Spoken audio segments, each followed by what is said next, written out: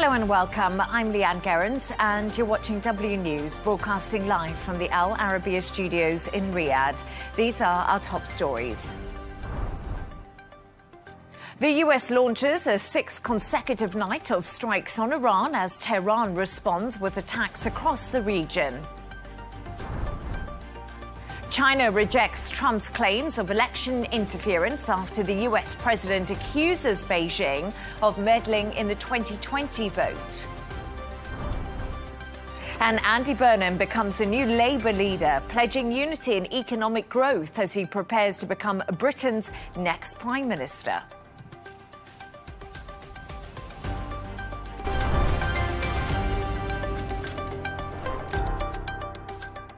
Now, tensions between the United States and Iran are continuing to escalate, with Washington launching a sixth consecutive night of strikes.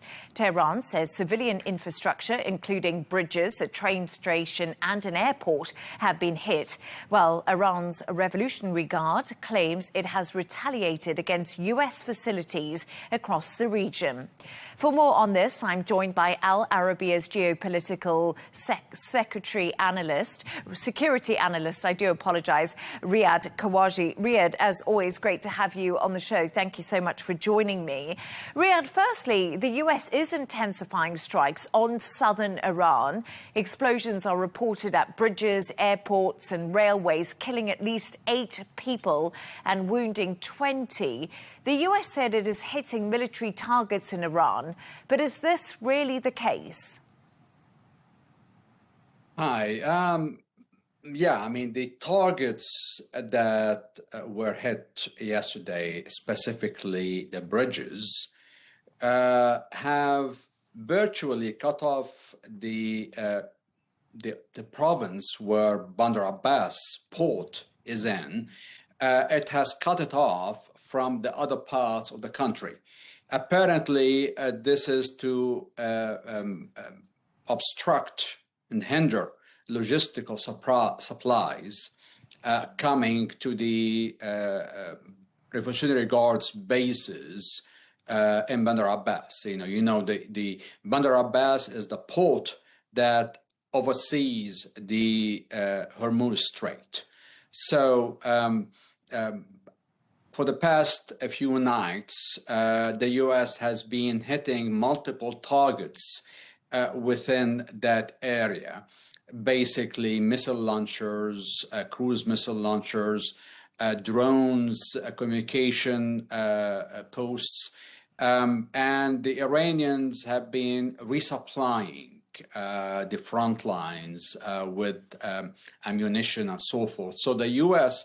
apparently is now has struck the bridges to hinder all these logistical operations.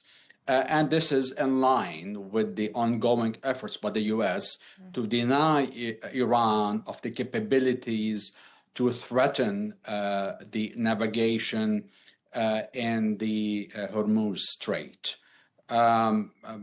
This is the sixth consecutive night, and it seems that this is going to keep on for quite a while, especially with the U.S. now reimposing the blockade on the Iranian ports. But in retaliation, Riyadh, Iran launched strikes across the region, hitting Qatar, Jordan and Kuwait.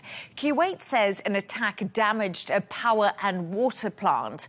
The Gulf states rely heavily on desalination for its water supply. How vulnerable are these plants if they become regular targets when it comes to Iranian retaliation? They are vulnerable.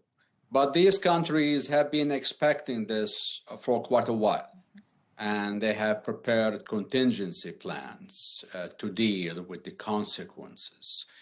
The U.S. strikes yesterday happened to knock out power lines in various areas in Iran, in southern Iran, and this led to the power being cut off to various areas in Iran.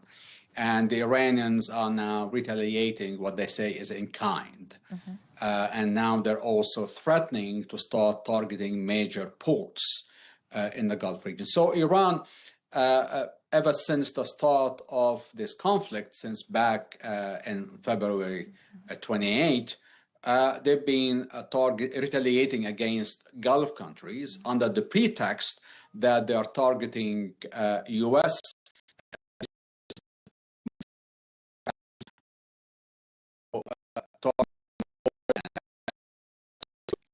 Put pressure on these countries so that they will also pressure the U.S. to stop the war, stop the attacks. So basically, Iran is incapable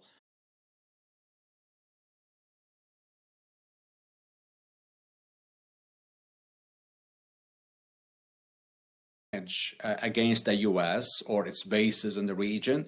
So instead, is now targeting the infrastructure and civilian targets in these countries, in the Arab Gulf countries, as a means of increasing pressure on the region and international community to force the U.S. to stop the war.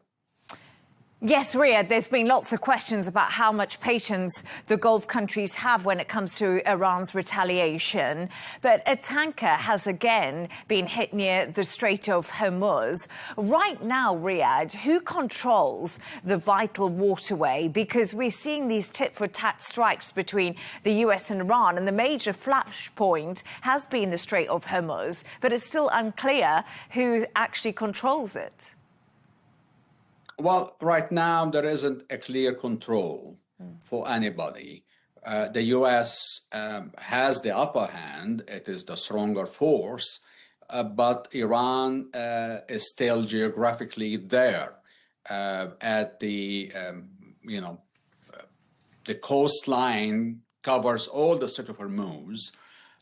So it still can threaten the ships going through in or out with the drones, with cruise missiles. They have various capabilities to threaten all these ships.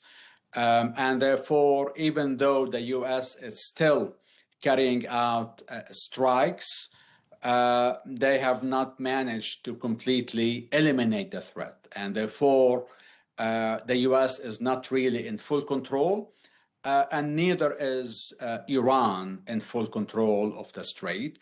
The U.S. is able to help few ships every day to go through, but definitely not enough to say that the strait is opened. Yes, indeed. We're seeing shipping traffic through the Strait of Hormuz quite dramatically down since this escalation. But the Iranians have not confirmed that the Houthis will actually shut the Bab el-Mandeb Strait. However, we are aware there is a line of communication between the Houthis and those in Iran. If the Houthis do join the fray, what happens then? Well, the Houthis will currently have much less capabilities than they used to. And that's due to the losses suffered by Iran in the war so far.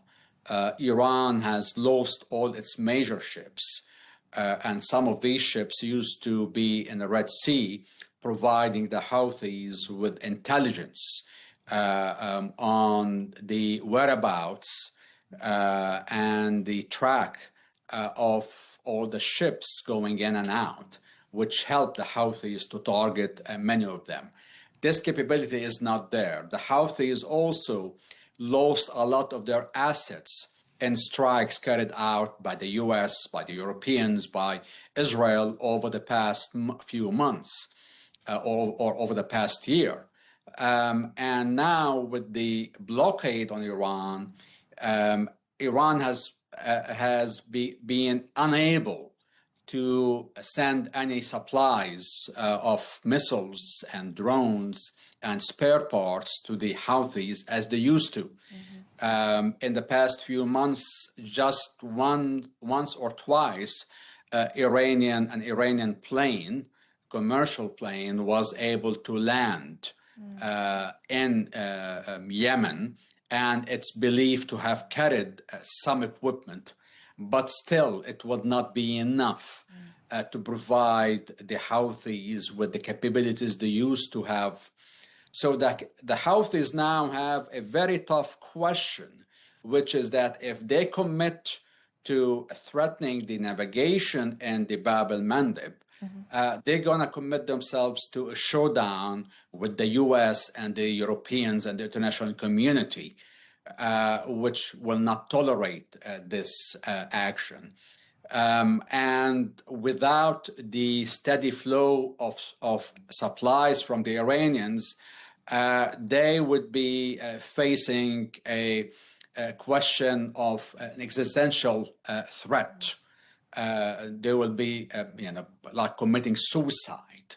So they're being very careful as to measuring their steps and throwing themselves into this fight with the limited resources they have at the moment. Riyadh Kawaji, it's always great to have you on the show with your analysis and insights. Thank you. Thank you.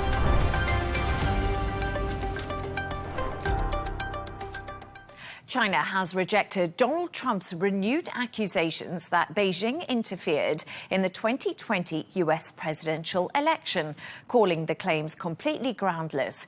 Trump made the comments during a primetime White House address. He also said he had declassified intelligence files and questioned the integrity of the US voting system. Let's take a listen. Tonight, I'm announcing the immediate declassification and release of critical intelligence revealing shocking vulnerabilities in our election infrastructure. This evidence shows that the election system we have dangerously exposes like levels never thought possible to hacking, exploitation, and foreign interference. Just as disturbingly, this vital information has for many years been covered up and hidden from you, the American people, our beautiful, our great American people. During the 2020 election cycle, the People's Republic of China carried out what is believed to be the largest compromise of election data in history, resulting in China's illicit acquisition of 220 million U.S. voter files. Members of the deep state, very, very famous group of people, in many cases, in our intelligence agency work to actively suppress and downplay information about the extent of China's sinister election meddling. The Chinese government wanted U.S. president to lose the next election, and the reason they wanted me to lose is because they knew I was wise to them, charged them billions and billions of dollars worth of tariffs, and built the strongest military anywhere in the world. We have the strongest military anywhere in the world. For more on this, I'm joined by Derek Grossman, Professor of International Relations at the University of Southern California, and Republican strategist Adolfo Franco. Derek and Adolfo, great to have you both on the show with me. Derek, let's begin with you, because we just heard from the US president there. He made some very, very bold claims about deep state cover-ups and election interference. Do the documents released by Trump provide credible evidence of Chinese meddling? Well, it's good to be with you again. And I would have to say that this is a complete and utter nothing burger. There is nothing in these documents that we were not aware of prior to the president speaking last night. Everything that I have seen that has been publicized is stuff that we have already been familiar with, that the Chinese, through their intelligence and security services, constantly monitor U.S. presidential elections. They do have favorites in those elections. They do engage with certain prominent figures. They do all kinds of things that I think any state would do in the spy game to try to persuade others to go along with what they want accomplished. And so I don't see anything different here. Now, the president of the United States wants to make this his counter to what he calls the Russia hoax from 2016. He wants to say that was fake news. This is real, right? And here are the documents to prove it. But the evidence simply does not support his claim. What was different about the intelligence community's assessment about Russian interference in the 2016 election is that the entire community agreed that Russian President Vladimir Putin had directly and personally authorized interference attempts in the election to denigrate Secretary of State Hillary Clinton and to prop up then Republican nominee Donald Trump. And kind of like this, actually, that assessment from 2016, early 2017, does not say conclusively whether Russia succeeded. And I think what we're seeing with the current dump of documents on China for 2020, nowhere in those documents does it say China succeeded in its actions, yet the president wants you to believe that China did somehow succeed in order to lay the groundwork for questions about the elections coming up in November and to also try to pass his Save America Act. I think this is a disgraceful move by the President of the United States. Adolfo, let's come to you, because if this is essentially a baseless claim from President Donald Trump, as Derek says, are we to conclude from the president's point of view that this is an attempt to muddy the waters ahead of the midterm elections? Well, thank you for the invitation, and certainly respect the other guest's point of view. I have a different perspective totally from this. I agree with him on one issue here that he did raise, which is didn't contest the fact that China and others want to meddle in our elections. Of course, this has often been a bipartisan assessment, but depending on the circumstances. The references, of course, quickly to the Russia hoax, no comment from the other guest on the dirty dossier and the manipulation and the hiring of the Clinton campaign. That was what we're referring to as the hoax when Republicans refer to something that was conjured up. So this becomes what should be a bipartisan concern about election meddling into partisanship, depending on who's in power and who is the target. I'm not one for conspiracy theories. I want to say this up front. But as Woody Allen famously said, just because you're not paranoid doesn't mean someone's not after you. In this regard, I do believe China and other bad actors did not want President Trump to be reelected in 2020. And I agree with the other guests. There are activities that they were engaged in. Whether those came to fruition or they were successful, that's a matter, I think, for far more investigation. I don't know if we'll even get a conclusion on that regard, but I think we can all agree that is a concern. But here is what I find remarkable.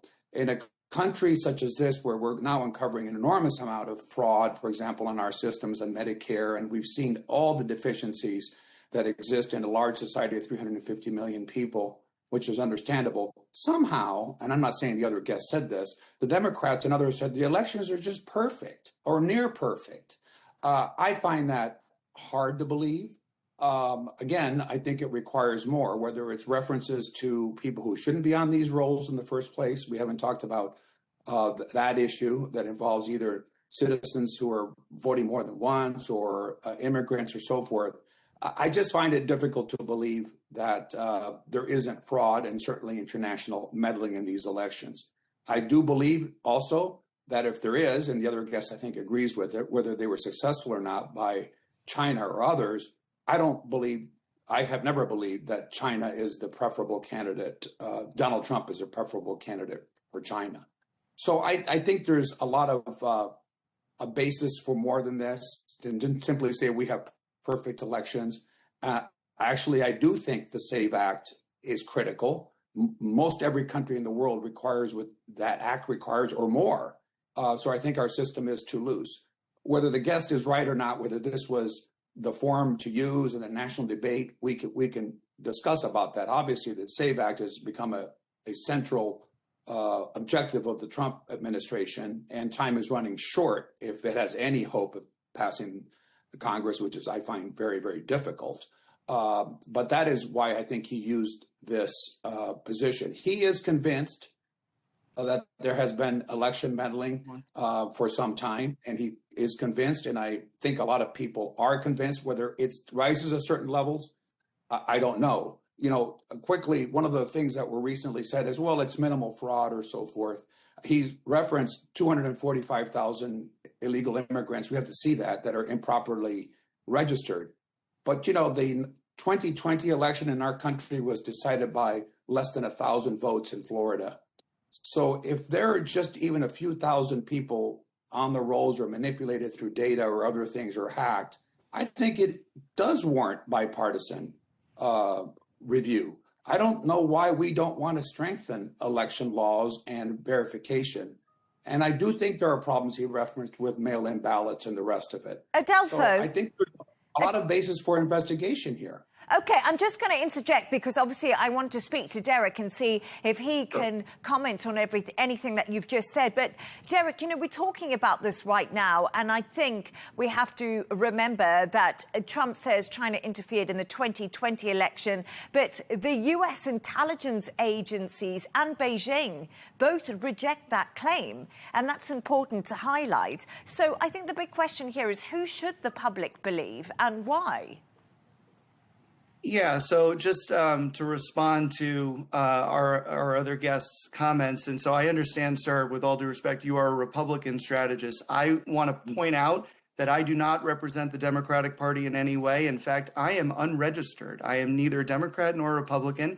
I am an independent. I used to work in the intelligence community for just over a decade. I know exactly how these assessments are put together and the types of people who are involved, and they are all, to a T, patriots. They are not trying to sway the evidence in one way or another to help one candidate or another. That's just not what the process is about. Now, actually, the process is starting to become that because our current president is intentionally politicizing the intelligence, and we've seen this across the board, including last night. But let me just say, in answer to the question, so when you look at the document that was declassified in 2021, the intelligence assessment, the majority of analysts or majority of intelligence community agencies involved believed that China sought to influence the 2020 election, but decided not to do so out of a concern that it might disrupt U.S.-China relations.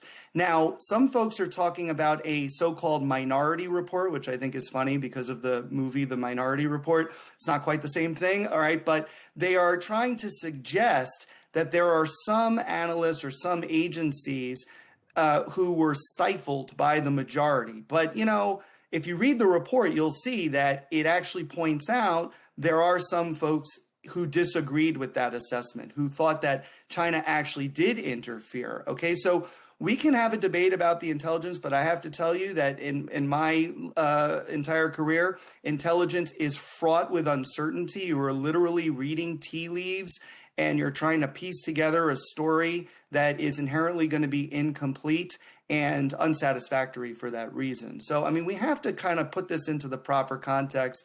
And I know that the Republicans and Democrats are going to seize on the parts of the report that help their case. The cherry picking never ends. All right, but let's take a macro picture here, a macro look, which is the Chinese have done this all the time. There's nothing different about 2020.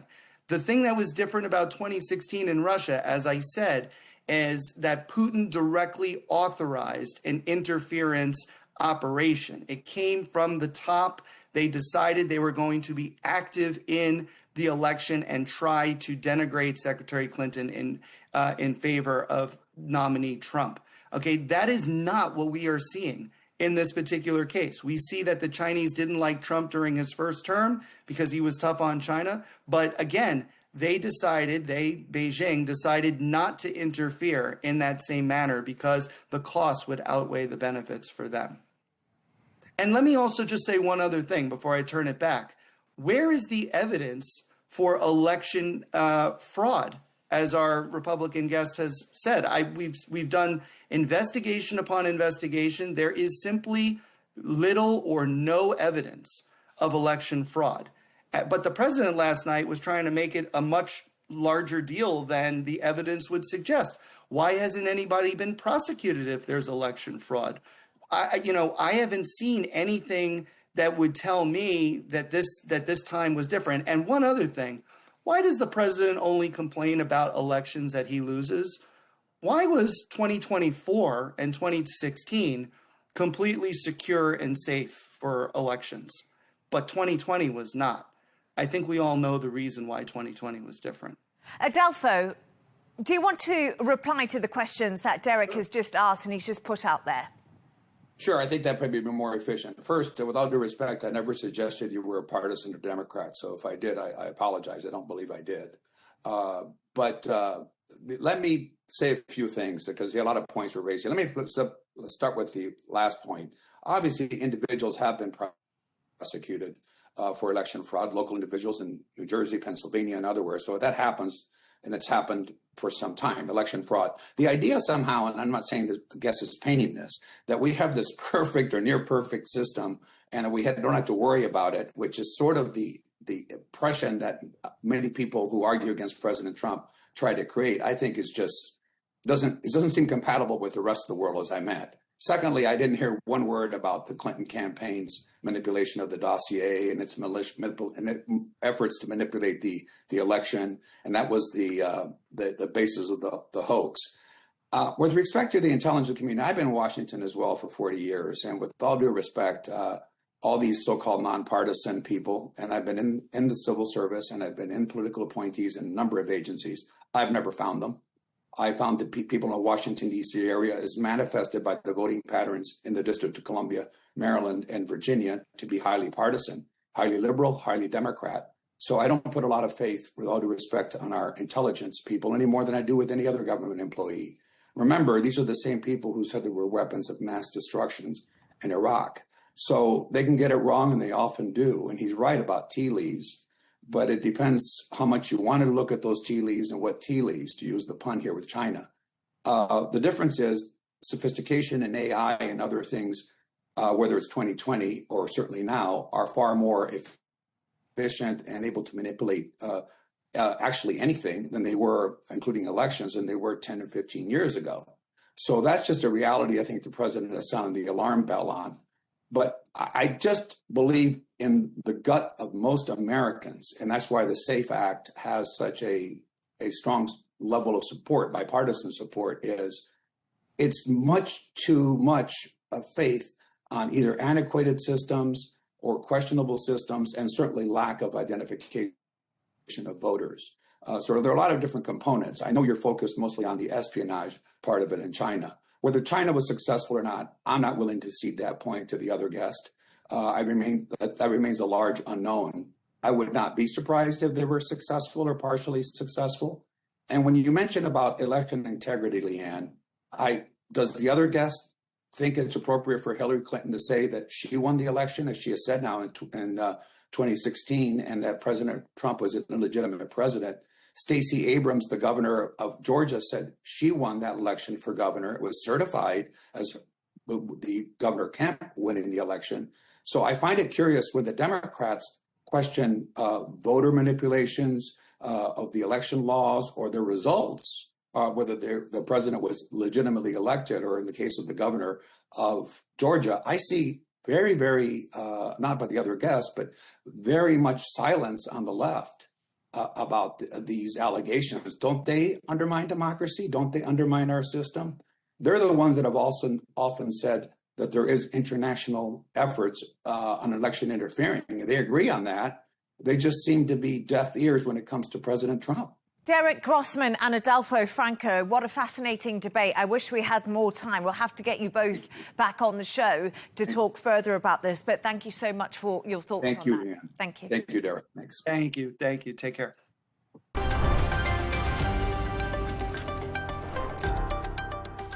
Now, Andy Burnham has formally taken over as leader of the UK Labour Party, using his first speech to promise a new era of unity and renewal. He pledged to give hope back to voters, ruled out punishing MPs for holding different views, and said his cabinet would reflect every wing of the party. He'll become Britain's next Prime Minister on Monday, following Keir Starmer's resignation. Let's take a listen to some of the speech he did make earlier. We are united, and we put the power that comes from that unity at the service of people and places who have been waiting too long for politics to let them hope again. And that's what we're going to do, everybody. We're going to give them hope back. I will work relentlessly to build a culture of one Labour team, because change starts with us. We won't beat Britain's new right if we are consumed by infighting and pulling in different directions.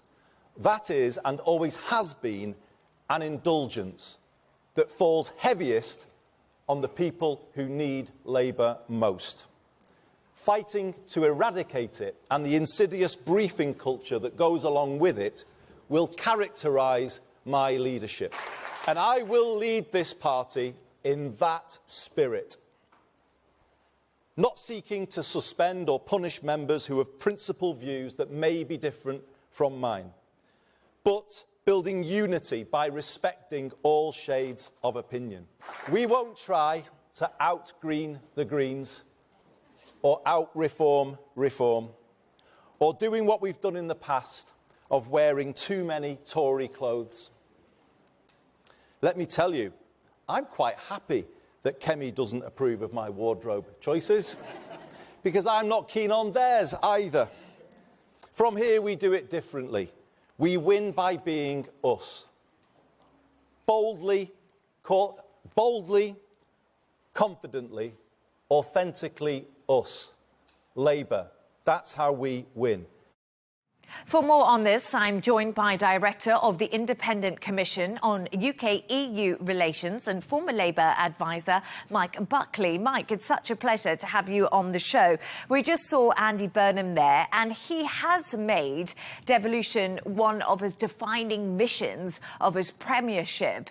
Can devolving power really unlock economic growth, or do you think this has just been wildly oversold? I don't think it's been oversold, but it's completely true that the UK has been one of the most over-centralised countries, certainly in Europe, and I think certainly in the developed world, and I'm sure beyond the developed world as well. You know, for a long time, for decades. I mean, if you look back through history, there are people complaining 100 years ago that too much power and economic wealth and economic power is concentrated in London, and that does have an impact across the country. But it is also true that devolution in and of itself of, you know, for example, to local government or to regional government is not going to solve the problems that the UK has. But I think it can be and needs to be part of the picture. And if you look at other European countries, they all have second-tier, third-tier cities that have a significant amount of political power and autonomy, and also a significant amount of wealth bearing and creating power as well. And that really is not the case in the UK. But crucially, that political power must come with tax raising and with spending powers as well, so that the local decision makers can have a real impact in the cities and the towns and the regions that they're part of. So I think Andy Burnham has a big task. Obviously, this can't happen overnight. It will take time. And it isn't just about having more staff with, you know, impressive sounding titles. The power needs to come with fiscal responsibility, and crucially needs to come with trust from the centre and a willingness from the central government to give away power, give away money, give away tax raising powers, give away real responsibility to local and regional people. I wonder how well tax raisers will go down in the UK with the cost of living crisis. But, Mike, successive governments have promised to rebalance Britain's economy. As you said, it's been one of the big problems. It's very centralised. What do you think is going to make Burnham's approach different? Because others before him have failed. I think the key difference is that he genuinely means it. Well, you're right, we have had successive people approach power, say as a party or as Prime Minister. And indeed, I mean, Keir Starmer is the most recent example. So he had former Prime Minister Gordon Brown spend years writing a review on what devolution and meaningful devolution would look like. And Gordon Brown announced this before the 2024 general election, and Keir Starmer was there. There was a big event, and they were talking about House of Lords reform and devolution and fiscal devolution. You know, in a way, many of the things that Andy Burnham is talking about now. But once Keir Starmer came into power, he did what multiple other prime ministers have done, and was essentially forget that he'd said any of those things, and do some very piecemeal things and minimal things. So, for example, he got rid of some of the members of the House of Lords. which is not devolution, and that isn't really going to change anything. And everything else became lip service and wasn't done. But Andy Burnham has spent 9 years as the mayor of Manchester, so he's got lived experience of being a regional leader with some power, but with nowhere near enough power to do all the things that he wanted to do in the region of the Northwest and Greater Manchester. So he's lived this, he's lived that frustration, and I think he is probably the first Prime Minister that we've ever had in Britain who genuinely will go ahead and do this, and I don't think he's going to let anything get in his way. Yes. 9 years being frustrated. Yeah, 9 years being frustrated, but also a regional leader. It's very different to being the Prime Minister of a whole country, which a lot of people are saying could be more difficult for Andy Burnham. But we were just talking there about Keir Starmer, and my question really is, if Labour does fail to unite, because we didn't see a united Labour under Keir Starmer, does it risk repeating the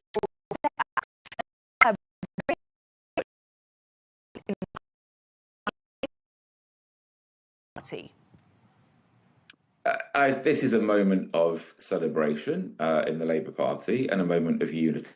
I mean, as you will have seen, I think 379 out of 403 Labour MPs, like almost all of them, basically essentially voted for Andy Burnham to become leader of the Labour Party. No other member of Parliament could get anywhere near enough support to be able to challenge him. Had it gone to a vote of members, Labour Party members, that is, all the polling shows that Andy Burnham would have easily won that vote. Obviously not with 80 or 90% support the way he did amongst MPs, but certainly with 50 or 60% support. And we've essentially shortcutted that process and gone straight to him going into power. But of course, for him, this is also, it's a moment of celebration for him personally and for his team.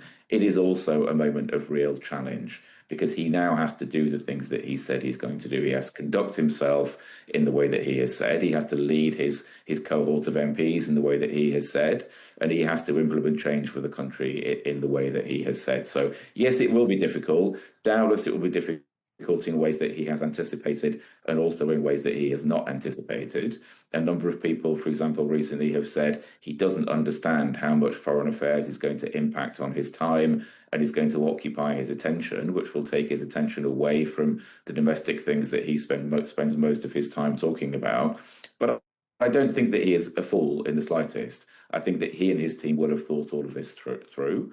I'm sure that he will delegate as much as he possibly can, both of the domestic work, but also of the foreign work as well, so that he can do the job of being Prime Minister. But yes, he will face challenges at the international scene, obviously, given the war in Iran, given the war between Ukraine and Russia, given the speed at which climate change is moving now, given the cost of living in the UK. You know, he has a number of very, very real challenges that mean that the things he wants to do on social care, on devolution, on reindustrialisation may not be quite as easy as he thinks they are. But I genuinely think he and his team, you know, they're good people, they're capable people, they're experienced people. Andy has spent most of his life working in and around politics. He's seen other people and other prime ministers succeed, and he's seen people fail as well. So I think if anybody is qualified and thoughtful enough, but also just a genuinely decent enough human being, like he genuinely likes other people and works well with other people, all of this is a massive benefit to him, I think, coming in. The interesting thing is we don't actually know who his top team is going to be yet. No Chancellor has been announced. So we're still waiting to find that out, of course, ahead of Monday. But Nigel Farage, the Reform leader, has been giving a speech today. And he said Andy Burnham takes office with absolutely no mandate of any kind at all. There's been big questions here if Andy Burnham should call a general election after taking over the role of Prime Minister to get a mandate that he can work with. Do you think the UK will see another general election in the next 6 months, possibly? I think that's incredibly unlikely. The British system is not a presidential system. It is a parliament system. So our head of state is the king, and the Prime Minister is the person who can command a majority of MPs, members of Parliament, in the House of Commons. So there are 650 MPs. Whoever can get 326 of them to back them becomes the Prime Minister. And that is the case until up to 5 years have passed till we have another election. So there is no constitutional reason for Andy Burnham to call an election, just as in the last Parliament, Rishi Sunak didn't, and Boris Johnson did call an election, and Theresa May called an election. That's true, but Theresa May became Prime Minister in 2016, and she waited about a year before calling an election. Boris Johnson waited less time than that, but that was primarily because the Parliament was very split at that time, and he didn't have a parliamentary majority, and he wanted one, and so he did call an election. But his successors, Liz Truss and Rishi Sunak, did not. And in times past, we've had lots of changes of Prime Minister. In fact, we've more often had a change of Prime Minister not as a general election than at a general election for the last 50 years. So this is not unusual in British politics at all. So no, I don't think we'll get a general election. There's no constitutional reason for one at all. And I think once we do get to a general election, Andy Burnham will be judged on his actions and the actions of his government and whether the public think they're doing a good job or not, and not on the whether he's held a general election or not in the short term. Mike Buckley, to be fair to Liz Truss, she wasn't in there long enough to call a general election, was she? No, she wasn't. This is the volatility we have had now for 10 years. And that's really what Andy Burnham needs to address. I mean, he needs to work out how he's our 7th Prime Minister in a decade. He needs to work out how he can stay around and have an impact for longer than the 49 days, I think it was, of Liz Truss, or the up to 2 years of pretty much everybody else. You know, we need some stability and we need some change in this country. Great to speak to you. Mike Buckley, thank you so much. Great to have you on. Bye for now. Bye.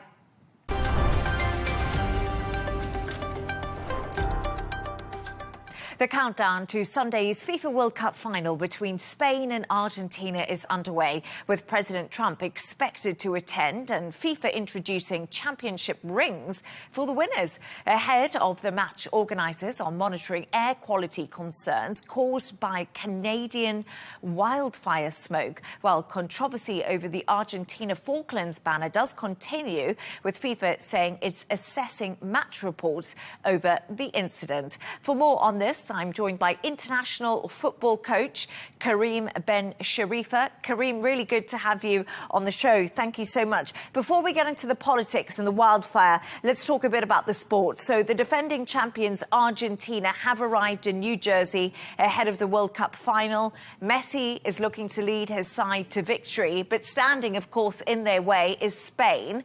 What do you think we can expect from Sunday's match?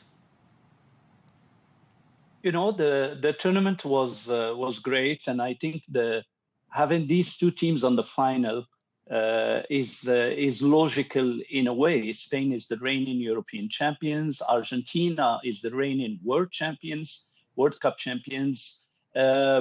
Two different performances going through the final. Both took out some great teams. Spain against France and Argentina against England. So we will see, I think, a good final.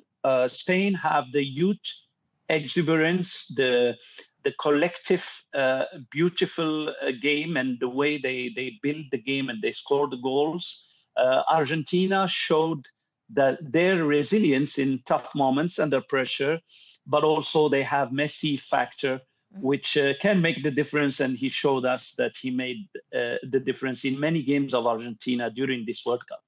Messi definitely broke England's heart, didn't he? I say that quite clearly. I think England were very upset with that last few minutes goal by Messi during their match in the semi-finals. But as you did say, the European champions Spain have conceded just one goal this whole tournament, which is pretty remarkable. What do you think Spain has got right that other teams just haven't? As a football coach, have you seen unity? What is different about Spain?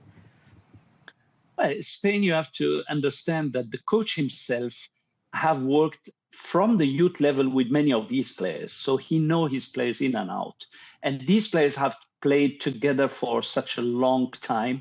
And they develop this understanding when they have the ball, the way they find each other, the way they attack, even under pressure, they don't lose the ball. They are very patient in their build-up. But the other reason why they don't concede goals, I think two reasons. One, is their transition to defend, which means when they attack and they lose the ball, they react very quickly to win the ball back, because that's the best moment to win the ball, because the opponent still didn't open up and organize. And second reason is because they're really a team that keep possession of the ball. And if you don't have the ball, you don't score goals. That's, I think, the difference of Spain in terms of conceding just one goal. Yeah, very true. If you don't have the ball, you don't score goals. But according to a US official, World Cup organisers are very closely monitoring this wildfire smoke ahead of the final. Do you think this could have an impact on Sunday's match? To be honest, I don't think so. I think the way the tournament was organized, I'm sure that the authorities and FIFA have taken their precautions and in terms of not being affected by such incidents. So I really don't think it will affect this game. And Sunday's final also sees a matchup between Spain's teenager, Yamal, and Argentina's 39-year-old Messi. They have actually never met on the football pitch, but there has been pictures of Lionel Messi with Yamal when he was a baby. Do you think, that picture was very cute, of course, but do you think we're going to see great rivalry? What are we going to see on the pitch from these two star players? Well, I'm sure. What is amazing is that picture, because that was an event in, I think, 2007 when Messi had participated in a UNICEF event. And there wasn't only Yamal, there was few babies. And look how 18 years later, these two, the star of the World Cup, which is Messi, and the upcoming star, which is Yamal, will be meeting in the final. It's just amazing how the turn on events have happened. And I think Yamal because he started very young at the top level with Spain and with Barcelona. So he did gain maturity and experience. I'm following him since he started with the senior team, and I see a lot of maturity coming up. He have more confidence. But of course, I'm sure he will have the respect for Messi, but I think he will do everything possible for him to be the winner of this World Cup. That is just the cutest picture ever, isn't it? I think we can both agree on that. And like you say, life just really become full circle. But Karim, before I let you go, you haven't told me who you think's going to win. Is Spain or Argentina going to win? And what's your prediction on the score? Very tough, because we had seen Argentina, as I said at the beginning, this resilience in the games. When you look back at their game against Egypt, the game against England, they always come from behind. They're a team that never give up. Plus, Messi can make the difference at any moment. But somehow, I have that soft corner to Spain, because really I love watching them. They really play a beautiful football. So it's the grit and grinta versus the class of Spain.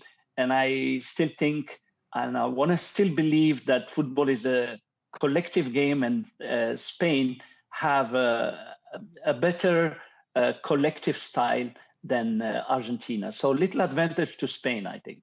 Okay, Karim Ben Sharifa, we'll all be watching that, and I'll be thinking of you if Spain does win. Thank you so much for joining me. Thank you for having me. Pleasure.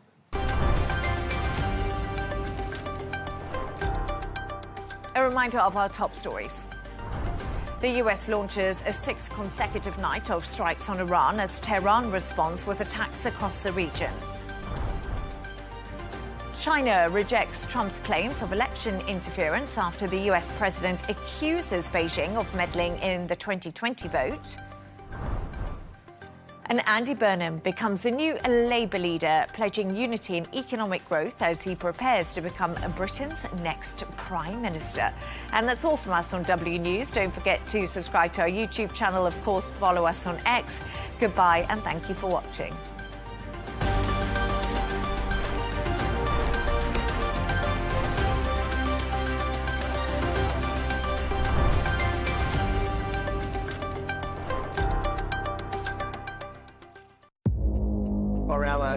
allies, in many cases, are worse than our enemies. Stay informed and connected with the latest international headlines. There obviously is a risk. From breaking news to in-depth analysis. It would appear that this war is coming to an end. Who buys this stuff? Investors, pension funds. We deliver the most important developments straight to your screen. Iran always wanted to deal with militia. Join us for compelling, expert-driven conversations. A curfew order has been established. And an insightful look at the issues shaping our world today. There are a lot of proposals about European architecture for security.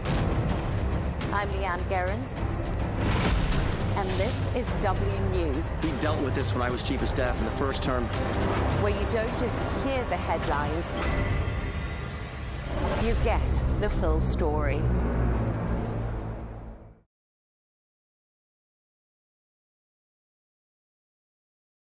Israel's global standing and domestic coherence are at a complex crossroads. Hopes of a lasting resolution in Iran seem as distant as ever. A ceasefire framework in Lebanon is struggling to get off the ground. And the goal of expanding diplomatic normalisation with regional neighbours remains beset by challenges. So, Counterpoints is coming to you with an exclusive interview from Jerusalem. I'm Melinda Nucifora, and I'm sitting down with the Israeli President, Isaac Herzog, for a special one-on-one here on Al Arabiya English. So stay with us.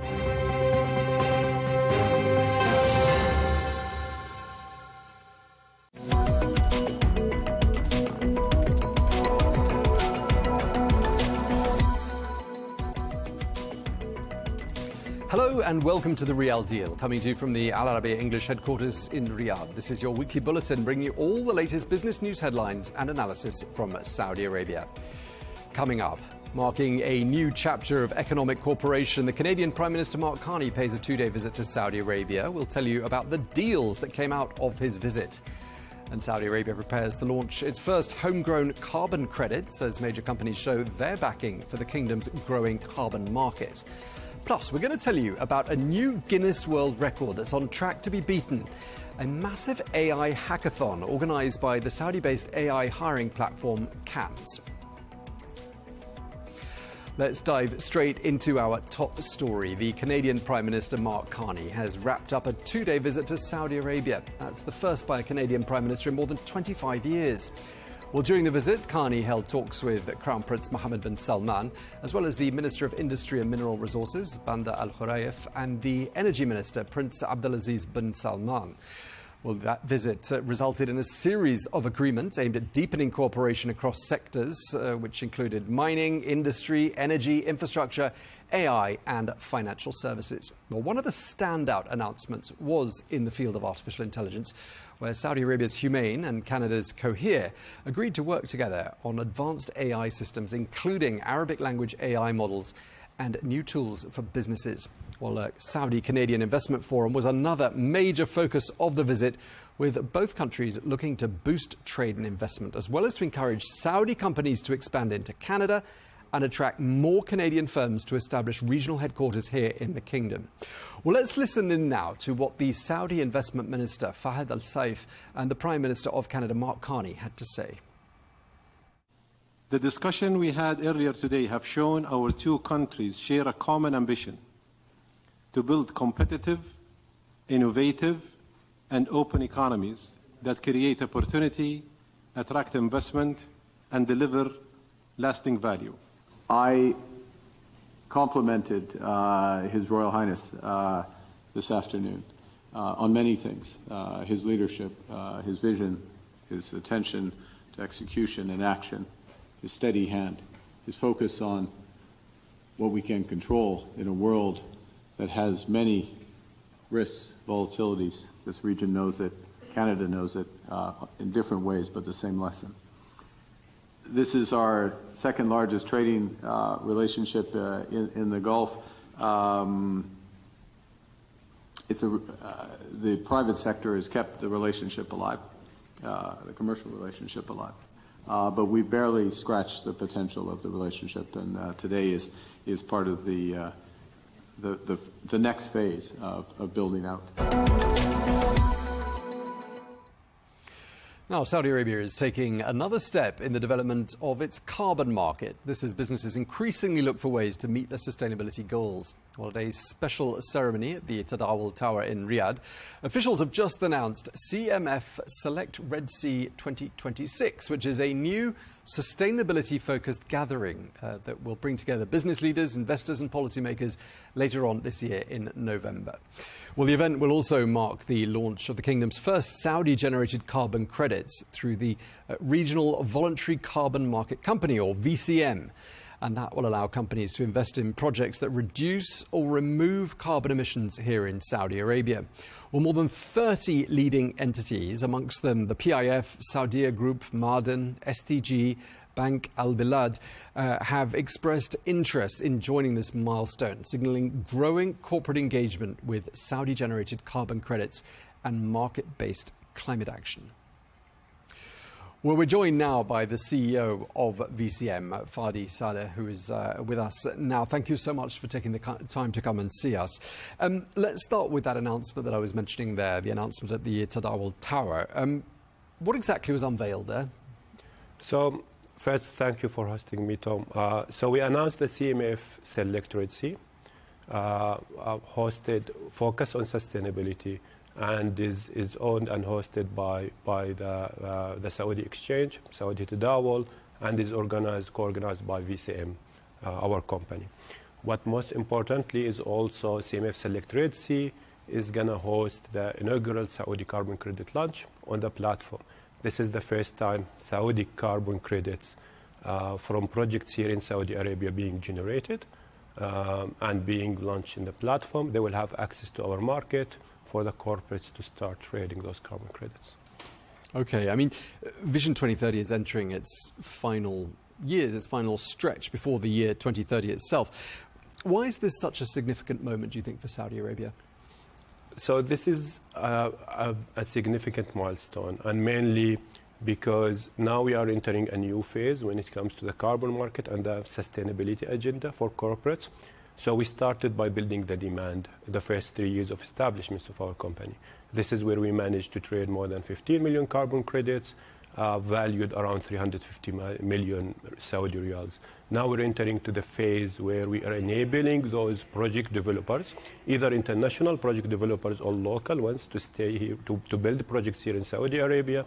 This creates so many jobs here in the kingdom. It also builds a circular economy for carbon credits here in the kingdom. Okay, this isn't, of course, VCM's first carbon credit auction. What's so different about this one? This is the first year where we're gonna also we'll have and host and auction Saudi carbon credits here in the kingdom. Part of it also, this event is happening here in Saudi Arabia. It's happening in the Red Sea. And a very important factor is these project developers will have access to the market. Corporates now are more mature, more advanced than 3 years ago, where it was zero supply, zero demand. So these corporates now have more access to these Saudi credits. And from a financial perspective, we are moving capital to these Saudi projects here in the kingdom. Okay, I mean, there's one piece of terminology I haven't understood 100%. Maybe you can help us with this. Saudi-generated carbon credits. What does that mean in practice? That's a great question. Whenever we talk about carbon credits, people say, what do you mean, right? So carbon credit means one carbon credit is a certificate. This is a tradable certificate. One carbon credit means 1 metric ton of carbon dioxide or equivalent gases being prevented or being reduced or removed from the atmosphere. So this is a very measurable certificate. This is verified by external verifiers for this. So any project developers who build projects here in Saudi Arabia, they have verifiers who come and verify how many tons or metric tons of carbon dioxide or equivalent gases being removed from the atmosphere. These projects varies from nature-based projects to more advanced technological-based projects and to waste management And of course, as we see in Saudi Arabia also, renewable energies is a big factor out of that. Okay, thanks for helping us decrypt that. 30 projects already being developed across the kingdom to generate these Saudi carbon credits. Can you tell us a bit about some of these projects? Of course. So these projects varies from Saudi entities establishing projects here in the kingdom into more international project developers who already have projects around the world coming to the kingdom, putting investments here and building this. These project developers varies also across the kingdom. And what's amazing is a lot of these projects are also in rural areas. So everything comes from circular economy of building jobs there. Investment in those areas are super important. And what also these projects come, as we mentioned, there is nature-based. We have reforestation projects happening here in Saudi. We have mangrove planting. These are nature-based. And then we have more e-waste management, landfills projects. We have renewable projects here in the kingdom, two more advanced projects or technologically advanced projects such as air capture, negative concrete. Just for me to give an example, negative concrete is projects here in Saudi Arabia where project developers are like they have technology to take these carbon dioxide, take it from the atmosphere and inject it in concrete, makes the concrete much stronger, and it captures it for hundreds of years. These are edge technologies coming here in the kingdom, being traded and being built here in Saudi Arabia. Wow, so it's really cutting edge stuff. Yeah. What's been the response from Saudi businesses so far? As we saw in the ceremony that we announced, we're seeing a very big interest from corporates coming here with us. We started 3 years ago where we have big corporates. Today our platform captures more than 70% of the corporate emissions in Saudi Arabia. And what's amazing is 50% of these companies who joined us in this ceremony are taking the first step when it comes to carbon market. This just shows the growth and the confidence in the carbon market in Saudi Arabia. These companies covers all sectors of the economy of Saudi Arabia. So we have financial sector, we have mining, industrial, aviations, healthcare, and others, real estate, of course, all covered in the kingdom. Some of them are publicly invested companies. We have private sectors, and we also have family businesses are all joining us into building this market. This just shows the confidence here in the kingdom to build this market and to become a leader globally.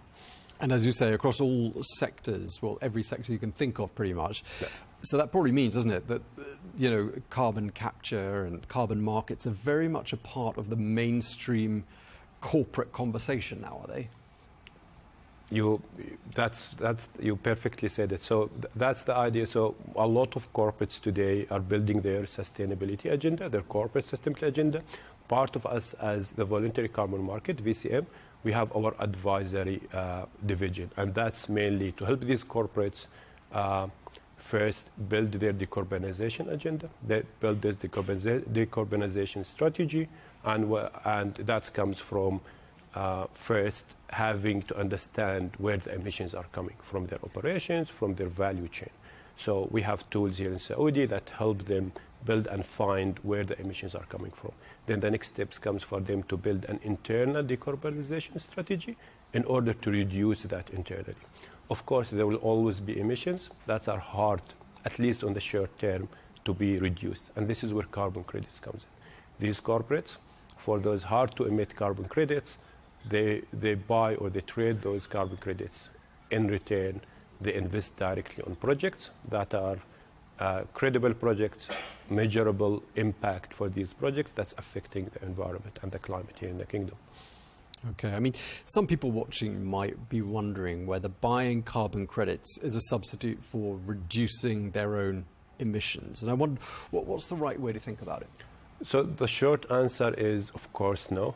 Corporates need to build their own sustainability agenda internally. They need to look at their operations, they need to look at their value chain, find different ways, innovative ways to reduce these emissions. Now, of course, this also requires time, requires investments. There's always hard to emit or hard to remove emissions. This is where carbon credits comes on.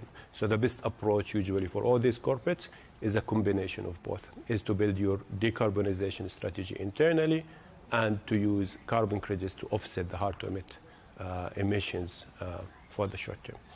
Okay. The Red Sea is among the places where I think it's fair to say sustainability is sort of built into pretty much every aspect of day-to-day life. Why is it significant, you think, as a top destination? Of course, we all know that Red Sea is one of the most ambitious projects in the kingdom, and what makes it perfect for our sustainability event is also it's one of the biggest examples when it comes to sustainable development and regenerations. Red Sea took a lot of approaches when it comes to sustainability, and they build their whole approach comes to that. It's very important for us to show corporates, company leaders, and examples of the scale of sustainable development in the kingdom, and there's no better place for have it other than Red Sea. Okay, just looking ahead to November and this Red Sea event, what should businesses and investors be expecting? So this is an event where we gather project leaders, project developers from across the country, policymakers, government entities, as well as corporates who would buy. So this is a perfect place for discussions and for us to build into that discussion into the next phase, from building a demand now to building the supply in the market. One important factor as well for this event, this is a perfect stage for these corporates to actually shows what they achieved so far and how they can learn from each other to build this decarbonization strategy that they have. Okay, and just lastly, Fadi, I want to ask you, if there's a short message you have you'd like Saudi businesses, investors, project developers to take away from our conversation, what would that message be? That's a great question. So Saudi Arabia has a big ambition.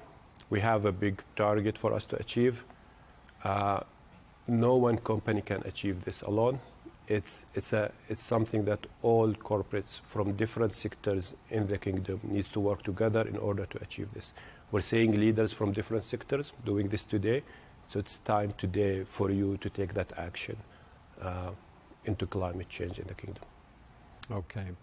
Fadi Sadeh, the CEO of VCM, thank you very much indeed for your time, sir. Thank you, Tom. Appreciate your time.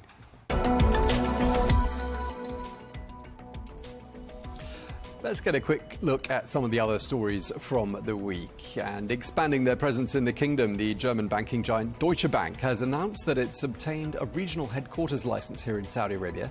The new HQ will be here in Riyadh and will oversee Deutsche's management, strategy and corporate functions right across the Middle East region.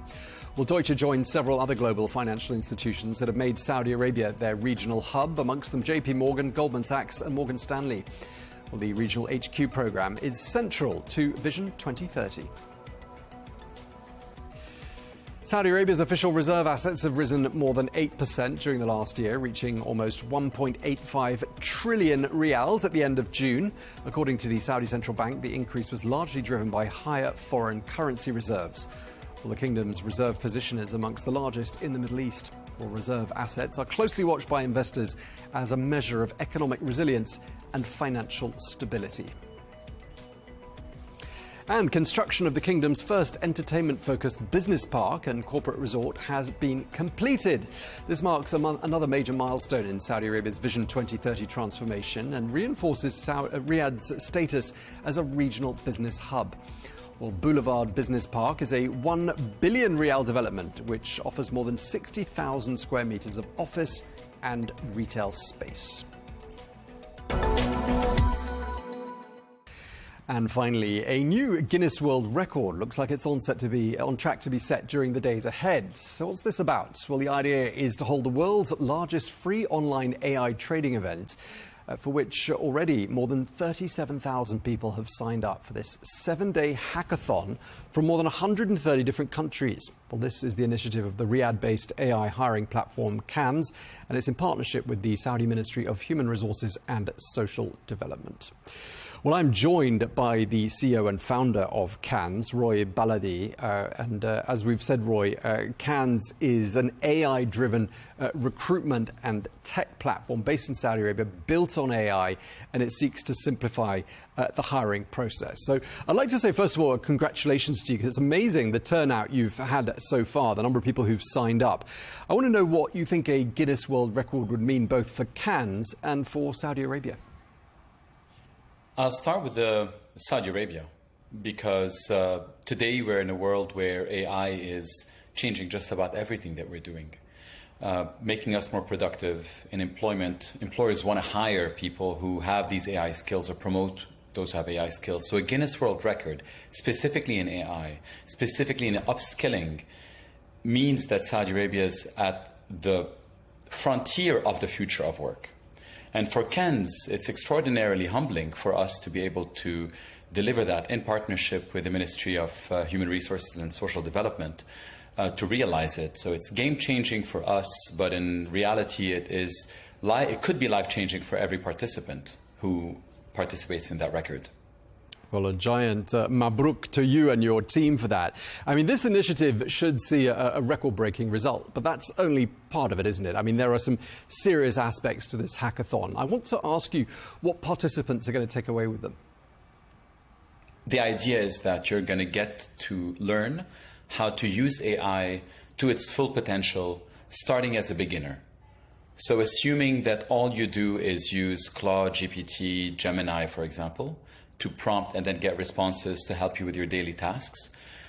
Starting Wednesday, from 6 to 9 p.m. Saudi time, for the span of a week, you're going to learn with an instructor, offered for free, how to build on day one an app, web app, mobile app, and publish it from scratch.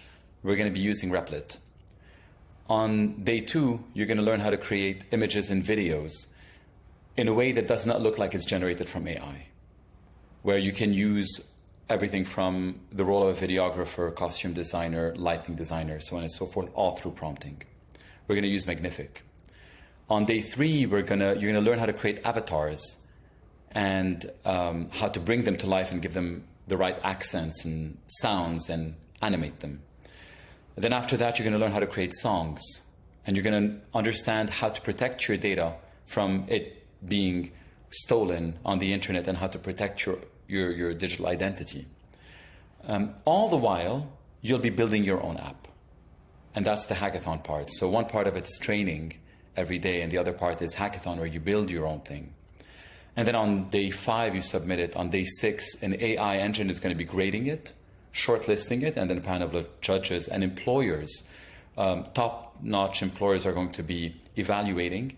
And then on day 7, there's going to be awards, prizes, actual live commitments for interviews from employers, a certificate of completion from the Ministry of Human Resources and Social Development, and the Lebanese American University's Academy of Continuing Education.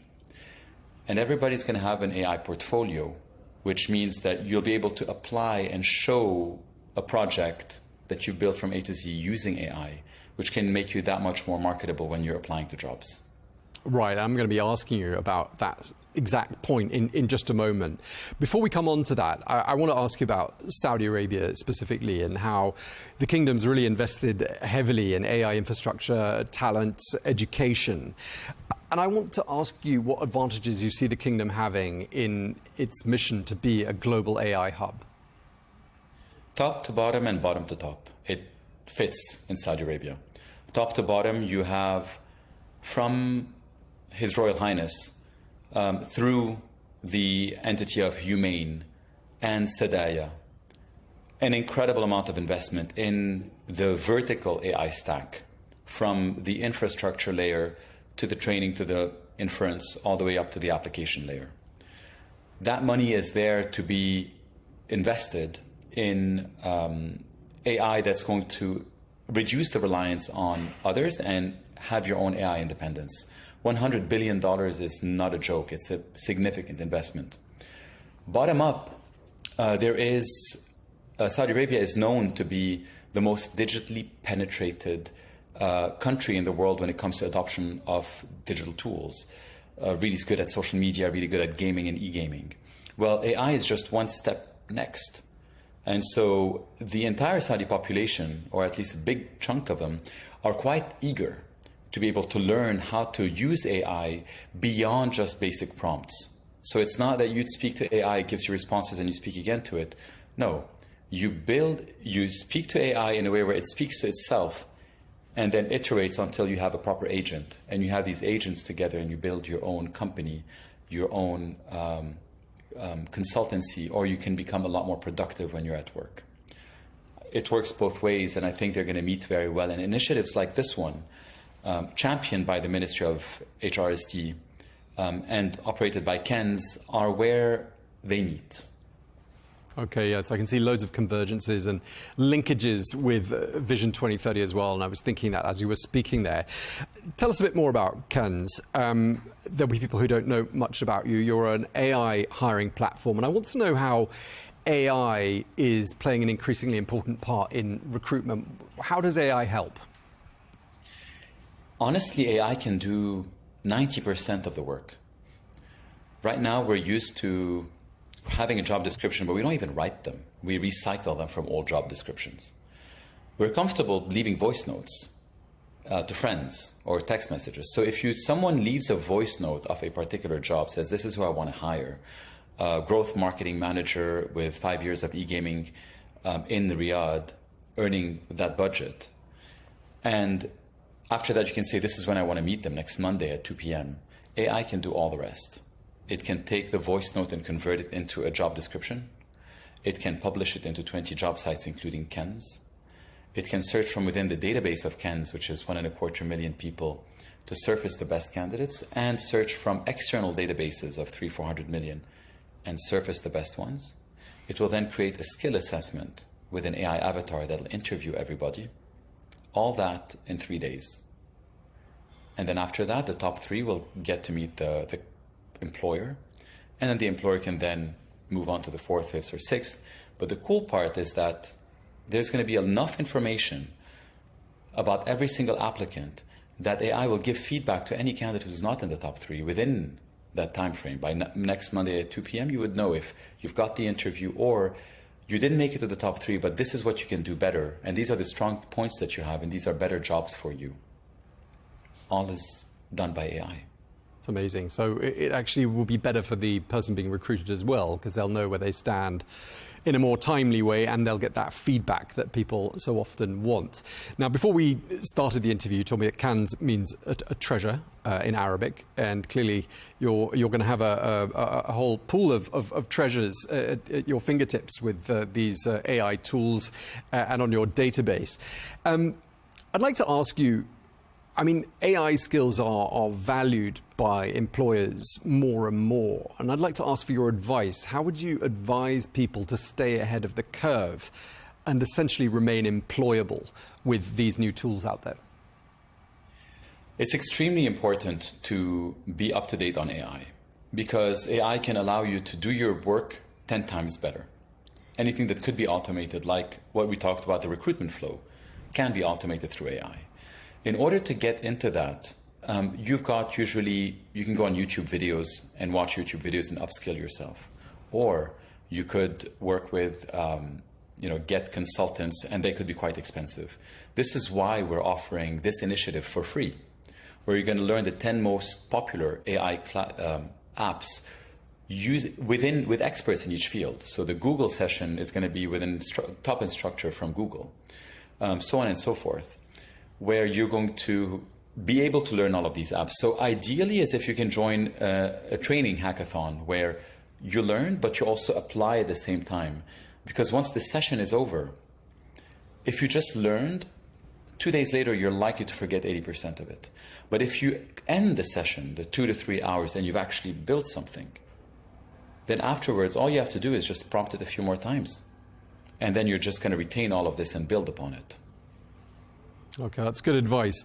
I mean, people are quite afraid of AI and how AI is going to take all our jobs away. I mean, do you think people should be slightly afraid? Or do you think, on the other hand, AI is actually creating opportunities that will counter the losses of these perhaps older way of doing things? We should be afraid, I think, to be honest. It is a bit of a major technology change. And so it's really important to get ahead of the curve. People are not going to be replaced by AI per se. You're still going to have marketers, salespeople, developers, engineers, architects, entrepreneurs. You're still going to have that. But you're going to hire someone who can use AI to their advantage. And I will give you an example. Last year, we ran a similar initiative. We graduated 3,300 people. One of them, Rihab al-Mut'ab, built an app in marketing that will connect Facebook in the Facebook, Twitter, Instagram, TikTok, Snapchat, X, where she can put her content, schedule the post, put her hashtags, and then in one shot, it'll post everywhere and bring back the analytics.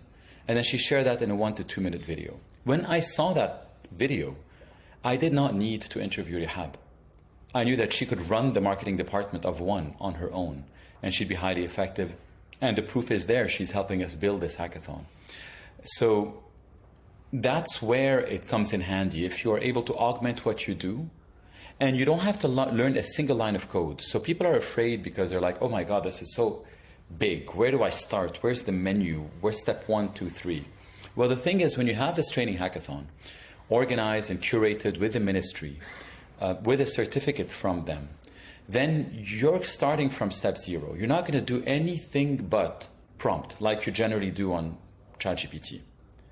And then after you do this, you're just going to do it in a different application, like Magnific, like Higgsfield, like the ones that we're going to teach you, Notebook LM, Replit, Claude.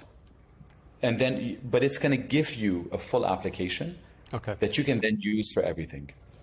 Okay, Roy, that sounds fantastic. And we wish you all the very best with the hackathon. I just want to ask you briefly, if someone wants to participate, what should they do?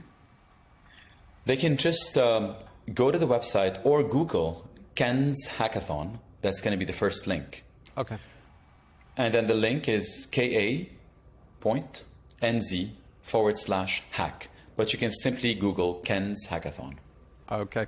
All right, we're going to have to leave it there. Really appreciate you taking the time to talk to us. Roy Baladi, the founder and CEO of Ken's. Thank you so much for your time, sir. Thank you for having me. Thank you. Well, that's all we have time for. Thank you very much indeed for watching The Real Deal here on Al Arabiya English. We look forward to seeing you again next week. Meanwhile, stay tuned.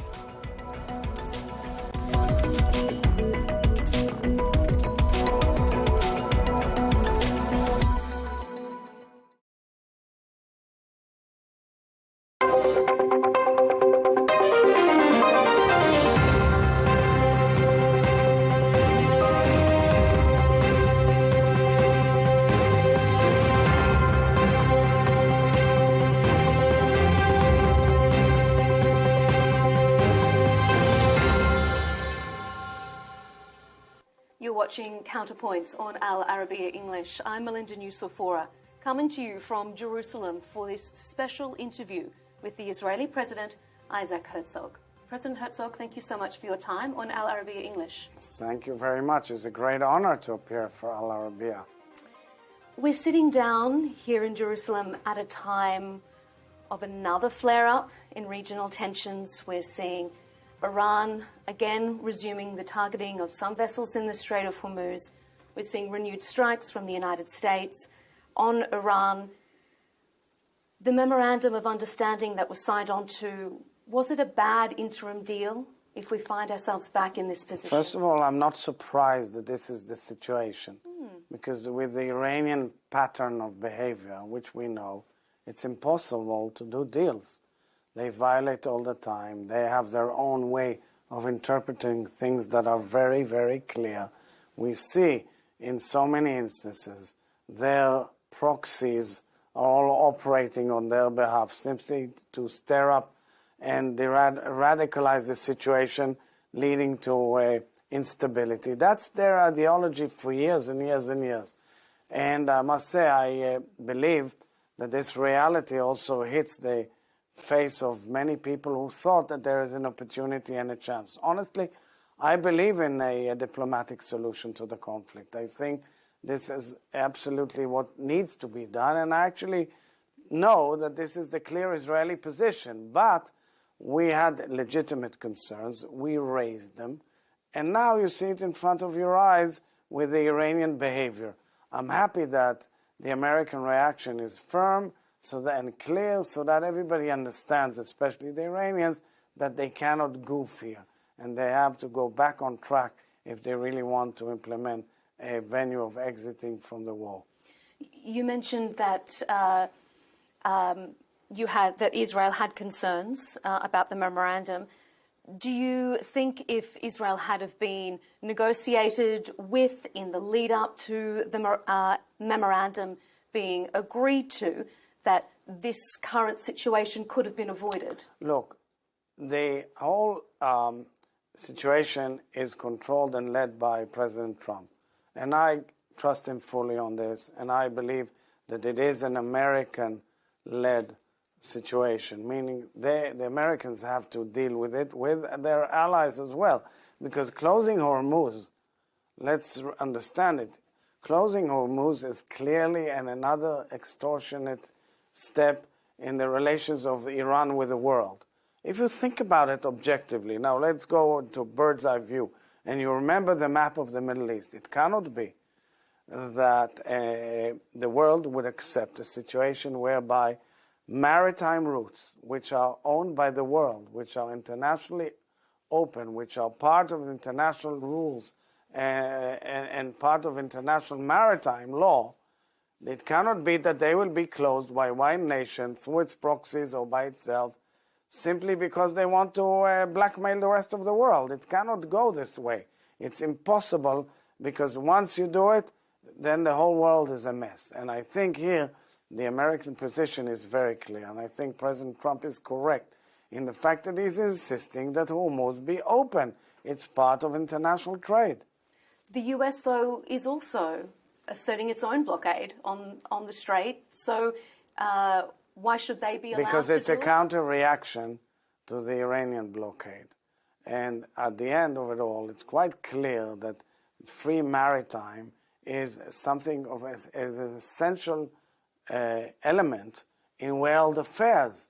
You know, people who watch us now should realize that this blackmailing operation, which has been going on for about almost 3 years, like closing off Bab el-Mandeb, okay, by the Houthis, or closing off Hormuz, etc., increased the cost of living of all these families around the world who are getting these products, who are being carried by ships all over the world because of insurance and freight costs and other costs. So it's obvious that the world is paying price simply for this Iranian rudeness and Iranian mode of behavior, which has always been a terrorist mode of behavior. And even after what looked like a potential breakthrough, the world finds itself back in this position. We're discussing again that the closure of the Strait, regime change in Iran now looks increasingly unlikely, and their nuclear and ballistic missile capabilities remain somewhat well. But that's place. Everybody's clear purpose is to make sure that Iran does not have nuclear capabilities. The President of the United States made it clear, the international community, the European Union, everybody understands now the threat of nuclear capability by a jihadist regime as the Iranian regime. This is the root cause of the war. I mean, you know, the United States went to war with Israel on this issue of the nuclear capability of Iran, because it means a huge, huge risk and danger to all the people in the region. The fact, though, that we've gone so far into this conflict, we've had a potential breakthrough, now we seem back to the beginning of where we were. Has it been a strategic failure to this point? Well, I don't know, because honestly, you know how it is. There's an eruption and then there's negotiations. I know that there's efforts to go back on track. I cannot comment because I'm not in the room, nor are we involved. So I don't want to give judgment on something and make clear declarations, because it may go back on track. All I'm saying is there should be clear guidelines. No nuclear capability of Iran, no blackmail and extorting the world community by closing off Hormuz. And as you say, the negotiations now look like they could potentially get back on track. We don't know. You know how it is. There are mediators, there are efforts. Would you like to see Israel at the table? I always want to see Israel at the table. I want to see Israel at the table speaking with all our neighbors and finding the route for peace in our region and moving forward with our allies and having a real dialogue above board with all the Arab states around us, because I believe that we're at a critical historical moment where there is a trajectory, a shift, a change of a real dialogue between Israel as the only Jewish state in the world and in the region, speaking to all these very distinguished Muslim states around us. I believe we're at a moment of dialogue between Jerusalem and Mecca. I believe that there is a moment of dialogue between people of all faiths in the region, and I'm trying to pursue it in my own way. What's the impetus, do you think, for that, this current point of because dialogue? There's an ever-evolution of the relations. 50 years ago, 30 years ago, there was not even a chance of a dialogue between Israel and any of the Arab states following the peace agreement with Egypt, then with Jordan, and the Abraham Accords. There is a major movement moving forward. There's also reality under, not so above board of dialogue between so many nations and peoples and business and so forth and so on. It is clear. It is my dream, as I say all the time. It is my dream to take a car and drive to Beirut.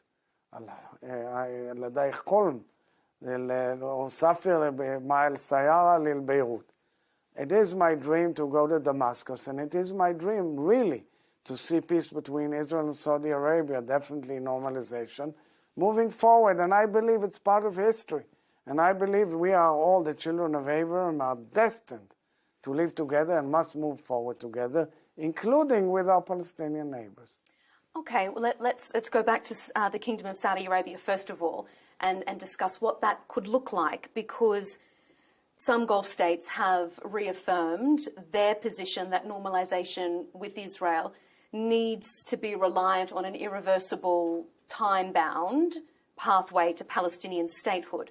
So would Israel be open to agreements with Gulf states outside of the scope of the Abraham Accords? Well, Israel, I'll say the following. Right now, it is a clear Israeli desire to have agreements with further and important Arab states, and clearly the dialogue between Israel and Saudi Arabia, or the normalization, is clearly something that should be dealt with directly between the nations with the support of the United States. I don't say it has to be under any formula or under special cover or definition. You're dealing with very serious leaders, and I have great respect to Crown Prince Mohammed bin Salman. I've heard and read and known so much about him from friends who I know, and he's a very admirable leader. And the things that we want most in Israel is to see rapprochement between the nations. As for the way we move forward, of course there are many issues, but right now it's important for me to tell you viewers that as of today, Israel is on the path for elections, and the elections will take place on October 27th. I, as the head of state, non-executive, I have also the constitutional power to delegate to a member of Knesset to form a government, and that's out of the results of the elections. So clearly I would not say things now that are part of the agenda of any of the political sides, because there's a big debate on how we move forward with the Palestinians, for example. But I'm leaving it for the Israeli people to decide. All I can say clearly that I believe that the Israeli nation is eager to move to further peace agreements, and eager definitely to have a real dialogue and normalization with our Saudi neighbors. So just my final question on that. So then, to confirm, Israel would be interested in, open to constructive, creative frameworks catered to individual Gulf countries. Right, so I'm not going into the exact formula because, again, out of my position, I don't craft the exact outcome of how to build it. But I do know, and I've said it many times, discussion that as opposed to a grouping. I agree, it's not part of a group. We are very happy about the Abraham Accords, I must say, and we're very proud of our relations with the Kingdom of Morocco, the Kingdom of Bahrain, and with the United Arab Emirates, which is just an example of how successful it can be and moving forward. But clearly we understand that the Kingdom of Saudi Arabia is a very important country. It's definitely a country on its own right, a major leader in the Muslim world. And for me, I think it's the dialogue between Jerusalem and Mecca which should be the real gist of it, because I believe Jew and Muslim need to dwell together in this region in peace. It's it would be a wonderful, great dream. Absolutely, a dream indeed. And I have many friends who visit Saudi Arabia, and they enjoy Riyadh tremendously, and keep on telling me I should come. I said fine, but I guess I can't come just as an ordinary citizen. I hope to be able to realize and meet the Saudi Arabian leadership officially in due course. If we turn to other diplomatic relationships, the relationship between the US and Israel, we have seen comments from US and Israeli officials that appear to have different focuses at the moment. We see a US administration very focused on reopening the Strait of Hormuz. We see the the Israeli focus being very firmly on Iran's nuclear and missile capabilities and stability in your region. Do you fear that there is a divergence in focus or priorities between Israel and the United States? Right now, I think there is a close and good dialogue, especially in closed rooms. We could have our differences. It's only natural. We have different viewpoints on things. We live here. They are there. They have the grand picture on things that are matter to the United States. Hormuz is clearly something of vital importance to the world and world economy. We are the ones who bear the brunt, like our neighbors as well, and the neighbors of Iran, from Iranian missiles and their aggression. So we can have our differences, but at the end they're tactical.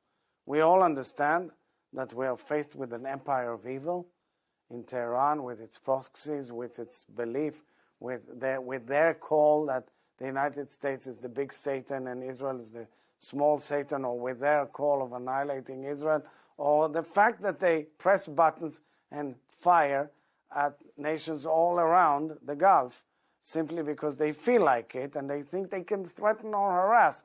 They're surprised to find out that dignified Arab states stand up to them. That's like terrorizing them, and it's about time the world tells them, you know what, we're not afraid of you guys. We are going to make sure that you won't be able to do that anymore. You say that it is normal, obviously, for two allies to have their differences, but is it disappointing to see those differences being aired so publicly when we hear comments from the US Vice President J.D. Vance speaking on his current podcast tour, saying things like, we know that there is, without a shadow of a doubt, people within the Israeli government trying to shift us away from negotiations. When you hear the US Vice President say those sorts of things. We live in a world of politics. And we live in a world where a lot of stuff is open and transparent. I can tell you, because my family relationship with U.S. administrations goes back 15 presidents, since Franklin Delano Roosevelt, but clear, close relations, that the more things change, the more they stay the same. There's always differences, there's always arguments, there's always tension. I respect President Trump, and I respect Vice President J.D. Vance, and I respect Secretary of State Marco Rubio and the entire administration. We work closely with them on many issues. And I believe the grand picture, which the United States should push with Europe and others, is, of course, the connectivity between the what you'd go through the Eastern Hemisphere, meaning through us, Israel, all the way to Saudi Arabia, through the Gulf, all the way to India, the major connectivity on transportation, on communications, on energy, which could change the entire world. And I believe that with the incredible Israeli advantages in so many spheres, together with the incredible advantages and qualities of the Arab nations and definitely Saudi Arabia, we can get very far. If we turn away from the US and back to more of your regional neighbourhood, there have been several high-profile Israeli officials who have expressed concerns recently that some countries within your region are trying to change or even destroy the balance of power in the region. Do you think that that's a very real and present First of all, threat? it's a very important comment that was stated by Prime Minister Netanyahu. We're very much aware of it. We believe this region should move to peace, not to an arms race of swords and threats and so forth. I mean, the next big objective should be peace with Syria, peace with Lebanon, between Israel and Syria, Israel and Lebanon, and not tilting the balance towards all sorts of elements that may divert and kind of change the equation in this region and the equilibrium, which is quite sensitive. Because Israel obviously has its own very legitimate security concerns. Absolutely. But since the atrocities of October 7, we've witnessed, or the world has seen, a reported death toll in Gaza of approximately estimated 73,000 people, about more than 1 million displaced from Gaza and Lebanon. Israel accused of genocide at the International Criminal Court, and Israeli politicians accused of war crimes. As a head of state, non-executive, are you sorry and uncomfortable at that level of unnecessary civilian death and scrutiny on Israel? So first of all, we reject a lot of this data. And we, of course, insist that we operated according to international law by defending ourselves. One has to understand the frontier, the arena of battle, because we alerted every citizen who was there in advance to move out so that we can get in and unravel those tunnels of terror where our hostages were kept there, or where huge ammunition was kept there, to attack our citizens and go for this massacre of October 7th. People had missiles, long-range missiles, in their living rooms, in their bedrooms, in their kitchens, in their mosques, and in their shops, and what's not, in their schools. So at the end, what do? You send your soldiers to get them out. And unfortunately, there were tragedies, although we've done our best to maintain international law. And by the way, many of those killed were Hamas operatives, and we have all the names and numbers and all. Now I must say, fast forward where we are now. Clearly there's a hope, and clearly there's a venue. There's a venue because of the 20-point plan of President Trump, adopted as a Security Council resolution on Gaza. Phase 1 was done. Israel and all sides, they had a marcation of where we are. In order for Israel to withdraw, first of all, there has to be, according to the 20-point plan, the clear disarming of Hamas. That's the phase we're at, the heavy negotiations by the Board of Peace / international chair of it all, Nikolai Meladonev, and his team, bringing in a technocrats government of Palestinians to Gaza from Egypt. The precondition of all of it is to move on all the issues, including the disarming of Hamas. That's where we're at. So I'm saying to the world, guys, you can keep on going on the blame game. We defended ourselves and actually protected the free world by the way we fought this empire of evil. Same in Lebanon, same in here. If you get the terrorists out, you will have real hope for peace and real hope for the people living in Gaza. These people in Gaza, they deserve good life. We want good life for them. They were there when Hamas took them over. Even now, Hamas is money laundering some of the incoming food supplies in order to maintain their regime. But if they'll go out and a technocrats government takes over, there's huge hope. Same goes for Lebanon. We can have peace with Lebanon. The one who are stopping it is Hezbollah. And they're a proxy of Iran, just like Hamas is a proxy of Iran. So that's the strategic situation we're looking at. And believe me, my heart aches for every innocent civilian in the Palestinian side, because this is not our aim or desire in any way. And just finally, the tide of public opinion after a lot of these situations in Gaza, in Lebanon, has in some quarters globally turned against Israel as the Israeli government, I should say, and perhaps their actions. As the head of state, how do you grapple with the public opinion problem that First of all, suffers? we have to differentiate. I'm answering and replying to all these allegations all the time. There's an international campaign and onslaught against Israel as part of trying to weaken Israel in its battle against the Iranian empire of evil.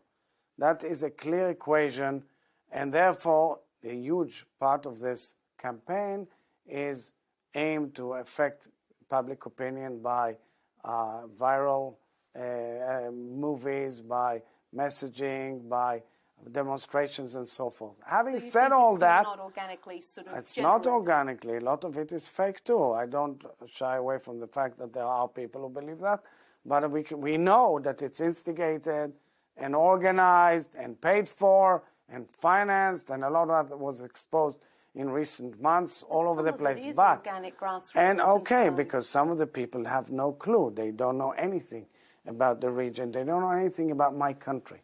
They don't know that 20% of Israel is Muslim. They have no clue.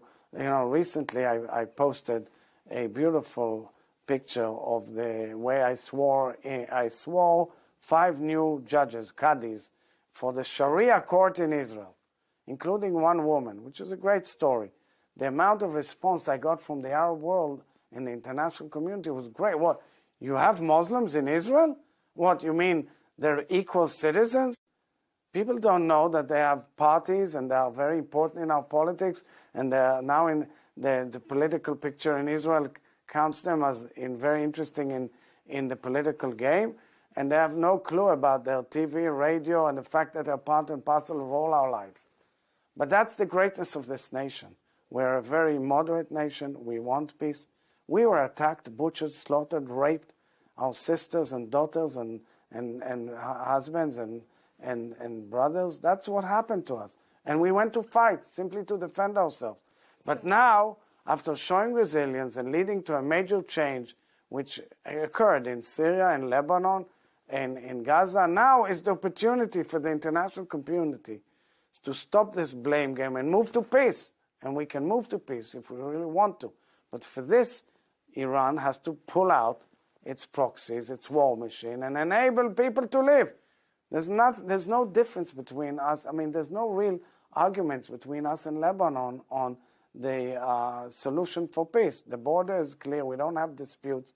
We simply want to live in peace in our northern border without being attacked by Hezbollah. And I'm telling you, I spoke in Arabic to the people of Lebanon saying we just want to be there as real good neighbors to you guys. Because I guess the counter-argument to that is those who would say that the Israeli government doesn't show that they want to live in peace. So the issue is that I'm not dealing with what people say here on expressing our democracy. The variety of views is unimaginable. So people can say whatever they want. At the end, Israel made clear, we just signed an MOU with Lebanon with clear guidelines for peace. It's a major, major step. And we heard what President Aoun said and Prime Minister Salam. We know it's not easy for any one of them. We are clear. And also for Israelis. Our people in the north want to make sure that they can live in peace, not go to school being bombarded by Hezbollah attacks all day long. So that's why we took over this strip of 10 kilometers or so until the Litani River, simply as a buffer to protect our citizens. But it's not that we can't have an arrangement.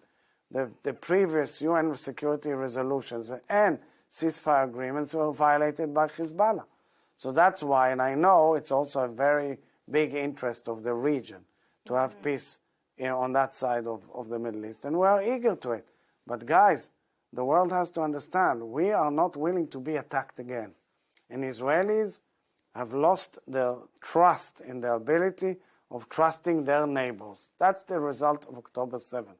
But that doesn't mean it's over. It means that the Israeli public, at least as I speak for the Israeli nation, wants to see peace and wants to make sure that it will be safe under that agreement. President Isaac Herzog, I appreciate your comments in this wide-ranging interview. Thank you for your time. Thank you very much. On Al Arabiya English. Thank you.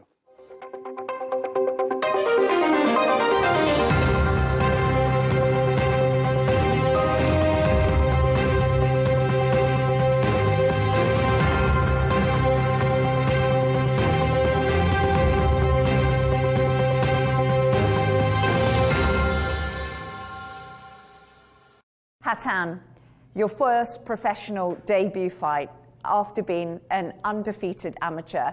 How are you feeling ahead of this big fight that you have coming up, and what challenges do you expect to face? I'm super excited, and I am well prepared for my professional fight. It's a really big step in my life, and it's my dream to step on a cage as a professional, not an amateur.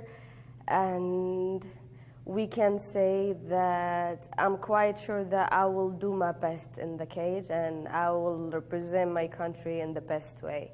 And of course, your opponent tomorrow has already had a professional fight. How do you feel going into that? Have you changed the way that you've trained? Have you changed your mindset?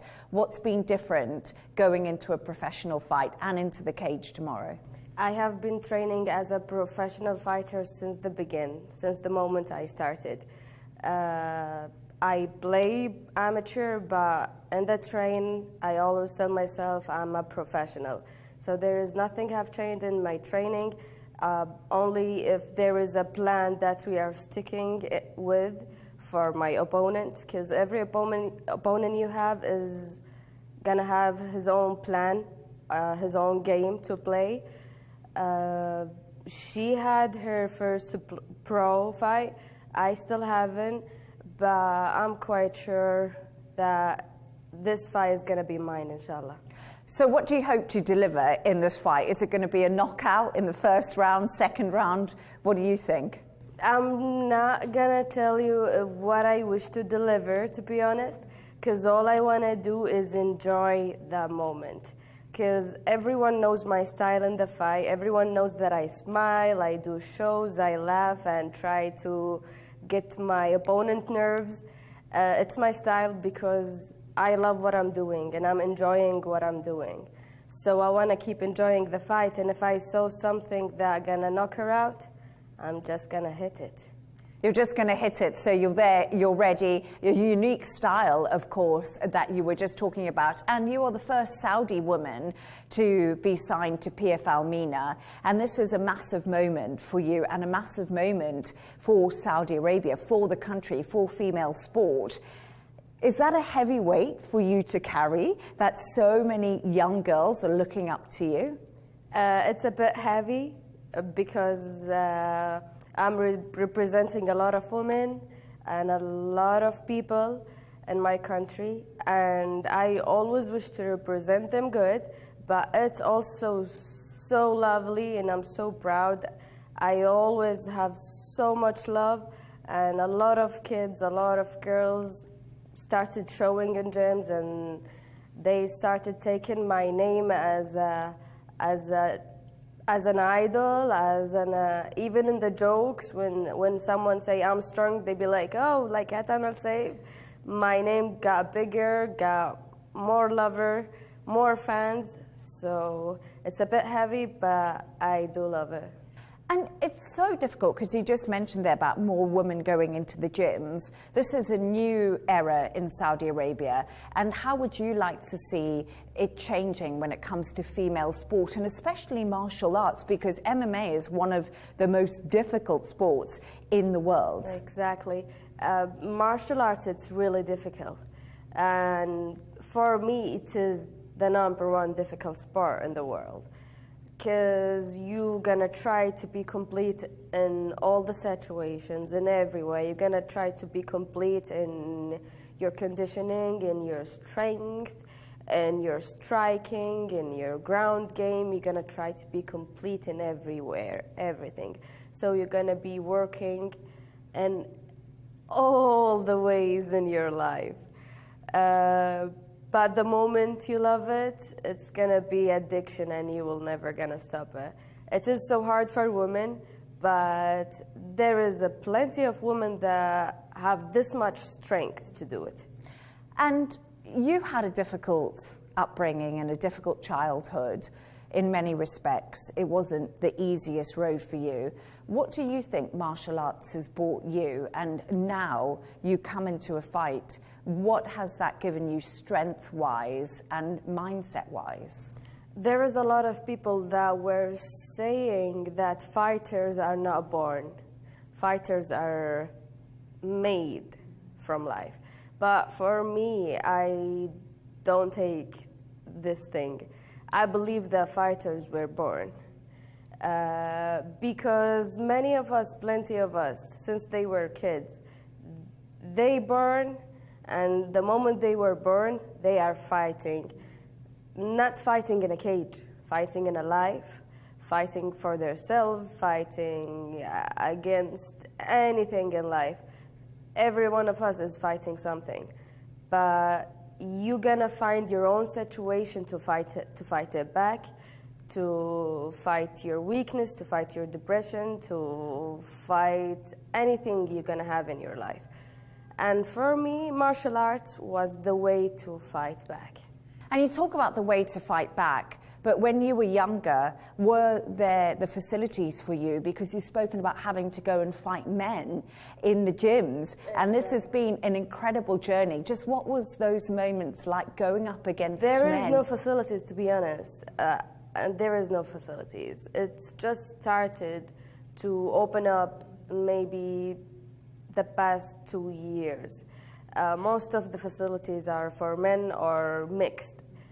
I've been fighting men since the day I started this career. It's not an easy. It's not easy. You know, God made us woman and a man, and men have way stronger bodies than a woman, just like how God created us. But it's just how it is. I'm trying to survive it, to be honest, and it made me super strong. Of course, and obviously, if you take a hit from a woman, it will probably feel very different to what you had to do taking one from a guy. Sure. I'm sure that's a very different ball game. But when you look at things in perspective, and what do you hope? Because right now you've signed up to PFL MENA. What do you hope this first year delivers for you? Where do you see your future? I don't really love this question because it's okay. Many of people tell me, where do you see yourself 5 years ago or 10 or whatever? I always don't like to see far away. I always love to see tomorrow. Okay, I win this fight. Okay, I'm gonna talk to PFL. What do we have next matchup? What do we have next event? What do we have? What do we have? I don't want to focus, I want to be who 5 years ago or whatever it is. I just want to focus tomorrow, after tomorrow, tomorrow, after tomorrow, and focusing on tomorrow is going to give me to reach where I deserve. I just believe in God's destiny. And what has given you so much drive? Because you talk about, I'll just call PFL, see what's next. Where does that fight come from? That's why I told you most of the people were born fighters. I don't enjoy being quiet or chill most of the time. I get crazy. It drives me crazy. Like I can chill and I can have a vacation for a week, 2 weeks, and after 2 weeks I will start to make problems with everyone. I will try to break things. I will start to be crazy. So I try to put myself back in the gym so I don't get in any trouble. It's where all your energy goes. Yeah, so I was born this way and I need to dedicate it in the good and right place. You're going to be fighting in the cage and it's a home crowd in Riyadh. What does that mean to you? It means a lot. It means a lot. Every time I step on that cage, I can hear the people screaming for me. And I can hear the love, the crowd. And it gives me so much proud, so much.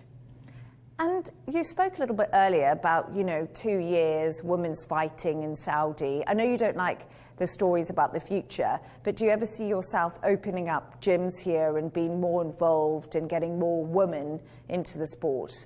I would love to. Maybe, inshallah, one day. Good luck. Thank you very much. Thank you. Thank you, Hassan.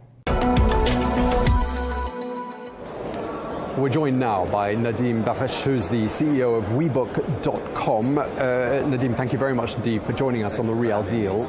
You're the CEO of what is Saudi Arabia's leading platform for discovering and booking events, entertainment, experiences, a huge player in the kingdom's leisure economy. How have you seen this sector evolve since 2014 when you got started? It's thriving, it's blowing up. Things are just getting more and more exciting every year, and every year that we always have these shocks and surprises. Alhamdulillah, since the vision was announced, we had this platform for communities and getting people together. And when the vision was announced back to 2016 time, we were there at the right place and the right time, and we had ticketing available. We had a full sort of platform with a back end, flexible with the front end capabilities to be able to white label and go out there and activate these projects. Because it was built on newer technologies, the system doesn't crash. So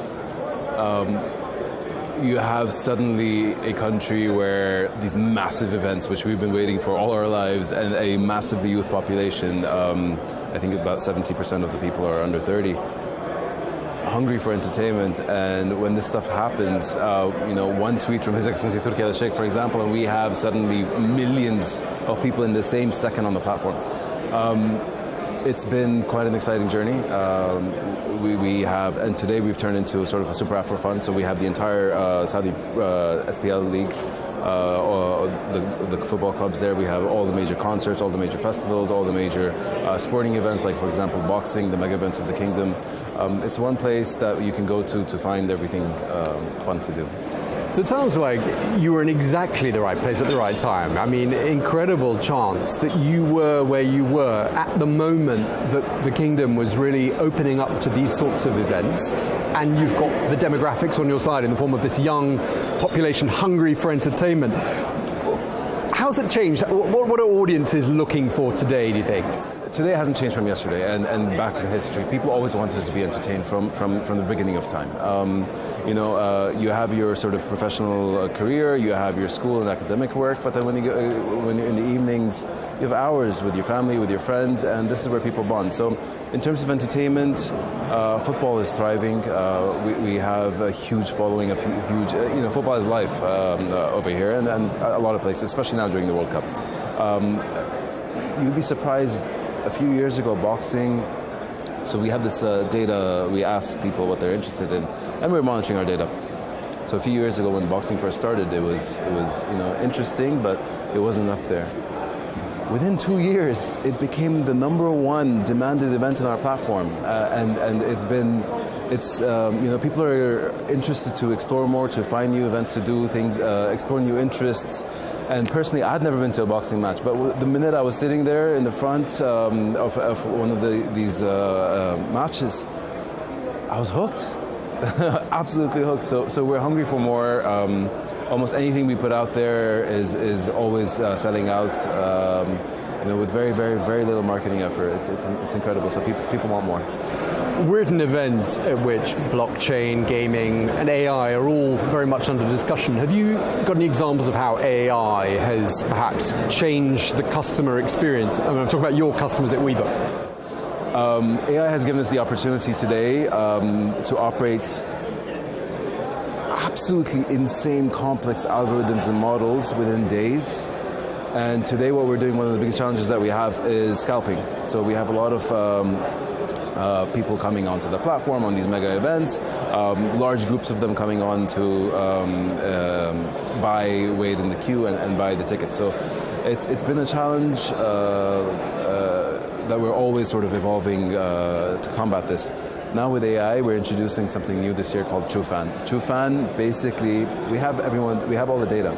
And with all the data available to us, I can see that you have bought X amount of tickets from us, you've actually not just bought, but you've attended the events under the same account. You went to maybe 5 matches of the same team, or did you go to 5 matches of different teams, or did you go to 1 match versus a concert and so on? How many tickets you bought, what category you bought them at, how engaged were you online, how engaged were you with other fans, in our community groups, in our chats, with the team. Is this fan profile. And that fan profile, using AI, we're able to instantly, when the queue goes out and we have 1 million people in 1 second trying to buy 50,000 tickets, using AI, I know what's your fan score for that specific event, and therefore we're able to put real fans in real seats and give you priority. We'll be able to filter out of the 1 million people, maybe the first 1,000 people who are the highest fans, and just let them in immediately even if there are 999,000 in the queue. So AI, that's just one example, and across the board in every department, in every the entire life cycle of WeBook, discovery to after an event, we're pushing AI across the board. Okay, another example of you being in exactly the right place at the right time, because you've got time very much on your side. Best time to be in terms I have of to say, best time to be alive. Amazing timing. So you've talked about how scalping is an enemy of the consumer, and an enemy of your business model too, and AI is your friend in tackling that. Is AI solely your friend, or do you view any threats when it comes to AI? I think every technology has a pro and a con. It's a double-edged sword, always from history. And organizations have to be very careful, have to be very aware, constantly doing all the types of risk assessments, threat assessments, studying the vulnerabilities. Unfortunately, with AI today, the scale of attacks and the evolution of these attacks is at such a fast pace that literally we have to be monitoring it on a daily basis, the constant news around the world. We're at a stage where a single hacker around the world is able to infiltrate maybe a third-party source that a lot of companies around the world are using, so it creates a huge security risk. Investing heavily into your security operations, into your team, ensuring the data is secure. There's multiple factors in security, so I think this is the time that companies have to invest the most into security and really, really be careful in the new world of AI. Okay, so great opportunities, but with some associated risks that need to be managed. Saudi Arabia has huge and ambitious goals when it comes to making the kingdom a global destination. How do you see your role in helping to achieve that? Look, we have, my data team tells me we have over 190-something countries that people have purchased tickets from us. I asked them, are there 190-something countries in the world? Can we just say 185, just to be safe?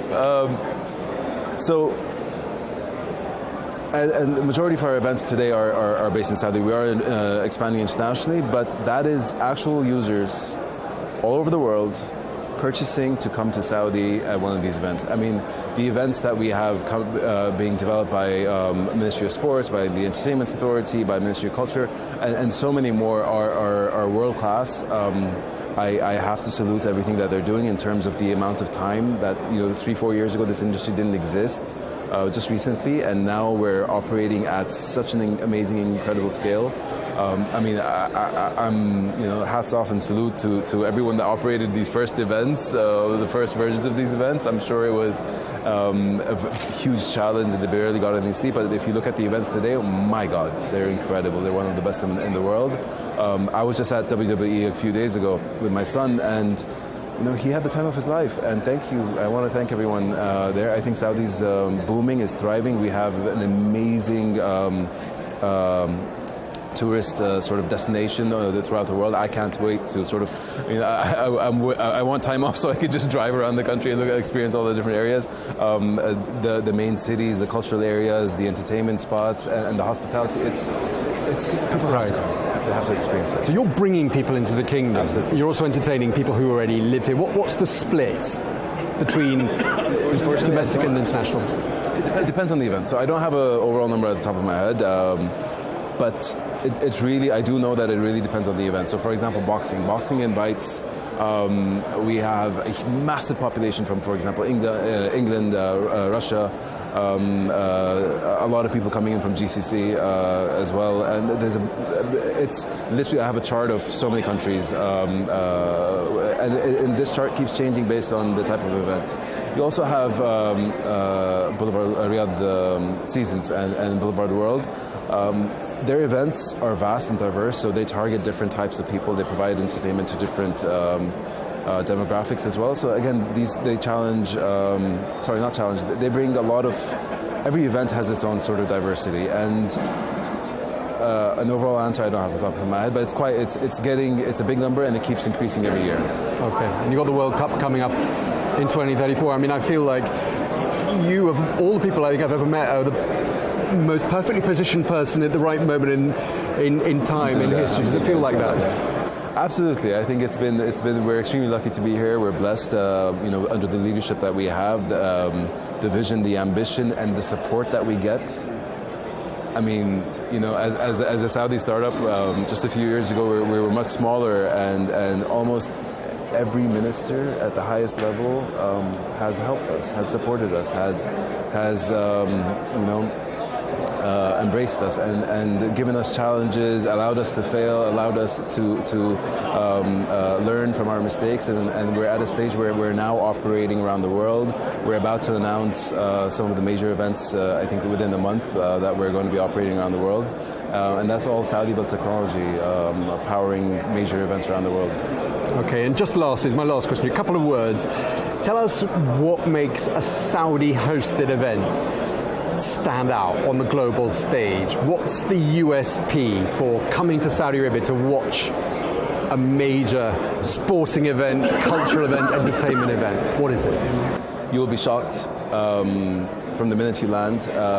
Every aspect of the customer journey, every aspect of your visit is being taken. There's teams in every part of every ministry deep diving into this to make sure that we provide. The industry didn't exist a few years ago in tourism and entertainment, so we have this massive opportunity where without all this legacy technology and legacy tools and processes in place, we're able to leapfrog way ahead, and that's what everyone's working on across the board. So every year it improves. I think within a few years we'll be one of the best destinations in the world in terms of the minute you land to the minute you leave. It'll be full of things to do, whatever choices you want, whatever level of service you want at the highest level around the world. It's very exciting. All right, certainly is exciting times. We're going to have to leave it there, though. Nadim Bakhsh, the CEO of WeBook.com, thank you very much indeed for your time. Thank you. Thank you.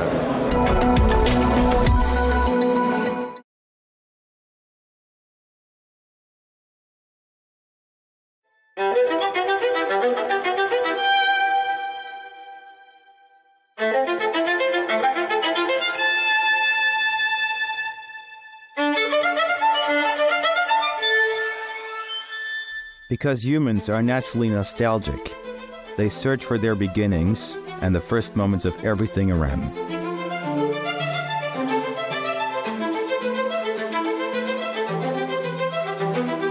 It is in our nature to cherish what we consider precious, to protect our memories, even those that break our hearts.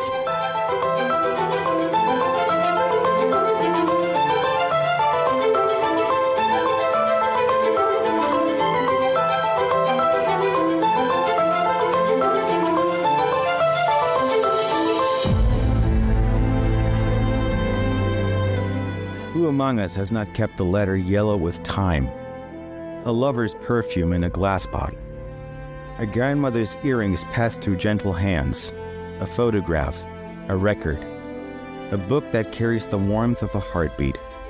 can we say that everyone has their own museum?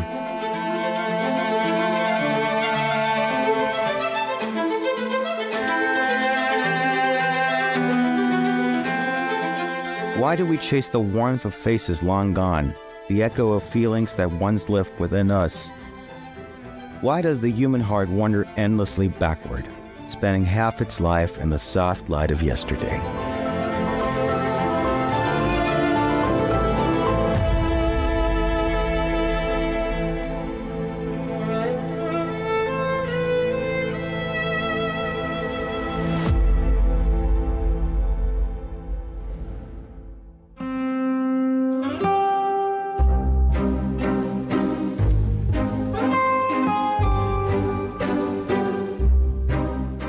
What are the origins of the museum? When did humanity decide that its treasures should belong to everyone? The story of museums, those guardians of culture and memory, begins much earlier than most imagine. From a princess's private trove to vast institutions welcoming millions, the museum has evolved into a space where the boundaries between the private and the public dissolve, transforming personal passion into a shared heritage.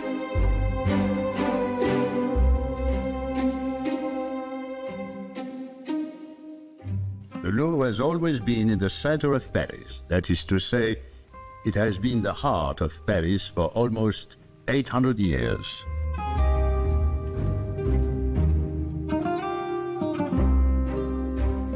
And Paris, in the year 1190. It is necessary to go back that far to find a Paris without its Louvre. It was in that year that King Philip Augustus built himself a fortress, a place to keep his jewels, his dogs, and his prisoners of war. As everyone knows, the Louvre Museum is not just a museum. For decades, it has been one of the tools of soft power, and the actual decision regarding its management and security rests with the Élysée Palace. Around the world, there have been nearly hundreds of famous museum thefts. This isn't the first time the Louvre has been targeted, but the October 2025 heist, which unfolded in plain sight of guards and visitors, may be among the boldest in its history. The heist of the Louvre was a tremendous shock on October 19th. We had several small burglaries in museums right before. The Museum of Natural History, golden pellets were stolen. So this was like a series. We were like a nation in shock. Why can't we protect anything of value? And secondly, there was a sort of shock about the fact that there was insufficient security. So we were blaming insufficient security, so laxness and indifference, and at the same time, some sort of national curse.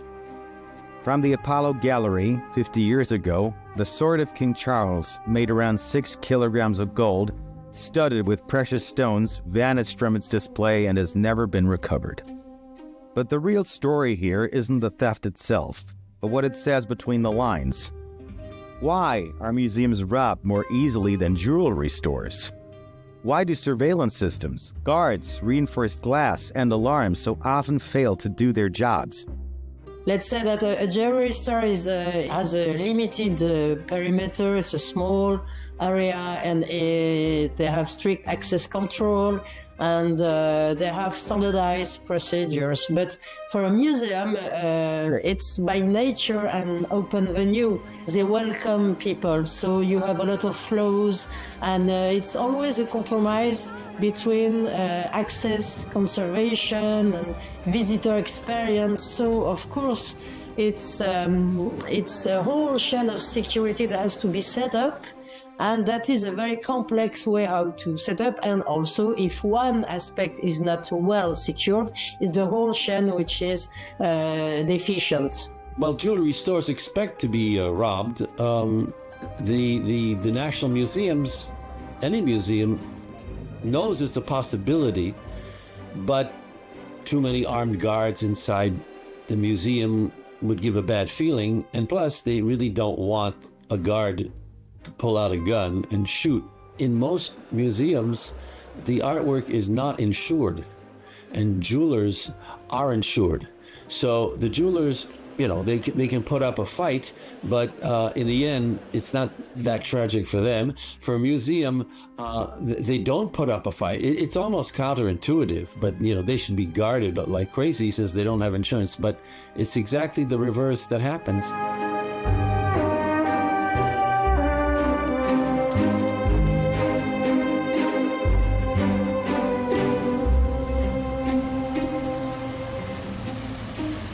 On a bright morning on the 19th of October 2025, a theft unfolded in the heart of Paris that stunned the world. Not for its scale alone, but for its symbolism. In broad daylight, priceless artifacts vanished from the Louvre, the world's most visited museum and one of France's proudest institutions.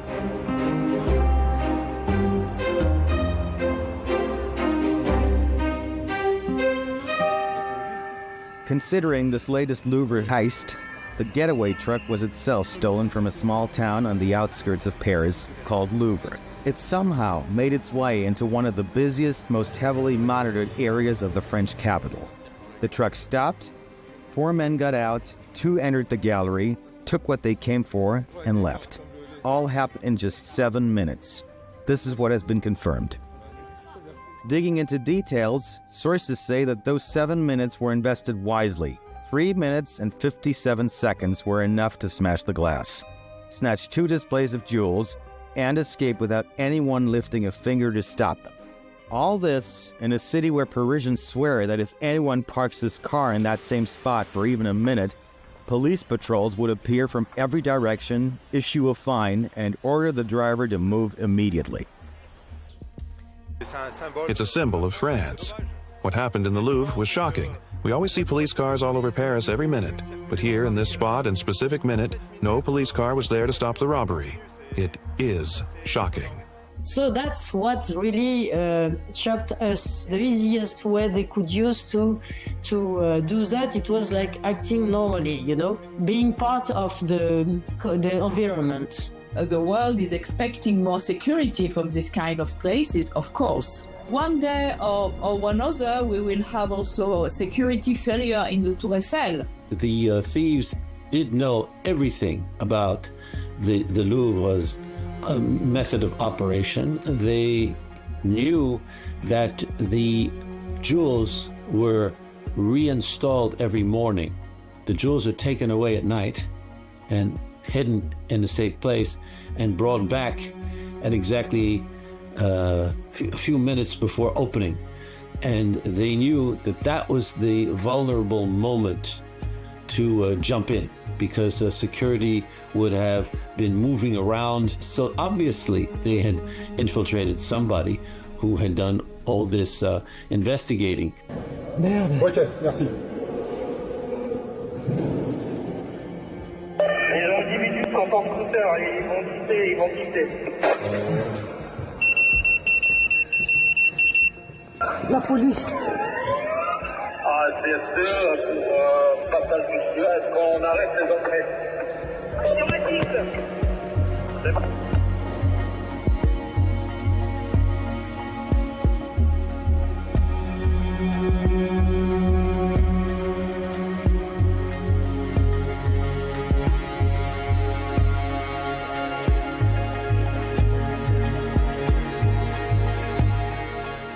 Experts say museum officials long believed that a daylight robbery of a major museum was virtually impossible. Yet growing evidence suggests the Louvre thieves may have received assistance from inside the institution itself. Some even speculate that the perpetrators had a digital or human Trojan horse inside the museum, a secret accomplice who is now just a stunned observer like everyone else. Still, these are speculations nonetheless. All kind of cyber intrusion or any insider that could link some crucial information are always options that has to be taken into consideration for investigation. I am not inside the investigation, but it's very probable that they had somebody inside who told them how weak the system was. It's very plausible. Very plausible. But we have to wait the end of the investigation. Is it somebody like one guard or some cleaner or something like that? That's where the suspicions would go.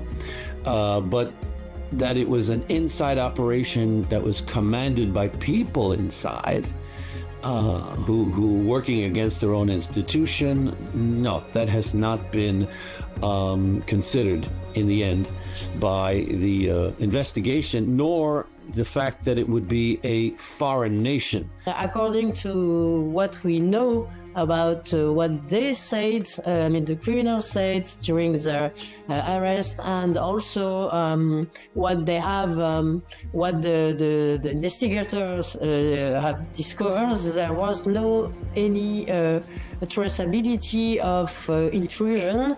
Could be internal insider providing with crucial information, or any kind of cyber attack on the system in the Louvre. So for the moment, nothing goes to that explanation.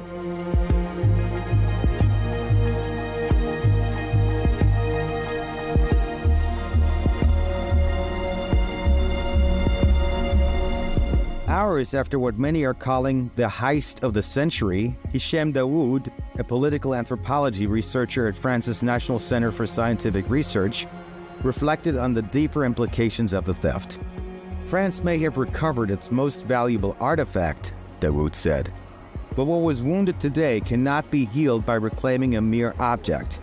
What was shaken was the belief that the symbols of the French nation are untouchable, that the pride of an entire country could not be threatened in a matter of minutes. He continued, "The crown has returned to the Louvre and may soon shine again, and perhaps the remaining stolen pieces will be recovered. But the image of that crown lying abandoned on the roadside will haunt the national memory. Deep down, the French fear that one day their country could resemble that crown, stripped of pride, of grandeur, and of protection." You know, everybody, the newspaper reported that something very easy, and then the jewelry is lost forever. It's part of organized crime, and we will never find them. Those jewels are considered to be national treasures, and who would dare do this in front of everybody and steal them? So museums are behind in their thinking. They got it more or less backwards. And there is another problem, that when you steal from a museum, you have to dispose of the artwork on the black market. So these jewels will have to be cut and transformed in order to be sold. And there is another problem, since it's a national affront. They have 100 police working on this. I mean, for a jewelry store, you wouldn't necessarily have that many police. So it's really very counterintuitive, and it's just this illusion of ease that the criminals saw, which made them try such a thing after a whole series. But after this, I think the French museum world will change completely. I was in another museum when it happened, and I saw the guards got nervous and started walking around Napoleon's sword. So there's going to be a reaction.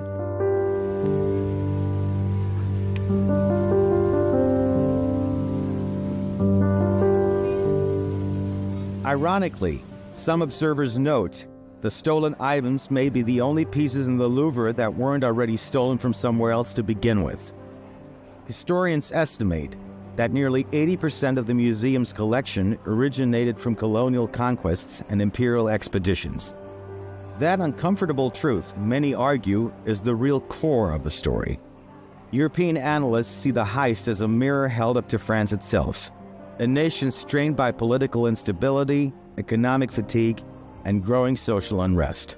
I guess you are not expecting the President of the Republic to be in front of the museum and be like that and prevent robbery. I mean, it's not his role, okay?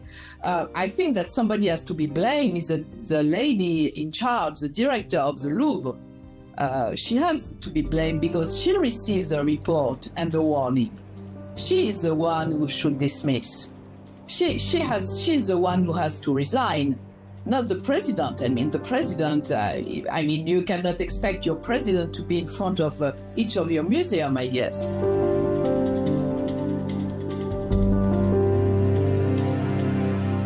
It wasn't just a robbery, one senior cultural critic in Brussels said. It was a symbolic message reclaiming that what France once took can also be taken from France. Investigators remain tight-lipped about how the thieves managed to infiltrate one of the most secure museums in the world in broad daylight.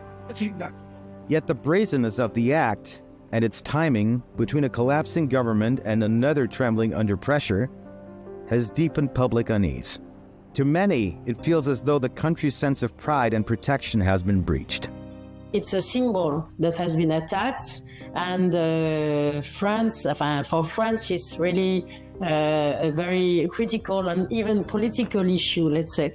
And also the amount of the law, which is the value of the jewelries are around 88 million euros. With considerable intelligence, because really the timing was incredible. And they got lucky because the police went to the wrong place when they finally got the alarm. And they were also lucky, these burglars, because the casing of the jewels was not as, it wasn't impenetrable. Okay, this was not Fort Knox. So they did have some time to drill a hole in the glass, and the Louvre doesn't have armed police inside. You have to go get them. You just have security, and they came in, and the burglars threatened them with these drills, and so really nobody wanted to be attacked. And in the past, there have been guards who were overpowered and gagged and tied up a few decades ago. So nobody wants to go through that.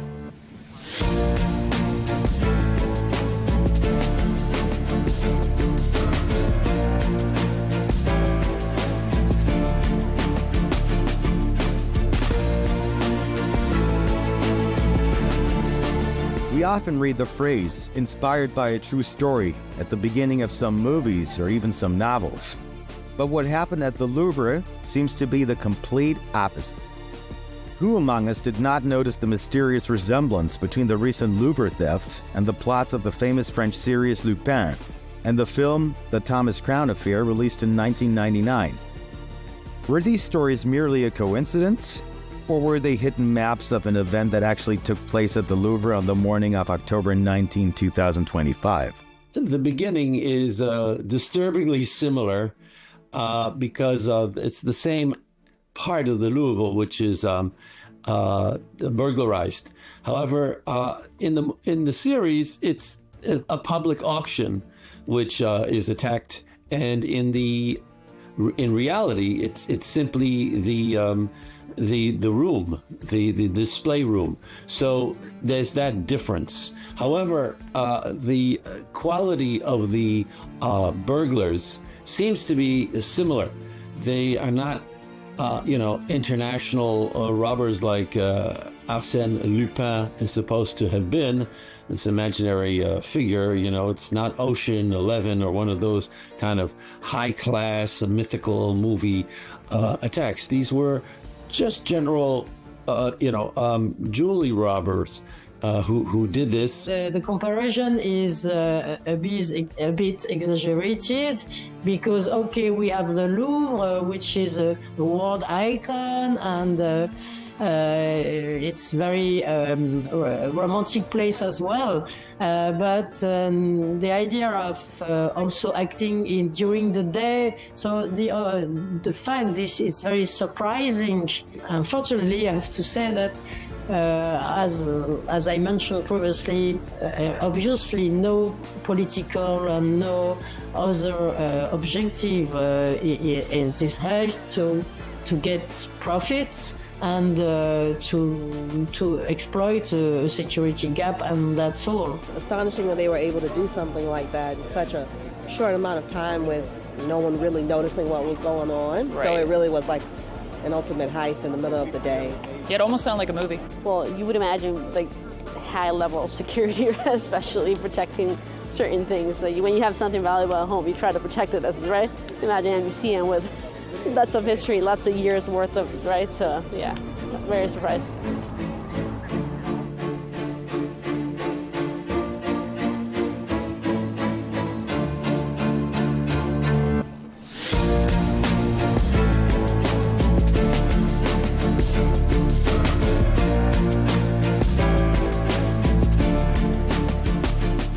Here, the sequence of events can be laid out chronologically as follows. First came the theft itself. Then the wave of astonishment, not only in France but globally. Third, the rapid spread of the news, thanks to social media networks. The fourth was the collapse of any sense of time as the public demanded quick answers before shock could turn into yet another crisis from Macron's government, which was already navigating intense political pressure at the time. In such a situation, it was only natural to resort to artificial intelligence to understand what had happened.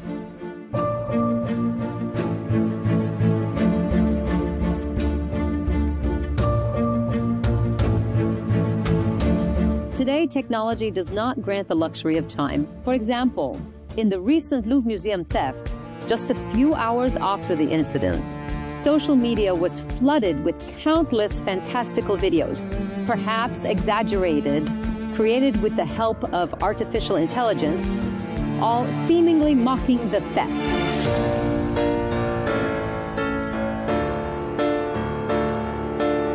This allowed those behind technology screens to be journalists, analysts, and even investigators. For example, I didn't fly to Paris or enter the Louvre. The only truth about the video you've just watched in the Louvre is my photo, just a silent photo that I gave to AI to generate this video.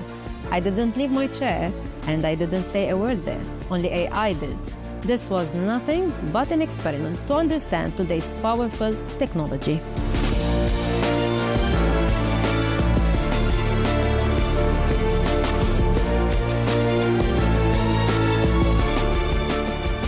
Trying to find a kind of plot in this due to the political and social situation in France. Macron is always used for groups that are against the situation and let's say the current political scene. It's another way how to attack France, or more specifically its president.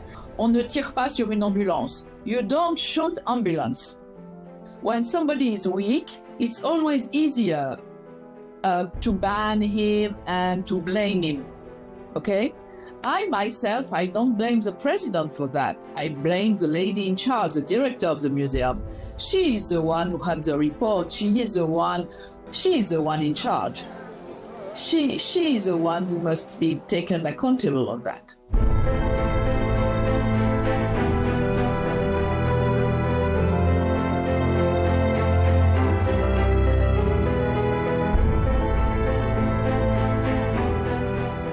History never knew the dragon we speak of today, the artificial intelligence.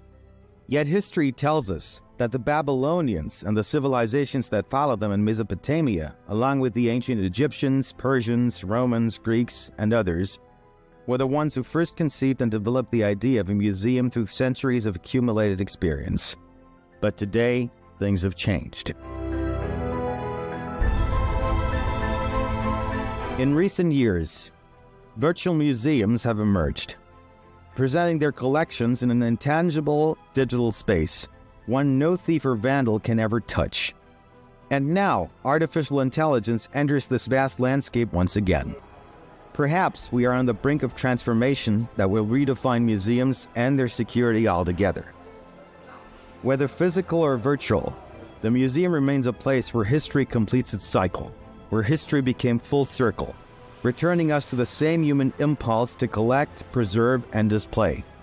Well, it was the French and the British. The French Revolution, they took the royal collections and they said, okay, this is not just for the nobility who are coming once in a while, and not just for art students, it can be opened up to everyone. So it was made accessible, especially to art students and on certain days to the public. And it became popular. And the British did the same thing with the British Museum. Now, in the 19th century, museums were also research centers. You know, they do a lot of archaeology in the Middle East. They did a whole lot of Egyptology. That's really what got them off the ground. And then they stored the big national paintings, you know, a Napoleon crossing a mountain pass and such grand paintings. But after, it is in the 20th century that it really got off the ground, because it became a mass tourism attraction and brought in a lot of revenue.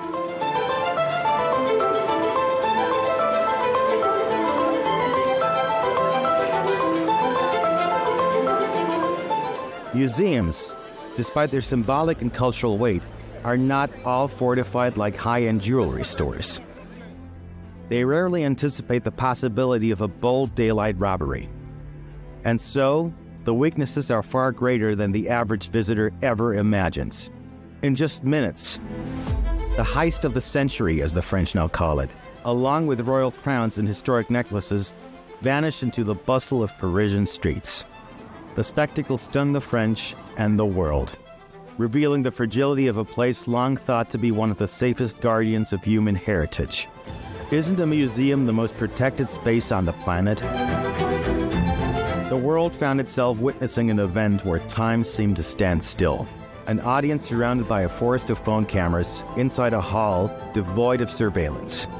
In the past, before the era of artificial intelligence, people reacted to such shocks by taking to the streets, joining strikes, waving flags, writing songs, demanding justice.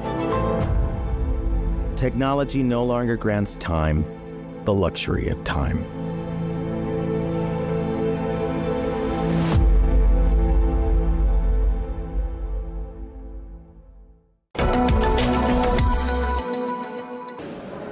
Well, I'm here now with Manas Ward, who is the Associate Vice President of Technology and Special Projects at King Abdullah University Science and Technology. Thank you very much indeed for taking the time to speak to us. Now, the Kingdom has invested heavily in AI, and I'd like to ask you how success is going to be measured. What will be the indicators that that investment has paid off 5 years from now? So I suppose when we look at it from a university perspective, like we work with a lot of, I suppose, various different government and industry partners. And a key thing, I think, in terms of success, we'll be looking at how industry partners adopt AI from a business perspective. You know, so how does AI support their businesses, make a lot of the things that they do and the products that they produce cheaper, faster? So I suppose one good example is we're working with a national company that's in the desalination sector. So they're coming to us looking for solutions around automation. They want to remove a lot of the human factor. So they want to turn their water desalination plants into fully automated plants. So, and that involves various different sensors and data. They can look at how the water is being processed. They can monitor the water intake. They can monitor the chemicals that are being used as part of the desalination process. But by doing the automation, they actually make the water, the production of the water, higher quality and a lot cheaper. So we have a range of different sort of initiatives where we're heavily engaged. And I think from a government perspective, particularly within the region, you know, there's key things around water security, energy security, food security that are critical to how the government sees the next 5 years, 10 years, and 15 years to come. And when it comes to AI, obviously Saudi Arabia wants to be a global leader, doesn't it? And you probably hear that a lot. Does the Kingdom have any competitive advantages you think that other countries don't have? So one of the biggest competitive advantages is energy. So the Kingdom has huge ambitions in terms of renewable energy. So they want by 2040 to have 50% of the grid either solar or wind. So if you layer that on with the fact that we can produce oil at a very cheap rate, so you have the mixture of fossil fuels, wind and solar energy. We have the cheapest energy in the world. So the cheapest energy in the world allows you to run massive data centers.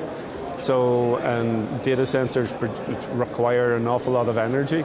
So having data centers and having the ability to have data in the correct format then is sort of it's the basic elements in order to support artificial intelligence and the ability to really compete on a global stage. So you layer on top of that, you know, us as a university possibly has one of the supercomputers with the greatest capacity from a research perspective. So we're in a very advantageous position. The Kingdom also has, you know, it's adopted AI, it's adopted data integration across multiple platforms. You know, you have Tawakana, you have what Sedea are doing, you know, so we're in a position where we have adopted a lot of the right things in order to position ourselves to be actually global leaders. Okay, and of course water would have been a problem in the old days. You've already talked about desalination plus the energy factor. So in fact, Saudi Arabia has all the ingredients necessary to build the data centers that you were just, and run the data centers you were just referencing. Absolutely. We're in a prime position. We're actually in possibly one of the most advantageous, considering how warm it is in the country, you know, and the amount of energy that is required for cooling. Even taking that aside, we're possibly in one of the most advantageous positions when we compare ourselves with competing countries. Okay. Is there one Vision 2030 project that you're most excited about, or particularly excited about when it comes to how it can be taken to the next level with AI? You know, so I suppose we're just talked about the energy one. So we have been doing a lot of work. You know, one of our closest companies in terms of partners is Aramco, and we've worked with Aramco for years. But now with a new energy mix, so when you have renewables, so you have wind, you have solar, you have storage capabilities in terms of battery, and then you mix that in with fossil fuels. So you have a really nice, or a really interesting mix in terms of various different energy inputs as well as storage potential. And then, you know, so you layer that on with seasonal differences in terms of temperature. So Riyadh today is, you know, 43, 44 degrees, but in the middle of winter, it's during the day, it's 9, 10 degrees. So you have a big differential in terms of energy needs. So when you look at the whole energy ecosystem and the integration of inputs and outputs, as well as regional variability, what we're working with is the whole establishment of automated microgrids or macro grids, so that you're able to look at the whole, say, ecosystem for Riyadh. You can create a model for that over the course of the year, and with that, and with predictions in terms of weather forecasts and temperatures, you can actually look at the whole energy demands. You can look at what your inputs are and play them off against each other, so you have a fully automated and totally integrated energy grid. So that has not been achieved anywhere in the world, and I think the Kingdom will be one of the first places to be able to do that. I mean, people talk a lot about sovereignty, and I know it's one of the buzzwords at this event. Why is it important that Saudi Arabia develops its own capabilities, its own talent, and its own infrastructure? So, you know, I think, you know, there was a whole push towards globalization, and the COVID pandemic exposed a lot of areas where people realized that, you know, we don't have our own sovereign capabilities in particular areas, you know, so whether that, you know, the big one at that stage was around healthcare, you know, access to PPEs, access to vaccines. So I think there's from a national perspective, a lot of countries across the world are now looking at where they see their global, their sovereignty and how we can protect ourselves. So if we have another pandemic or there's another sort of climate crisis, or how does that impact us as a nation, and where are we best placed to really support ourselves over the course of the next 5 to 10 years, whether that's food. The big ones for us now as a university is we're really looking at health, food, water and energy, and how we can support the nation in terms of developing its sovereign capabilities within those various different sectors. So in your position at the King Abdullah University of Science and Technology, you've got this sort of helicopter view of so much of what's happening in the kingdom. It sounds like a lot of people come to you for advice, guidance. You're almost a consultant in many ways, I'd imagine, on a lot of the projects. If you could sit down with each CEO of, let's say, all the major projects that are underway in Saudi Arabia right now, what is the key piece of advice you'd give each of them? Yeah, I think one of the major pieces of advice is for people to be more open and more trusting in how people can use their data. So people see data as something that they need to secure and protect, but a lot of this is maybe to the detriment of their own goals and their own activities. So getting access to data from sort of kind of key entities it's quite difficult. People will hold on to their data, but keeping data locked away in a data center is of zero value to that organization and zero value to the kingdom. So I think people need to understand, they need to learn more about, and this is one of the things that I talked about, AI literacy, and how their data can be utilized, not only for them whether it's from a government perspective in terms of educating them and informing them, or from a business perspective, is how that data can be utilized for the national good, and how people can transform that data from its current format into something that is, as they say, data gold. Okay, just lastly, we're nearly out of time. A lot of young people in Saudi Arabia, a lot of people under the age of 30, the majority of the population. And clearly today there are a lot of startups with booths, with stands at this event. Obviously AI is guided by the human mind, and I'm wondering whether you think young minds are a particular asset for this country when it comes to steering AI in exciting new directions. What are your thoughts? Yeah, so as part of my talk, I was saying one of the other speakers was talking around Generation X, moving Generation X completely out of the way. I think Generation X is important in terms of helping guide and inform, and we've all grown up and we have a lot of knowledge to share, but the younger generation, we don't have to worry about them. I have 3 kids, they're teenagers. Those guys think differently to the way I would think. They still need guidance, they still need to be shaped. So, and particularly, when we look from we have a very strong entrepreneurship component within the university, and what we see coming through that is a whole new wave of AI-led startups. So the young generation within the kingdom they're very clued into technology. They use technology the whole time. So we don't have to worry about the young. It's educate the old so that they can help support and guide the young people. Okay. Well, on that note, we're going to have to wrap up. We really appreciate you taking the time to speak to us.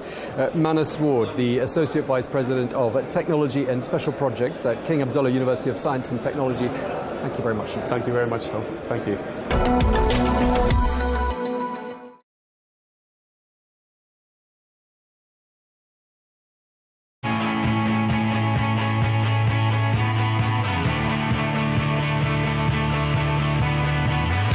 Welcome to the Metropolis. the big city. This is where tech, trends, and culture meet. Meet the people. See the sights. Walk the city streets. And experience the lifestyle.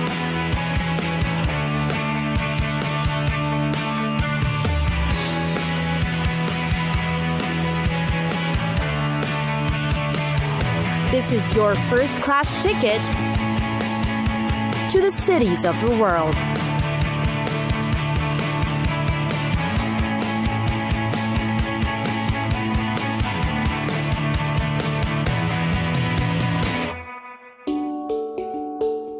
Lisbon. Here's what you can see, eat, and do in Europe's most scenic capital, Lisbon. First on the list, Fado. Melancholy will always be a part of the Portuguese psyche, and Fado is a way it is best expressed. Lisbon's profoundest passions and sorrows are heartfelt in Fado, which are haunting strains of which can be heard throughout the city. Fado music interprets saudade, an emotional and heartfelt yearning that's sung over mellow guitar tunes. The most popular icon of this type of musical expression is Amália Rodrigues, who was born in Lisbon and is known as the Queen of Fado. Her contributions in music were instrumental in popularizing Fado to the world. Simply dining in one of the many restaurants in Lisbon that stage live Fado performances will give you the experience you need. Next are the neighborhoods. The neighborhoods in Lisbon have very distinct personalities, each with a unique history. The oldest one is Alfama, a Moorish quarter. The maze of narrow cobbled streets and steep alleyways that surround the castle conjure up images of an Arabic Kasbah. There you will find elegant shops, historic cafes, and chic restaurants. You won't fall short of festivals to attend in Lisbon. In June, the capital celebrates St. Anthony's Festival, also known as the city's biggest and brightest street party. Thousands of locals come in colorful costumes, parading down Avenida da Liberdade in honor of their favorite saint. And then, of course, there's the Nós Alive Music Festival, which lasts for 3 days. Then there's the Superbox Super Rock concert program, which takes place in Parque das Nações. Finally, there's the food. In Lisbon, food is affordably cheap, but intensely delicious. They always serve a dish of the day, or prato do dia, and can be considered among the cheapest in Europe. Being a seafaring nation, fresh fish and seafood are of course staple in most restaurants. The cod or bacalhau is a must-try. Lisbon's Mediterranean cuisine involves Brazil, Mozambique, and other ex-colonies spice up the ethnic menu.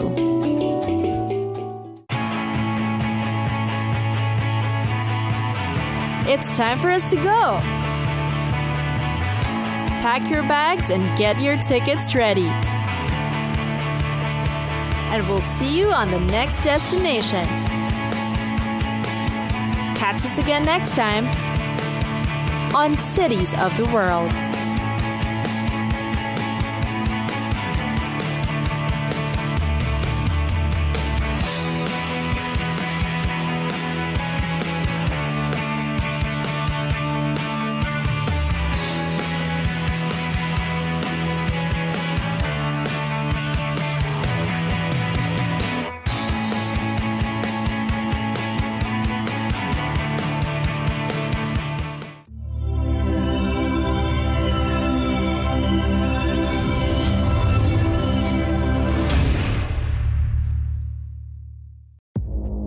Our allies, in many cases, are worse than our enemies. Stay informed and connected with the latest international headlines.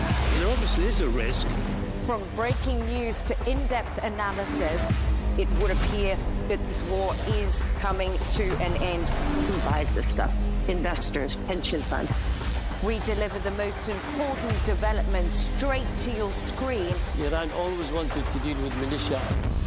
Join us for compelling, expert-driven conversations. A curfew order has been established. And an insightful look at the issues shaping our world today. There are lots of proposals about European architecture for security. I'm Leigh Ann Gerrans, and this is W News. We dealt with this when I was Chief of Staff in the first term. Where you don't just hear the headlines, you get the full story.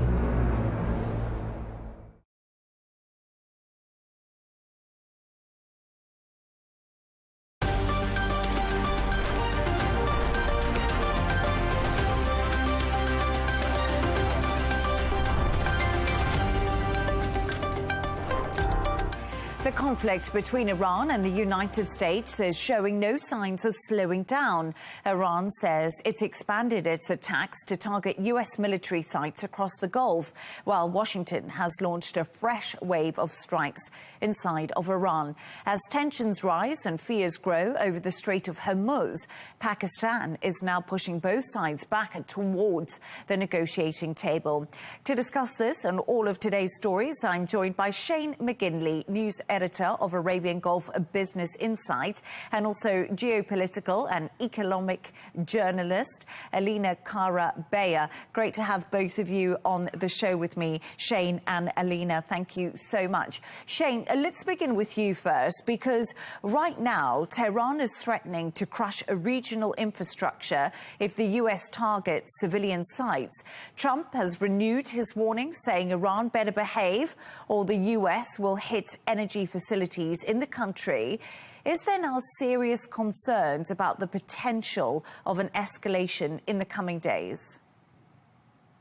I think there is, unfortunately. If you look at the quotes that the Iranian army had issued, that was in media reports earlier today, that they basically said, I'll quote them, it says, "Our neighbours should know that providing a base to the Americans and allowing them to fire on Iranian soil is unacceptable and will not go unanswered." So that's pretty clear what they're saying. And we've already seen attacks in this week on Gulf countries, Kuwait, Bahrain. We've seen military bases in Jordan. And it comes on the back of Donald Trump was saying that he's going to, increase attacks. He's previously said that they were going to attack Iranian bridges. So this is the response from Iran. And I think it has to be taken seriously, because obviously we had early attacks on some civilian areas. There was attacks on the hotels in Dubai had issues. So I think it has to be taken seriously. But I think it would be, if they moved from just attacking purely American bases in Gulf countries to then moving on to directly civilian targets, I think they would. There's no warrant for them to do that, and there's no justification. So I think that would be a massive red line in the war, and then that would escalate things exponentially. So I think the threat should be taken seriously, but I generally want to be positive that they won't cross that red line, because I think there's no real turning back from that if they attack civilian targets directly in the Gulf or anywhere in the wider region. And we're just having some news lines through that the US military has begun a new wave of strikes against Iran, and that's for the 5th consecutive day. And we're hearing that from the US Central Command. And also Kuwait Defense Ministry says Iranian aggression on Thursday targeted a number of vital facilities, resulting in material damage. So those tit-for-tat strikes are still continuing. But Al Arabiya English has had an exclusive interview with the President of Israel, Isaac Herzog. Here's some of what he had to say about the war in Iran, particularly when it does come to the Strait of Hormuz. The whole situation is controlled and led by President Trump. And I trust him fully on this. And I believe that it is an American-led situation, meaning the Americans have to deal with it with their allies as well. Because closing Hormuz, let's understand it, closing Hormuz is clearly another extortionate step in the relations of Iran with the world. If you think about it objectively, now let's go to bird's eye view, and you remember the map of the Middle East, it cannot be that the world would accept a situation whereby maritime routes, which are owned by the world, which are internationally open, which are part of international rules and part of international maritime law, it cannot be that they will be closed by one nation through its proxies or by itself simply because they want to blackmail the rest of the world. It cannot go this way. It's impossible, because once you do it, then the whole world is a mess. And I think here the American position is very clear, and I think President Trump is correct in the fact that he's insisting that Hormuz be open. It's part of international trade. Elena, so we just heard there from Isaac Herzog saying that the Strait of Hormuz is international waters. This has been the argument from many countries and leaders around the world. But how concerned, once again, should the world be about the impact on global energy supplies and the Strait of Hormuz? Because obviously the Strait of Hormuz was closed for a prolonged period. We did see it open, and now again, shipping has seriously decreased. So we're currently at a month's high. Prices are not skyrocketing yet, but the International Energy Agency is warning that we're just weeks away from that. They're also warning that we might have gas, oil, and also food shortage, at least that the prices are skyrocketing. We can see in America their reserves are low, very low in comparison to the last few years, and the last time it was this low was in 1985. So even America is experiencing this kind of shortage. We've even seen a shortage today of some say 3% after a statement of the Houthis, because the Houthis said they are getting ready and wait for the command of Iran to close another choke point next to the Strait of Hormuz. And it's not the first time that they did it. They did it already in 2023 after the war against Gaza started, Israel against Gaza. And what happened at that time was that the vessels had to go another route, and they had to go through the Cape of Good Hope. And that meant that each shipment cost $500,000 more than going through the other streets. And that's the thing that many people are talking about at the moment. And Shane, we'll just have a final word with you on the Bab el-Mandeb Strait, because as Alina just rightly said, you know, we saw the price of Brent crude spike after the Houthis did say that they could possibly cause tension in that Bab el-Mandeb Strait if the US does hit civilian targets. Iran has asked the Houthis to get involved. How much of a concern is this?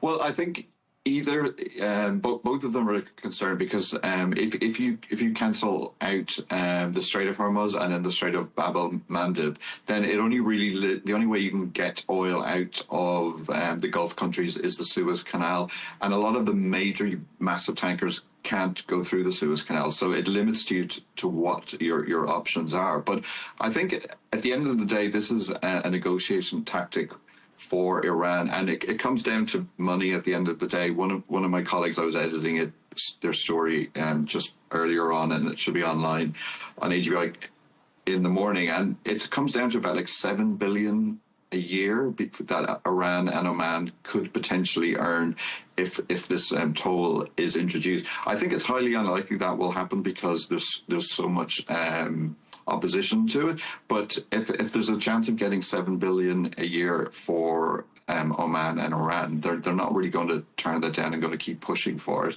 So I think, yes, if that's another reason why they could pull the lever of Bab el-Mandeb, because so they've got two options to control. And I think that is the problem that the America seems to have underestimated and didn't seem to counter this into their tactics when they were just looking at what are Iran's potential levers that they'll pull. And everyone's going to suffer because oil will massively spike, and it's not just oil; it's fertilizers, it's lots of different, it's aluminium, it's many different things.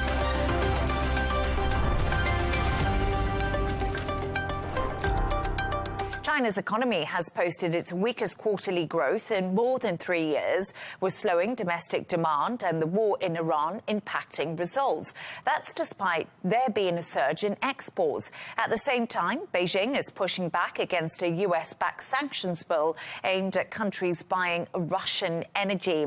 Gemma, let's start with you. Is China's slowdown, do you think, just a temporary setback, or is there a sign of deeper economic problems?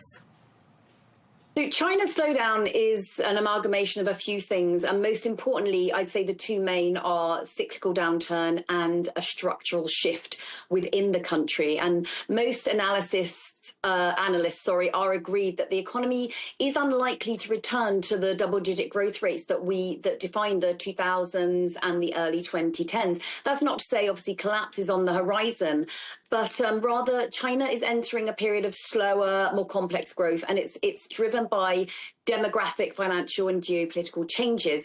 Now, some of the key issues here are the property sector reset within the country. Now, for the past couple of decades, real estate was a major engine of growth, but the collapse of several major developers and a weaker housing demand has seen the sector struggling to regain momentum.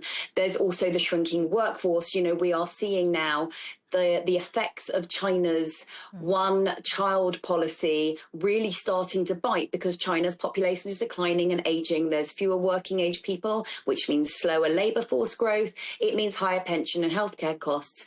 We also have weaker consumer confidence. Now, Chinese households have become a lot more cautious about spending. There's concerns about employment. There's concerns about housing values and future incomes. So they are putting their money away in savings, possibly for the rainy days ahead.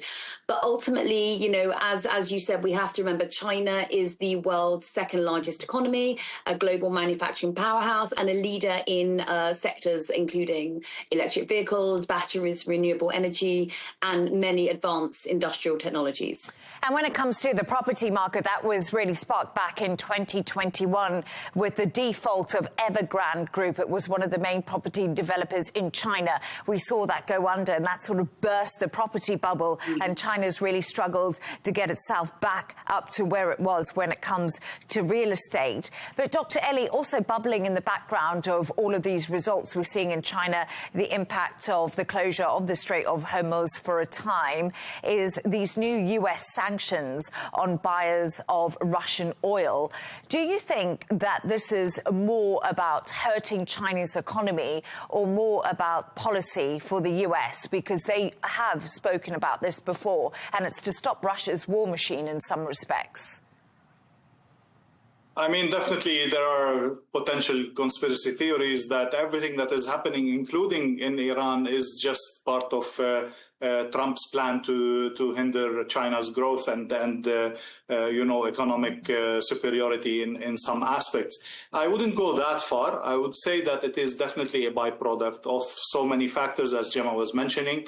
The Chinese economy has been built around the globalization altogether. And this makes you so vulnerable for any problems in the world, including the supply of oil and gas, including the breaking of the chain of supplies, including the severe tariffs and the whole policy of Trump to step out of the globalization market. All of these factors tend to have a big effect on China. In addition to, I think, the structural problems that no matter what you try to do, you are still in a communist economy and a strongly controlled economy that people have the tendency to flee. And we have seen the huge number of Chinese millionaires moving out, billionaires actually, moving out of China into Australia, New Zealand, into the US, into Canada, and all these other places. So China really needs to redefine its policies with the changing wave of the international global markets. On Russia specifically, I do believe that that Trump gave for Iranian and for Russian oil because he needed to keep the oil prices under control is not over yet, especially with the resumption of the military actions. He might need to rethink that if he wants to keep controlling the oil markets, and he might need to reconsider the permission for Russian oil to be sold to China and to other players. But if he doesn't need it, definitely he is benefiting as the US, as the main producer and exporter of oil. He is trying to benefit as much as possible without having to give in to Iranian or to Russian oil as he had to do before. I don't think it is directly targeting China. It is part of his general policy and the result of his conflicts in Iran. One thing I find fascinating, Gemma, when I had a look at the Chinese economy, some analysts are arguing that there is a bright spot in it that has actually helped China significantly, and this is EVs, it's electric vehicles. China's now become a very big exporter of electric vehicles around the world, and also they've been used more and more in cities around China. So Ubers are now electric, lots of cars that people drive are electric, and they're saying that actually this is helping diversify China away from so much reliance on oil like we've seen before. So in some respects, China is trying to slightly move where the economy is always benefited from. I will say, I mean, I've been in the UAE now for 21 years, and for the majority of that 21 years, the car brands that I would see on the roads were, you know, the same sort of familiar ones, you know, your Fords, your Chevrolets, that kind of thing. And the past couple of years has just been, every other car has been a BYD, it's been a, you know, Jetour. There's been so many Chinese electric vehicle brands. They have become so popular, that's all I'm seeing now. And they are brilliantly made. You know, they are overtaking your classic kind of car makers and manufacturers. So this doesn't surprise me in the slightest. And it does seem like this could be one of the really important ways forward for the economy.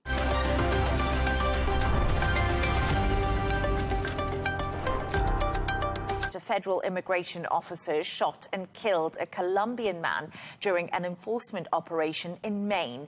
The Department of Homeland Security says the officer acted out of concern for public safety, but conflicting official accounts and eyewitness testimony have intensified scrutiny over what happened.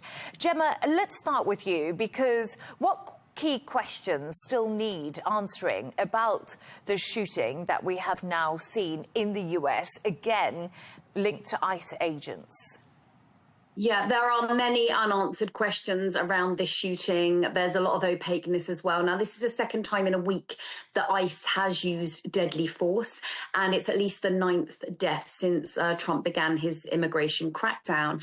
Now, these ICE officers were not wearing body cams. However, nearby security footage has been shown to the Associated Press, and that does show a white vehicle approaching the intersection at a modest speed, and then later on a law enforcement SUV blocking its path, 2 officers opening the door and a body being dragged out. Now, an eyewitness called Daniel Boucher has said that he heard the victim say, "I tried to stop," and that he also heard an ICE agent say something along the lines of, "He tried to run me over."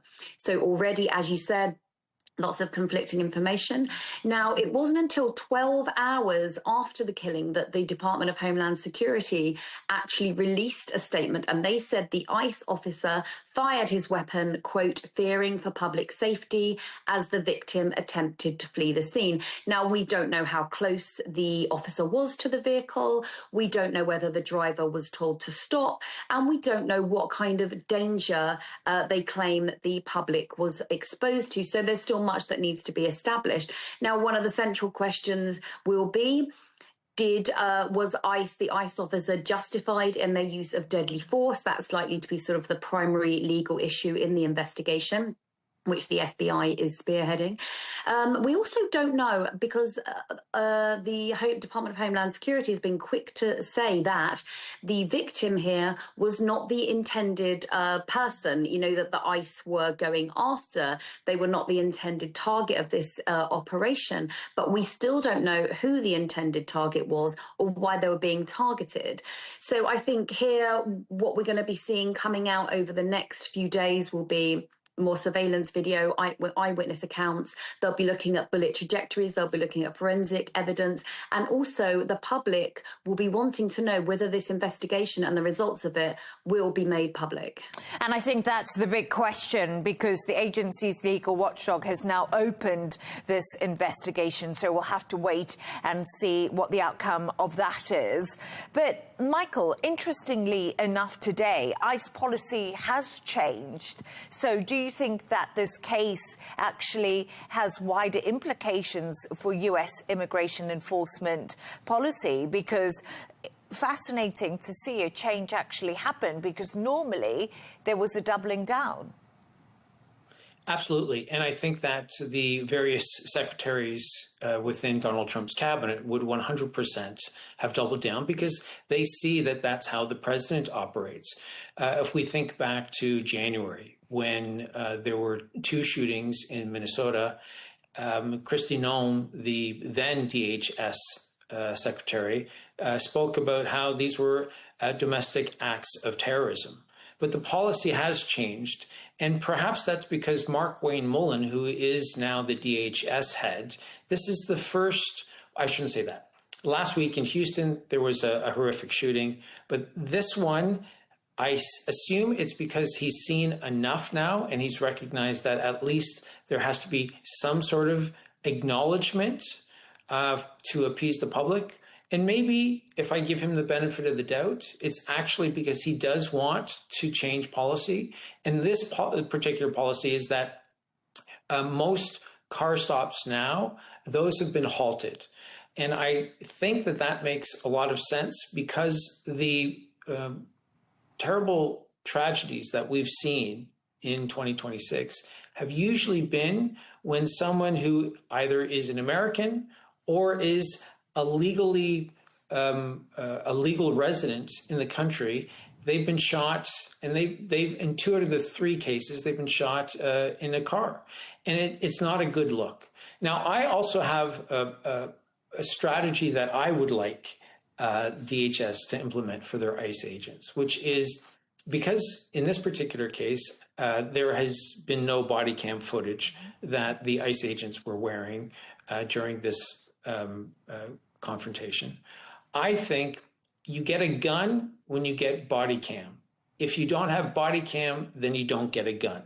Now, there have been, of course, some incidents where there is deadly force that's been used, and officers may 100% have felt threatened. But the men that the men and women that should be at the lead when it comes to the ICE agents, the ones that do have the weapons, they should have the body cam footage. You know, it's one of the, as a result of what happened in Minnesota in January, it's one of the changes that has been introduced. You know, the Democrats demanded that there be body cam footage, and it's taking a little bit of time for it to be rolled out and for all the ICE agents to get their body cam footage. But I think that when you do get the body cam footage, then that's when you can have a weapon. And I think we need to pare this all back, because really, as we were just talking about, now we've seen this policy change, but the broader context is Trump launched a mass deportation campaign after returning to office, didn't he, Gemma? This was one of the very first things he did. And of course, in January, we saw those protests across America after the killing of Renee Nicole Good and Alex Pretty. But it's taken a long time to get here, but seems to be that the right steps are being taken to try and make sure that this is done fairly. I think it was obviously a cornerstone of Trump's, policies as far as voters were concerned. But there's so much murkiness as well. You have, obviously you have illegal immigrants in the country, but then you have, your dreamers and your DACAs. Then you have people who are on perhaps student or visitation visas. Then you have people who are on visas but have also been given social security numbers, but, don't yet have citizenship. There's so much murkiness here. You have to wonder who ICE is actually going after, because Trump talked about, kind of basically sweeping the streets clean of illegal immigrants who are perhaps members of gangs or, involved in illegal activity. But, what we're seeing is kind of innocent people who have visas or the right to be in the US or who are US citizens being caught up in the crossfire and paying with it, with their lives. So I'm not entirely sure how successful, especially from the optics point of view, irrespective of, the statistics point of view, how successful this part of his, election campaign has been.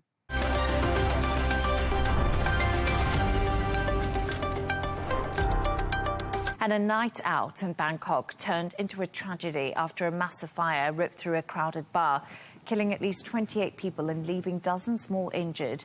Authorities say the blaze spread rapidly through the venue, trapping many inside as investigators now look into whether electrical faults and safety failures do play a role. Jono, let's speak to you about this, because what more do we know about how this fire started and this tragedy unfolded? It's still very early days, Leigh Ann, but the investigators are trying to figure out what is the actual cause of this fire. And I'm just after seeing some new videos before we came to air as well, which are purportedly taken from inside the venue. The evidence does seem to point towards that, as you mentioned, electrical fault somewhere near the stage area. There's witnesses who have luckily made it out, and they said they saw smoke coming from that circuit breaker close to the performance stage. Then the lights went out, which of course caused chaos as well. And the people who were inside said they heard a loud explosion, and then this thick black smoke filled the venue. Now, if you've seen these videos, I think we're showing some of them on screen right now, but there has been very, very dramatic videos. I can only describe it as what looks like jetting or like a blasting flame, as you can see here on the screen right now, coming out of the front door of the venue. It really is an inferno. When I saw this initially, I thought this looks like it's a gas explosion more than anything else. The tragic part of this is clearly all these people who've lost their lives, but also what happened afterwards in the direct aftermath. Many of the victims weren't actually overcome by the flames. They died from smoke inhalation, so people ran to the bathrooms, into the back of the building. They thought they'd be safer there, but they actually became trapped. So police are investigating now to find out if emergency exits were blocked, whether the doors were locked that would have gotten them out from that particular area. And of course, the big concern, whether flammable material was used in the ceiling, in the decor, in the interior of this particular building. Electrical wiring will have to be examined to find out if it met the safety standards that are there as well. There's reports, and again, this is from people who are in the venue, that shelving and furniture that might have narrowed down the escape route. So that brings safety back to the fore of the conversation once again. So investigators have a very difficult challenge ahead of them. They're going to be asked whether, enough was done to stop the fire in the first place from happening. It's a terribly, terribly, terribly tragic story for any nation to have to deal with, and my heart goes out to the people of Thailand on something like this to be seen. And again, it is really shocking footage to see, but it does bring a very valuable conversation back to the front. Is enough been done for safety in places like this? And are fire safety hazards been dealt with in the correct and appropriate manner? And we're going to talk to you about that, Alex, because this isn't the first such incident or tragedy we've seen like this in Thailand. And Jono raised that question. Do you think lessons are being learned when we see 28 people lose their lives in these sort of circumstances? Well, looking back at the number of fires and incidents that have been over the past couple of years, so December 24, 3 people killed in a hotel fire.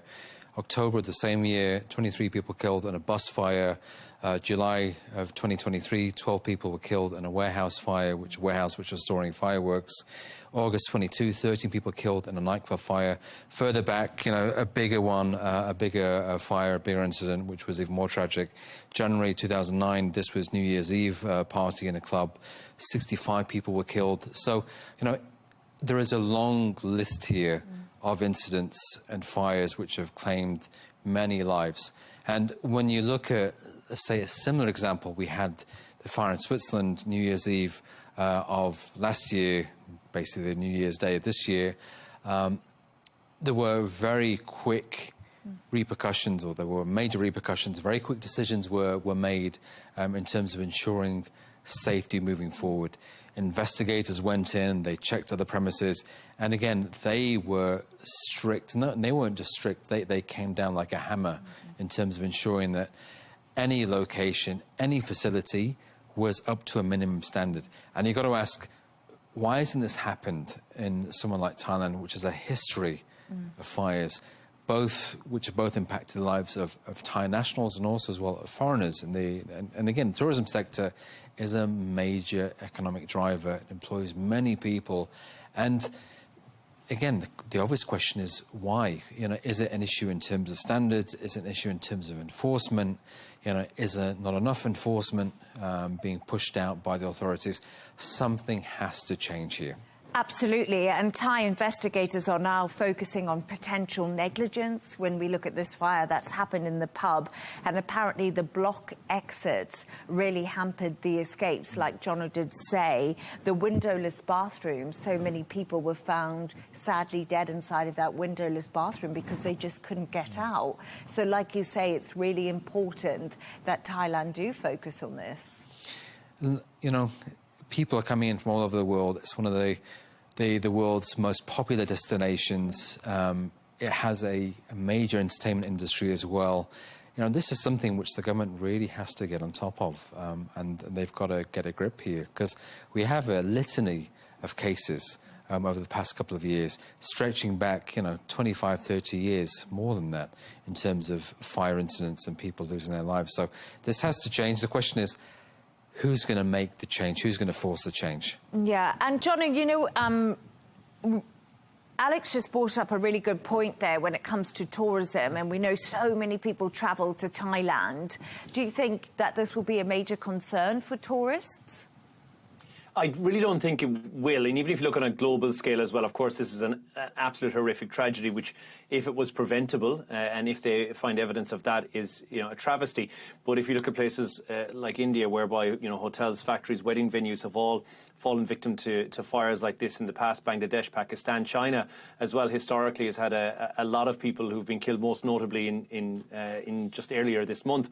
A fire killed 28 people there as well in a shoe factory. So if you look at that historically, the issue for Thailand is that it's in a very tourist-dense, populous area as well. But I have no doubt that the authorities will, again, like Alex said, a clampdown will for sure happen. And we've seen this in the past before. When the Thai government feel that something is at risk for their public, or even for their tourist population, and we've seen this right down to things like shisha and its availability in capital cities like Bangkok. If they feel like there is a risk in that particular thing, there was one small shisha fire which took place from charcoal, and they shut down every place within Bangkok within a matter of hours. So I feel like the Thai authorities certainly will jump on this as quickly as possible and make sure, because they are aware of how important tourism is for the country. They're aware of how important it is to make sure that their residents and that the locals are safe in their own country. So I'm sure that there will be an investigation, and they will put in measures to make sure that something like this does not happen again. And I hope that that will happen very, very quickly.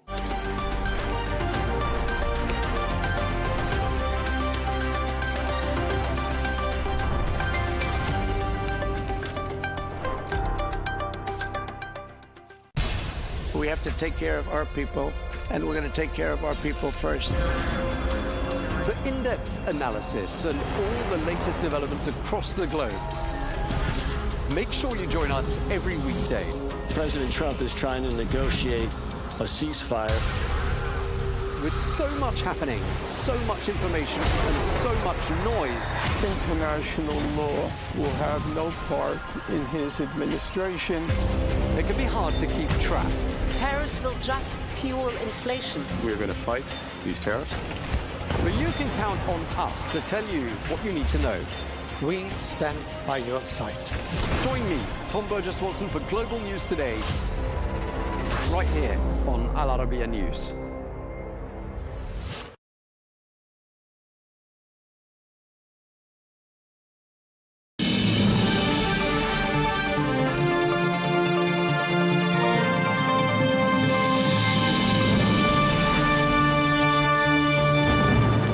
Hello and welcome to Global News Today, bringing you exclusive interviews with leading experts every weekday here on Arabiya English. From our headquarters in Riyadh, I'm Tom Burges Watson. Coming up today, President Trump hosts Iraq's new Prime Minister Ali Zaidi. We examine how the two men got along and what deals emerged from their discussions. Well, as Washington presses Baghdad to curb Iranian influence in the country, we ask, can Iraq deliver on what's being asked of the country? And the US pledges to intensify its bombardment of Iran unless Iran agrees to reopen the Strait of Hormuz. We ask, where might this latest chapter of hostilities be heading? All of that to come in this edition of GMT.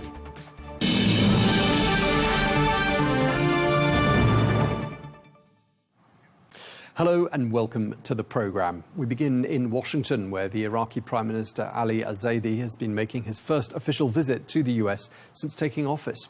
Well, all eyes were on his meeting with President Donald Trump, with many asking, could this mark the start of a new chapter for Iraq, and one that is closer to the United States? Well, if Tuesday's meeting was any indication, the two leaders appear to have hit it off. President Trump praised Prime Minister Zaidi at the White House, calling him young, handsome, and a very brilliant guy. Our relationship with Iraq is, I would say, it went from being not so good to being outstanding. And we're going to have a long-term relationship with Iraq. We're going to have a long-term relationship with a man that will be a great leader. Mark my words. I knew what I was doing. This man is going to be a great leader in the Middle East, beyond Iraq. His influence is going to spread all throughout the Middle East. And he's a young man. He's young and he's handsome, which I don't like. I'm not happy about it. Well, let's get more on this now. I'm joined by our producer, Shadan Hammam, who's here with me in the studio. Shadan, thank you very much for joining us. You've been keeping a very close eye on this visit by Iraq's new Prime Minister, Ali Zaidi, who arrived in Washington yesterday. It's his first foreign trip, isn't it, since he took office in May. Why is he there, and why does it matter? Well, thanks, Tom. This visit, Ali Zaidi's visit to Washington, it comes at a very sensitive time. It comes at a time where we're seeing renewed tensions between Washington and Iran. It also comes at a time where back home in Baghdad, it's facing one of the largest anti-corruption campaigns in the history of the country. Now, both Trump and Zaidi have agreed to these talks, but they both have their own demands. So there's a lot on the table. For the US demands have been clear from the get-go. They want to reduce Iran's influence in Iraq. They also want to see all the weapons in Iraq to be under state control, and particularly the weapons of the Popular Mobilization Forces, which are backed by Iran. They also want to guarantee that we don't see foreign currency being smuggled into Iran via Iraqi banks. And lastly, the US also wants exclusive deals for US energy companies to build alternative energy routes to export oil in Iraq that bypass the Strait of Hormuz. And we can touch upon that point later. Okay, so what I'm hearing from you is that the US has got quite a long list of demands that it's making of the visiting Iraqi Prime Minister. What about viewed from the other side? What would be on Iraq's wish list? What does Iraq want to get out of these talks? Well, for Baghdad, it's about resetting ties with Washington. I mean, the Iraqi Prime Minister, he said it himself. He said that he doesn't want the relationship between the US and Baghdad to just merely be about crisis management, addressing one crisis after the other. He doesn't want that. He wants to go beyond that. He's looking for a long-term, stable relationship with the United States. And actually, on the way to Washington, he took to social media and he he wrote on X, saying that his main focus is diversifying the economy in Iraq. He wants to create new jobs, and he wants to attract foreign investment. He just wants the dollars to be flowing back into his country, really. Right, and as the second biggest oil producer in OPEC, that would stand to reason. Now, energy is going to be a big part of these talks, already has been. And there's these calls for Iraq to reduce its dependence on Iranian gas. Is that realistic? Well, we're about to see, but there are experts that are saying that what Iraq is asking for right now is they want a temporary waiver from President Donald Trump to allow it to still import electricity and gas from Iran, but without being subjected to U.S. sanctions. So we're still going to see how that plays out. Whether Trump is going to agree, we're yet to find out. But perhaps the biggest energy move is that Iraq is actually asking the U.S., is asking U.S. assistance to help it find alternative routes to export its own oil without using the Strait of Hormuz. So bypassing the Strait of Hormuz, this is a big, big move because it sends a signal to Iran.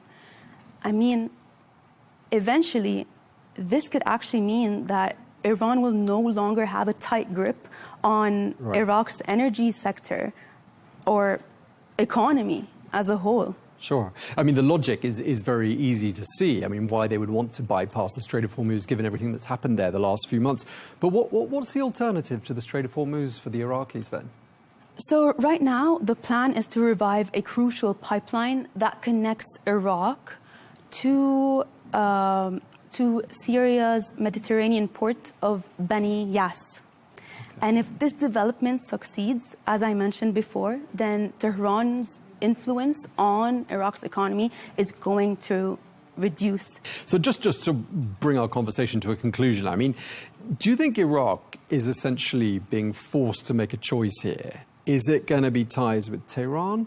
Is it going to be ties with Washington? Or can it have both? Tom, that's a very good question.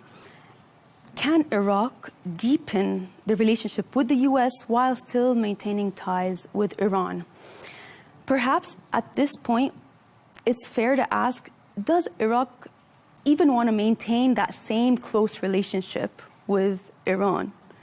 We still don't know. This Iraqi prime minister, he's the youngest Iraqi prime minister to date. So we don't know which direction he's moving Iraq towards. Will Iraq move closer to the West, or will it stay within Iran's orbit? He certainly is very young. I was just looking him up. He's only 41, which means he's half the age of President Trump. And, you know, the body language, the chemistry, looks like they got on pretty well, doesn't it? Yes, it looks so. Certainly looks that way. All right. Thank you so much to our producer, Shadan Hammam. Thank you very much indeed. Thank you. Thank you, Tom.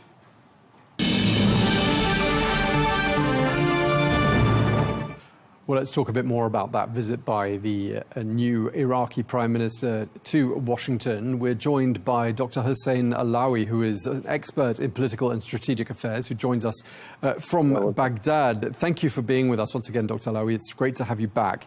Let's start by talking about the optics. These two men, President Trump and Prime Minister al-Zaidi, held an unscheduled lunch because President Trump said the chemistry between the two men was so tremendous.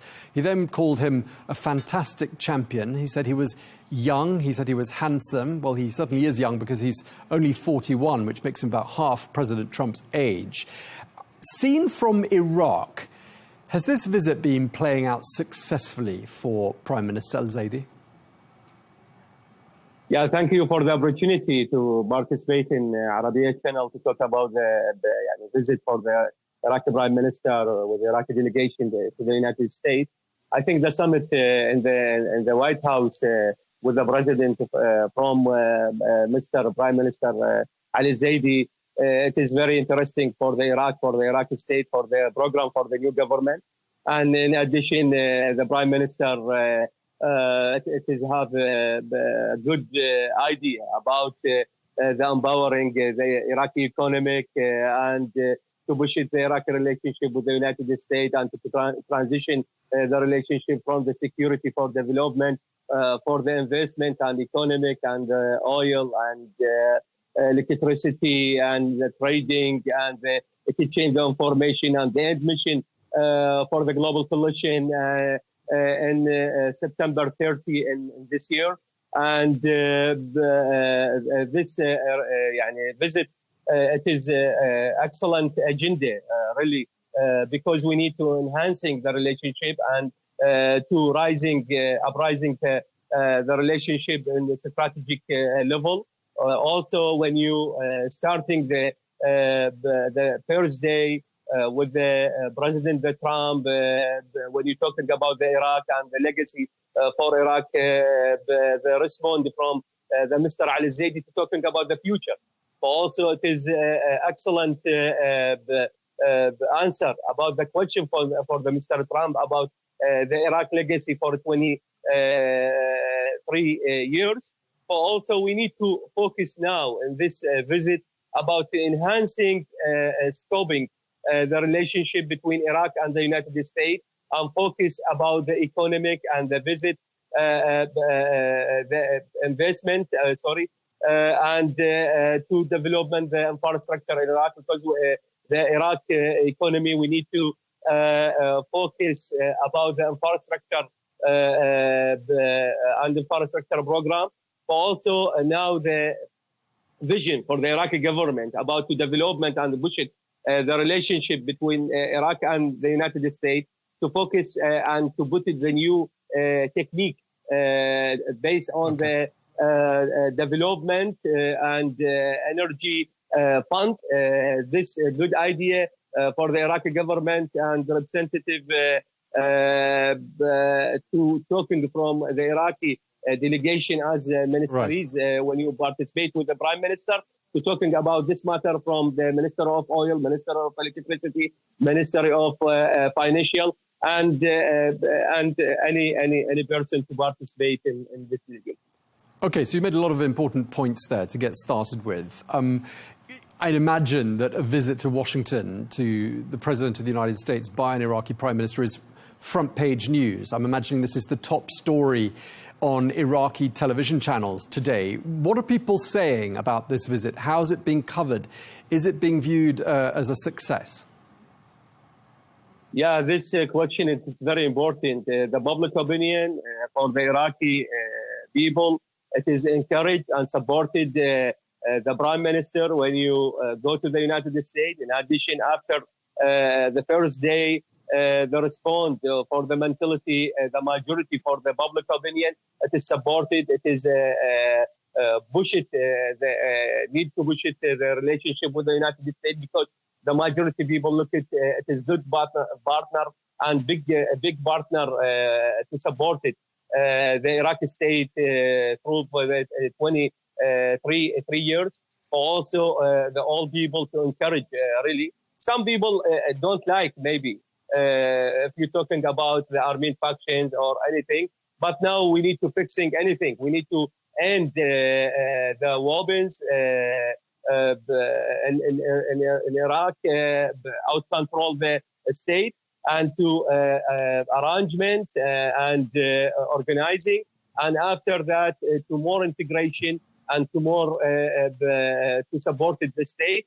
Also, the strategy for the Mr. Ali Zaidi, the Iraqi first, it is mean for the Iraqi people. It is ambition about to enhancing anything, to fixing any stopping in the Iraqi economy, and the majority now people collective the Iraqi youth 60%.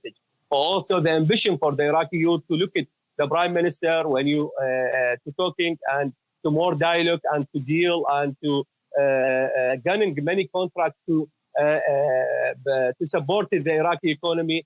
It has been to building the new future for the Iraq. Also, we need to fixing anything. We need to use the outcome for the visit for the United States, and to continue the relationship with the United States, with all the member the state from the international community.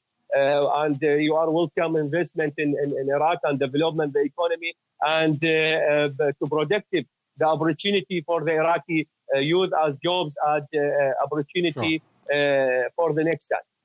Yeah, I mean, it's just interesting looking at the profile of Prime Minister Zaidi. He's young, he's much younger than President Trump, much younger than the typical politicians we're used to seeing, even in Iraq. And I wonder what it was about Prime Minister Zaidi that made President Trump decide this was someone he wanted to work with? Yeah, Zaidi have a good skill, really, in the financial and to management the project, to support the private sector. But also now need to look at this value, this skills, to more integration, to management, the position as the prime minister. But also when you're talking with the president, the Trump talking about when you're analyzing to many problems in Iraq economy, we need to work with the United States as a big partner to resolve the problem and to work directly with the company from the United States in electricity, in internet, in financial system or anything. Also, we need to more integration between Iraq and the United States to transition the value and mentality for the prime minister to executive on the landscape in Iraq and to more productive to touch from the Iraqi people about the change when you came, Mr. Ali Zaidi, to lead the government and to work with all parties and the blocs and to support the Iraqi state to building the new future, the new economy, the new idea to management the state. President Trump saw the former Prime Minister Nouri al-Maliki as being too close to Iran. And in Iraq, it's known that Iran-backed armed groups are extremely powerful.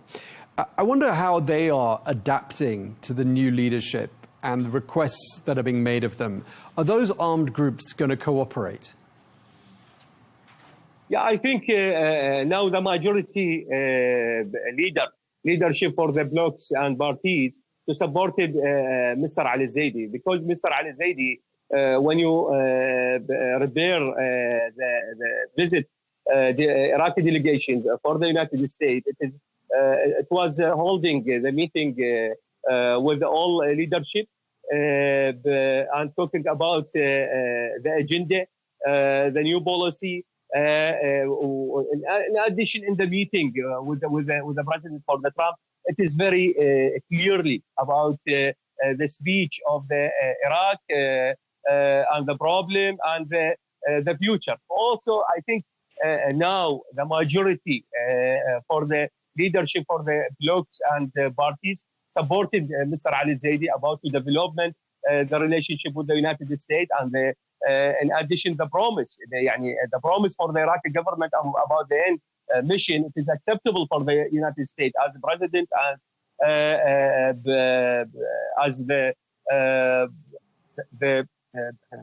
minister or for the war in the United States. It is emphasized about the date September 30 in this year about the end mission for the U.S. Army and the global coalition. Also, it is a good goals achievement for Mr. Ali Zaidi when you visit the United States, and to work together about to building the state and to enhancing the relationship with the United States in the economic investment and the good service for the Iraqi economy. Yeah, I mean, September 30th is going to be a really important date for Iraq, of course, as you say, and U.S. forces leaving the country is a really big step. We heard from Prime Minister Ali Zaidi saying, "We will not allow any entity to bear arms outside of the state." Do you think we're coming up to, in September, a slightly dangerous phase for Iraq? Are you concerned about that? No, I think it is a good time for 2 months for the Iraqi government to lead the initiative about the end the weapons in Iraq and to encourage the armed factions to more integration in politician community and society. In addition to uses the main power in armed factions to more integration in BMF in addition to organizing for the Iraqi armed forces. This time now, it is three armed factions. It is integration in this process.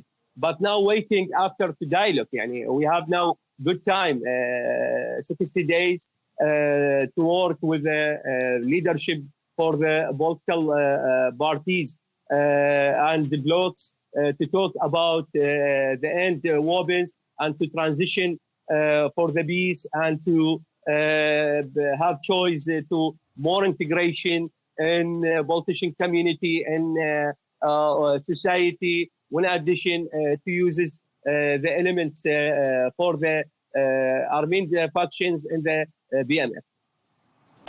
I want to ask you about one of the big announcements that's come out of this visit to Washington, these huge new oil partnerships that have been announced between the United States and Iraq, which I'd like to remind our viewers is the second biggest producer of oil in OPEC. So clearly deals that are potentially very good for both countries.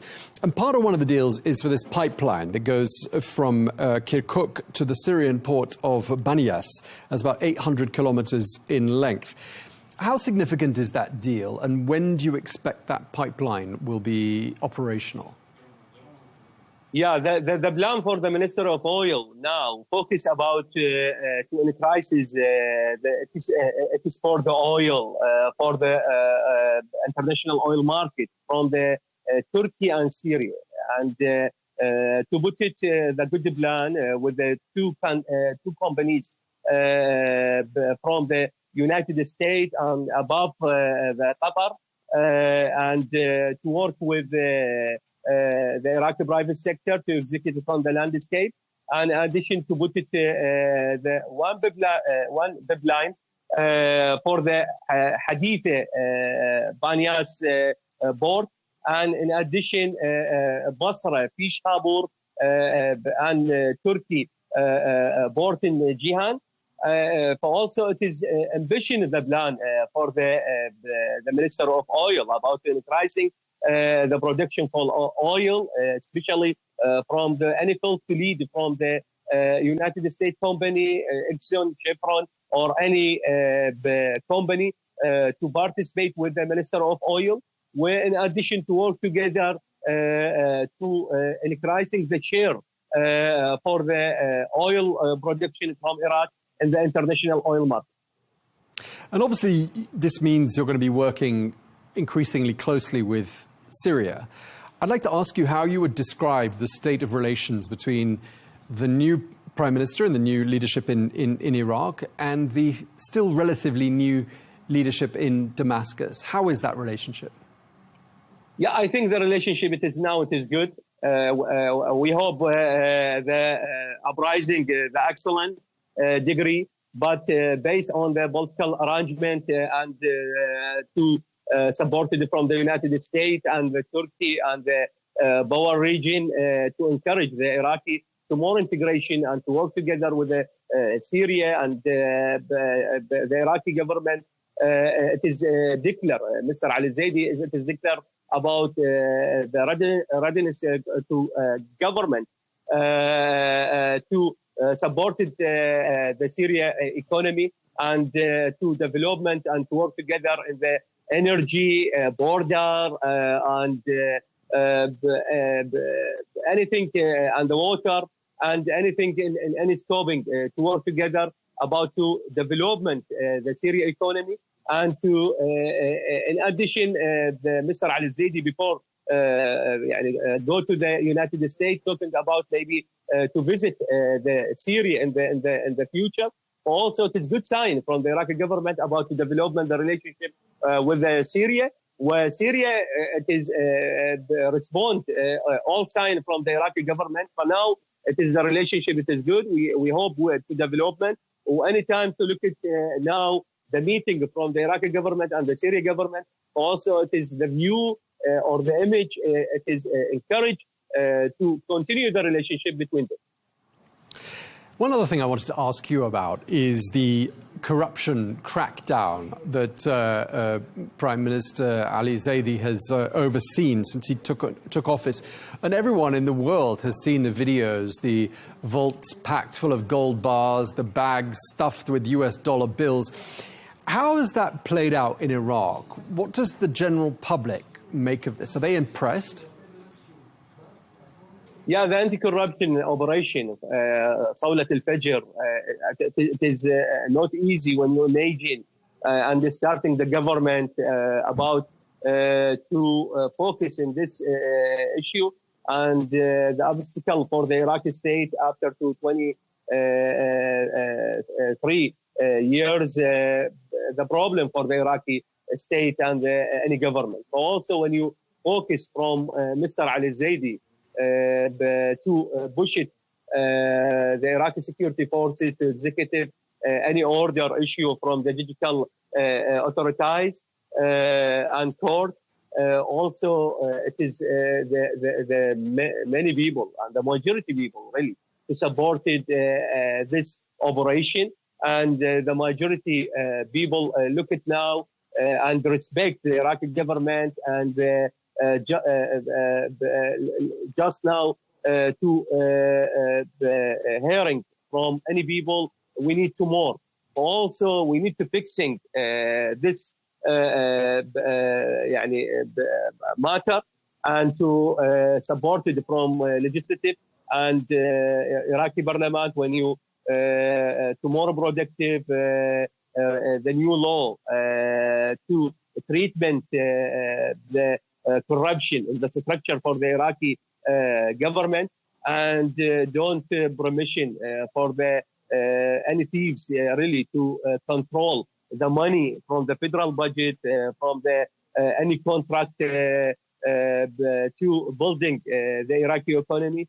Also, it is good indicator for the world and the international investment and international companies. Also, now when you look at many states and or a statement issue from the United States, when you visit the Iraqi government, the United States is supported this operation.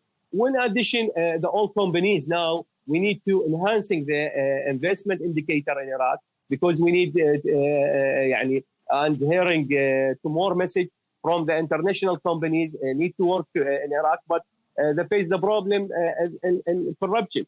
But now when the Iraqi government to seize the corruption and to control and to support it from the Iraqi digital authorities and the Iraqi parliament and the people, when you observe any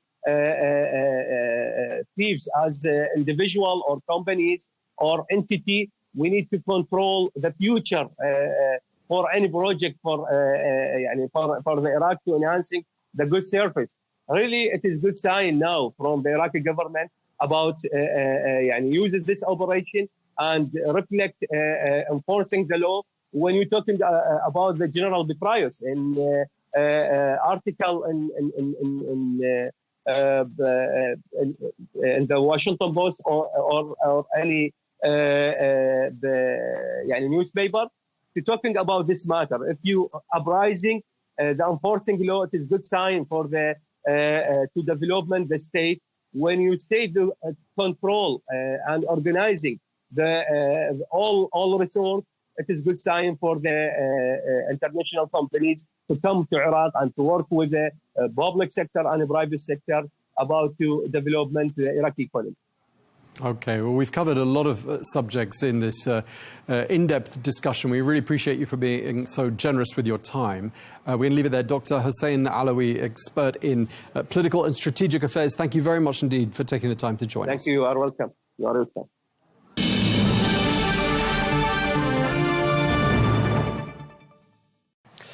Well, while Iraq is seeking to strengthen ties with Washington, the United States standoff with neighboring Iran is showing little sign of easing. While the latest exchanges of strikes have once again shifted the focus to Tehran's nuclear ambitions and what comes next. Well, US Central Command says it has begun a new round of attacks on Iran to take out coastal military installations that have been targeting commercial shipping. Well, according to Iranian officials, more than 30 civilians have been killed during the course of the past few days.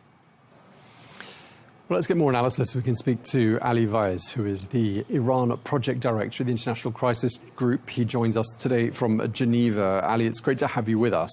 I'd like to start by asking you about a piece you've written for the New York Times. This, of course, in the context of us being back to where we were, let's say, in April. Why didn't the MOU that was drafted several months ago have the impact of paving the way to peace? Why are we back to perhaps even a worse place than square one?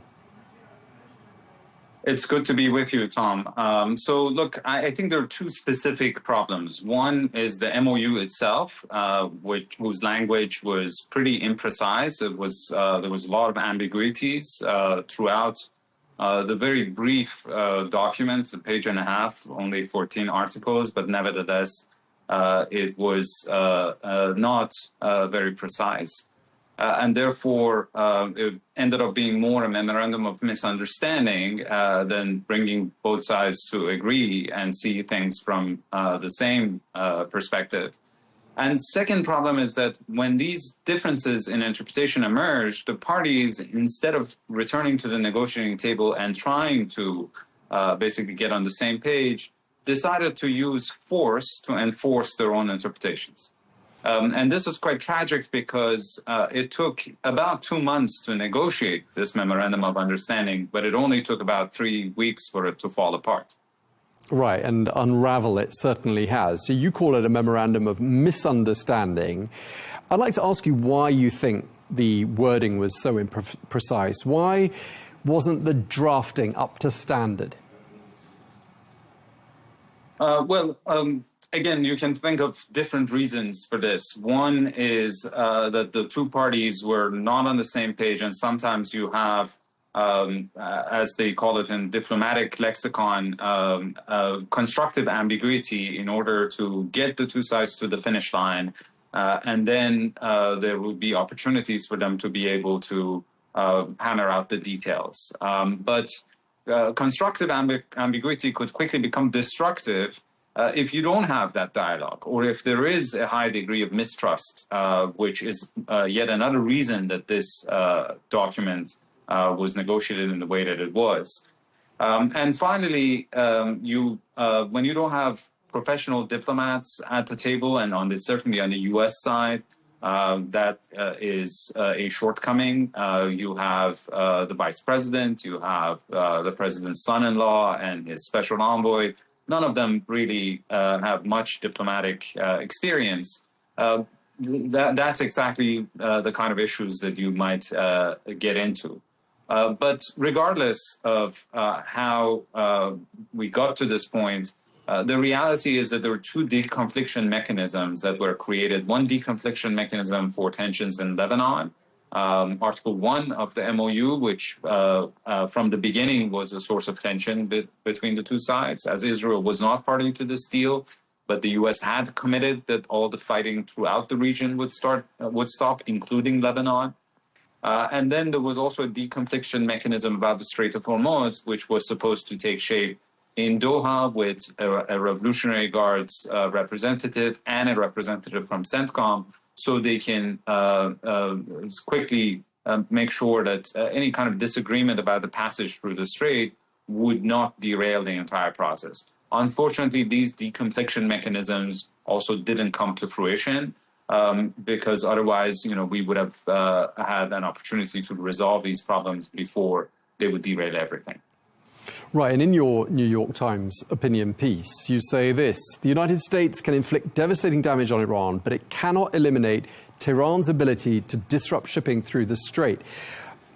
For people who are watching, who think, right, we've got all of this military hardware deployed to the region, aircraft carriers, military aircraft, and so on, why can't the United States just seize control of the Strait of Hormuz? What's stopping them? Well, the cost and the risk of it. It is possible for the United States, of course, the mightiest army in the world, to achieve any tactical military objective. But there is a price tag attached to it.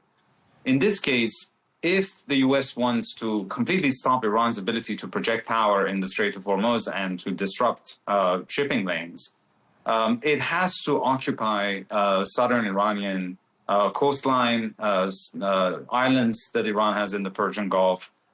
This would probably come at a cost of several dozen, if not more, U.S. troops. If the U.S. is to hold to these islands, then we were talking about hundreds of thousands of casualties and fatalities.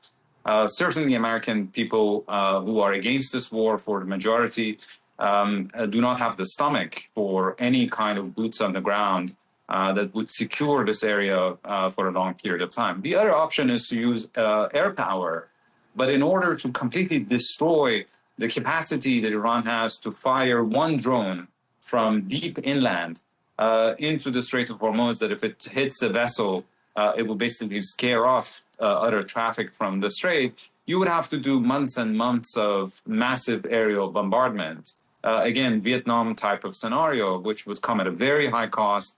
That means that the strait in this period would remain closed, and the energy stockpiles that exist already and they're kind of depleting would go over a cliff. And so we would have a global economic recession. So yes, it is technically speaking possible, but not at a palatable price. Right. I mean, President Trump has said things in recent days like he might finish the job, and he's talked about targeting the bridges and the power stations next week. I mean, he's said things like that before, and he hasn't followed through on them. And I'm wondering why you think that is. What's stopping him? I know you gave some of the reasons just now, but what else do you think is going through his mind that's making him hesitate and bringing about this element of restraint, shall we say? So, look, if President Trump is to go beyond military targets and go after civilian targets, in addition to the fact that this will be a war crime, it would result in Iranian retaliation against infrastructure in the rest of the Gulf countries.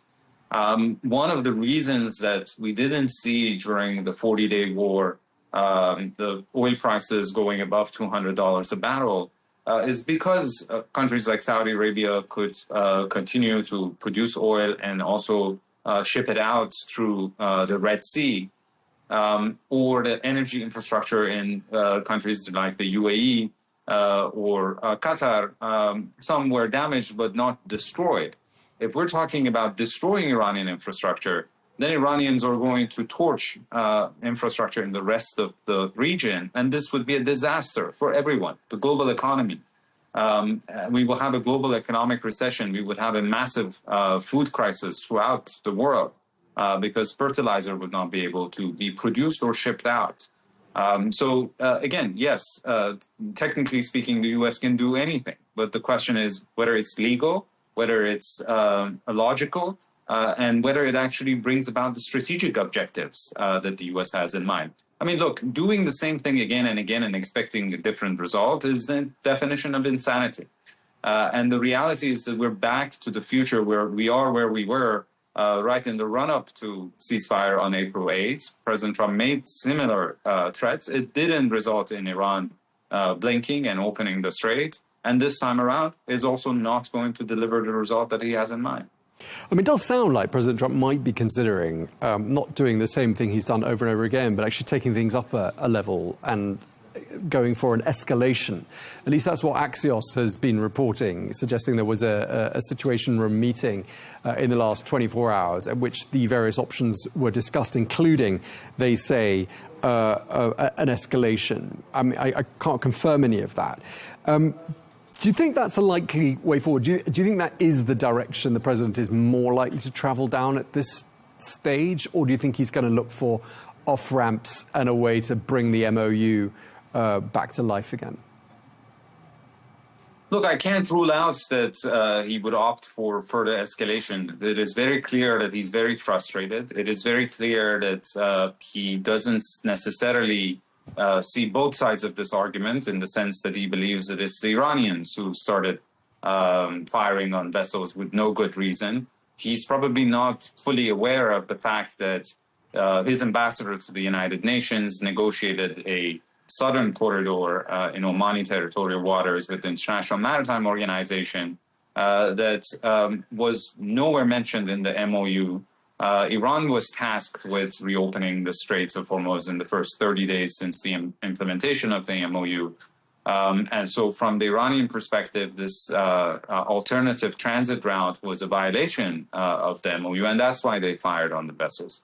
The president probably is not fully aware of the fact that the deal that his Secretary of State, Marco Rubio, mediated between the government of Lebanon and Israel was also, from an Iranian perspective, a violation of the MOU. He probably also doesn't know that the release of Iran's frozen assets in Doha were delayed. And so, the Iranians also, just like President Trump, believe that the other side reneged on its commitments and didn't fully deliver. But in any case, President Trump is frustrated, he's impatient, and he wants to be able to change these dynamics. He probably still thinks that more coercion would eventually, magically, conjure the kind of result that he has in mind.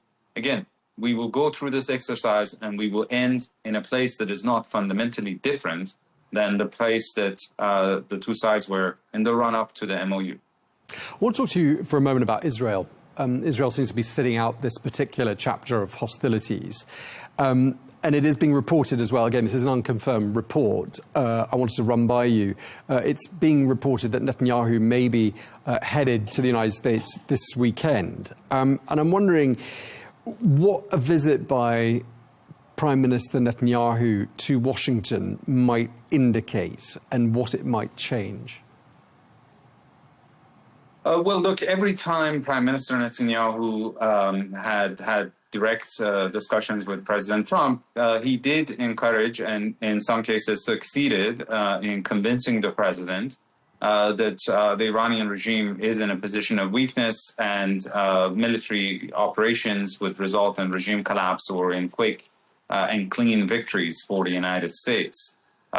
It does appear that he has been discredited by overselling how easy it would be to achieve those objectives to President Trump last February. But in any case, he has said, and he does believe, that the job is not done. The threat across the board from Israel's perspective still exists. Iran still has a pathway to nuclear weapons. Its ballistic missiles and drones are still a threat, as are its partners and proxies in the region. And so he is going to push for additional military strikes. The question would be if President Trump would, now that Prime Minister Netanyahu has been discredited, would still buy into his arguments and would still take the risk because he's also frustrated, or that he would learn from experience and would resort to a different kind of approach. Again, it's a very risky business to predict what President Trump would do because, as you know, he's famously unpredictable. It certainly is a difficult thing to do.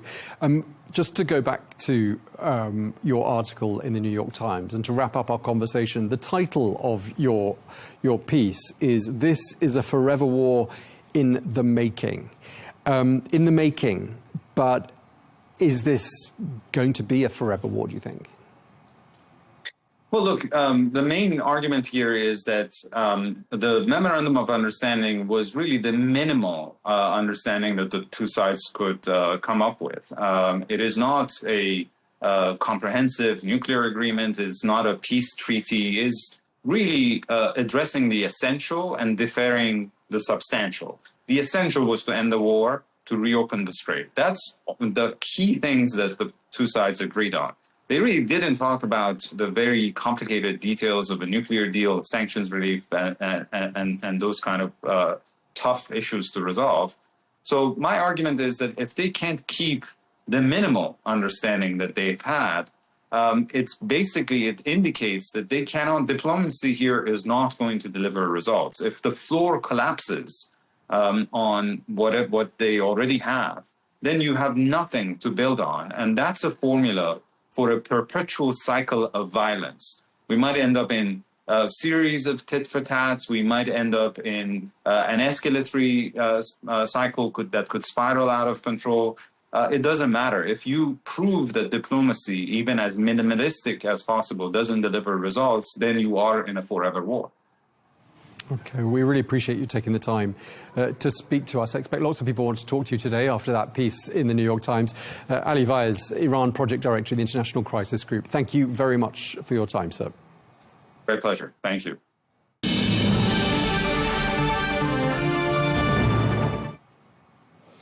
Well, let's get more. We're joined now by William Alberg, who is the former director of NATO's Arms Control, Disarmament and Weapons of Mass Destruction Non-Proliferation Centre. He joins us from Berlin. Thank you so much for joining us once again.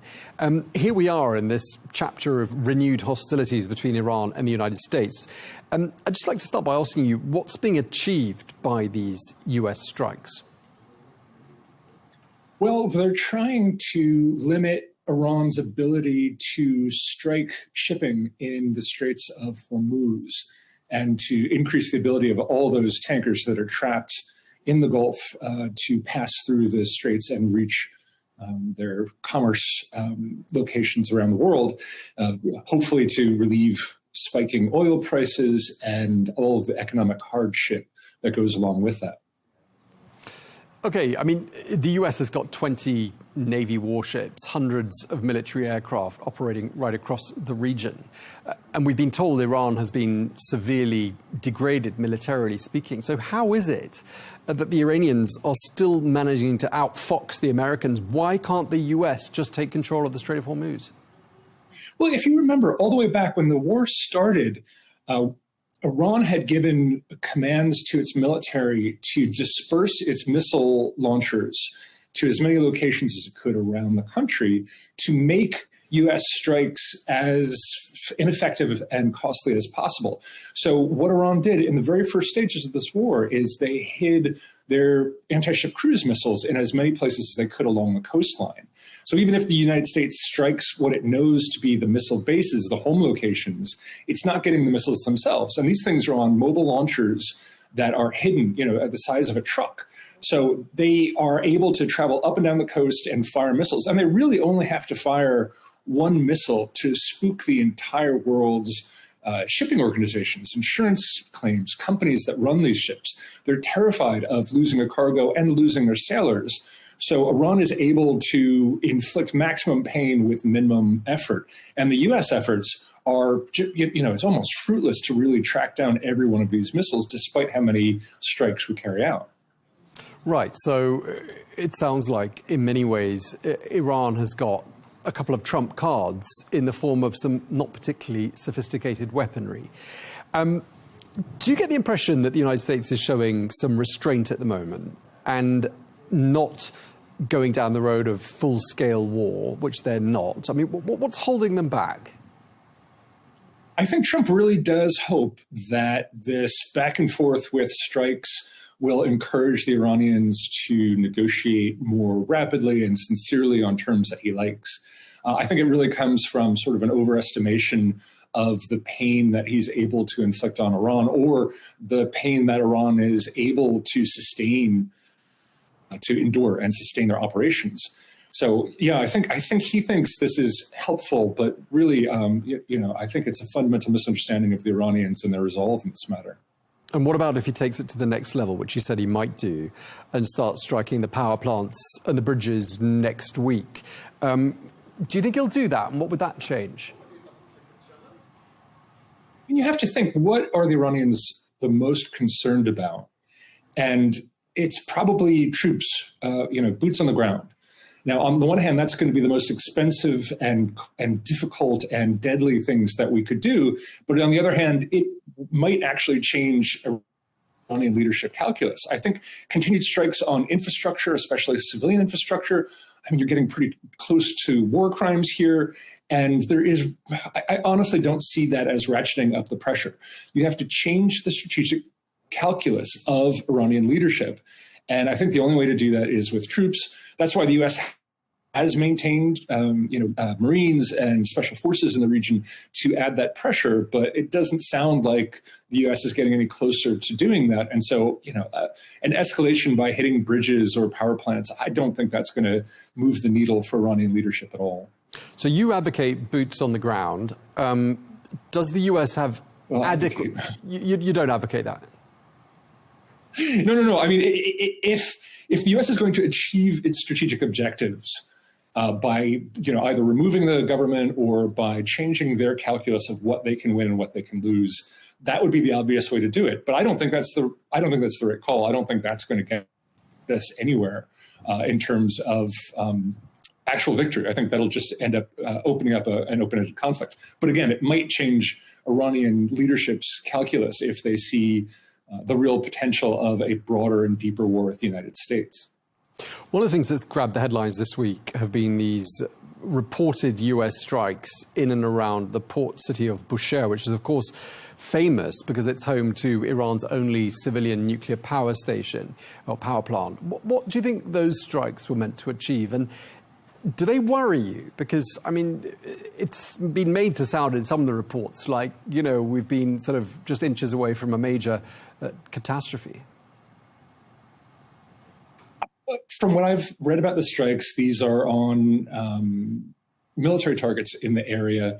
They're not close to the reactor. We have to remember these reactor sites are very well defined, and it would be incredibly unusual for the United States to attack one of them.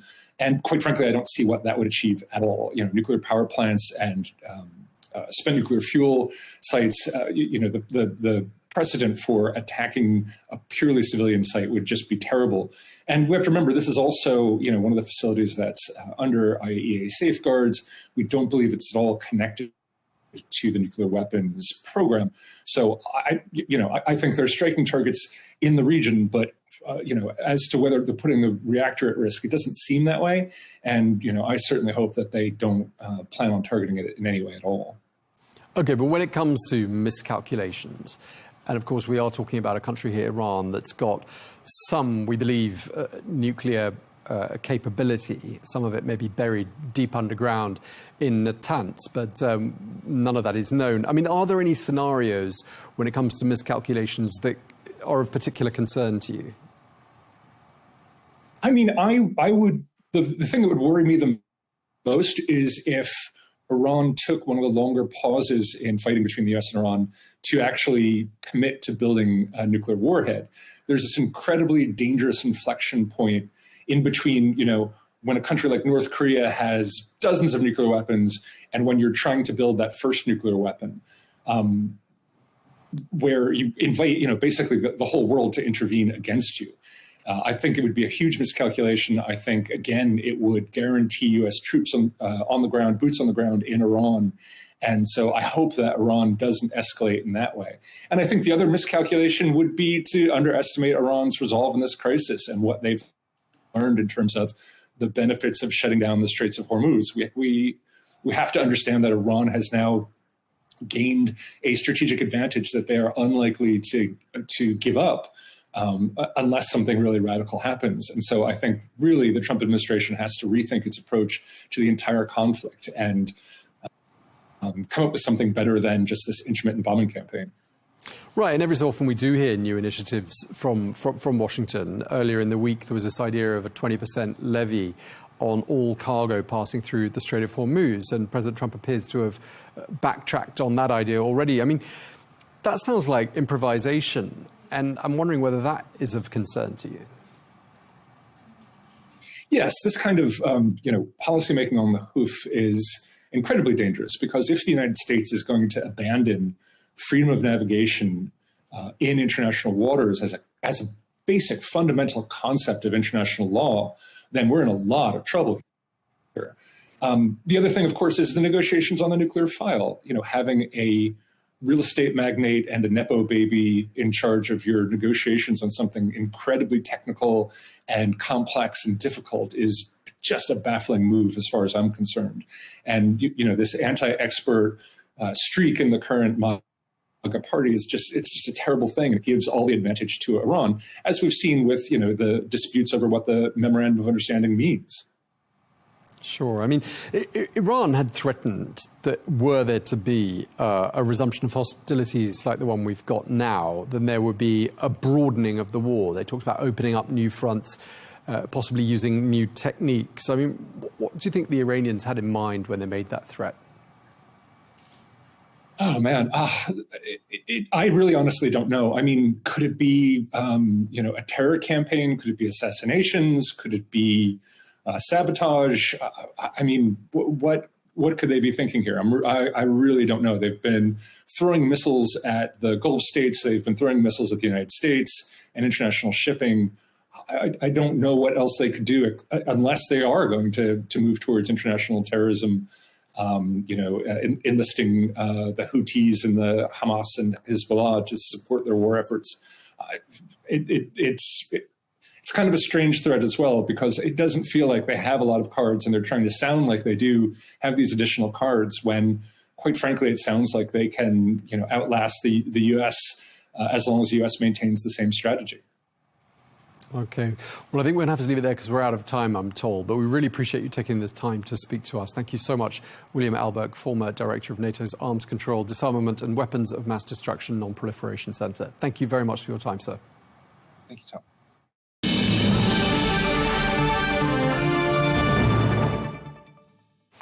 Well, that's all we've got time for on Global News today. Thank you very much indeed for watching. Do join us tomorrow for more exclusive interviews. Until tomorrow, bye-bye.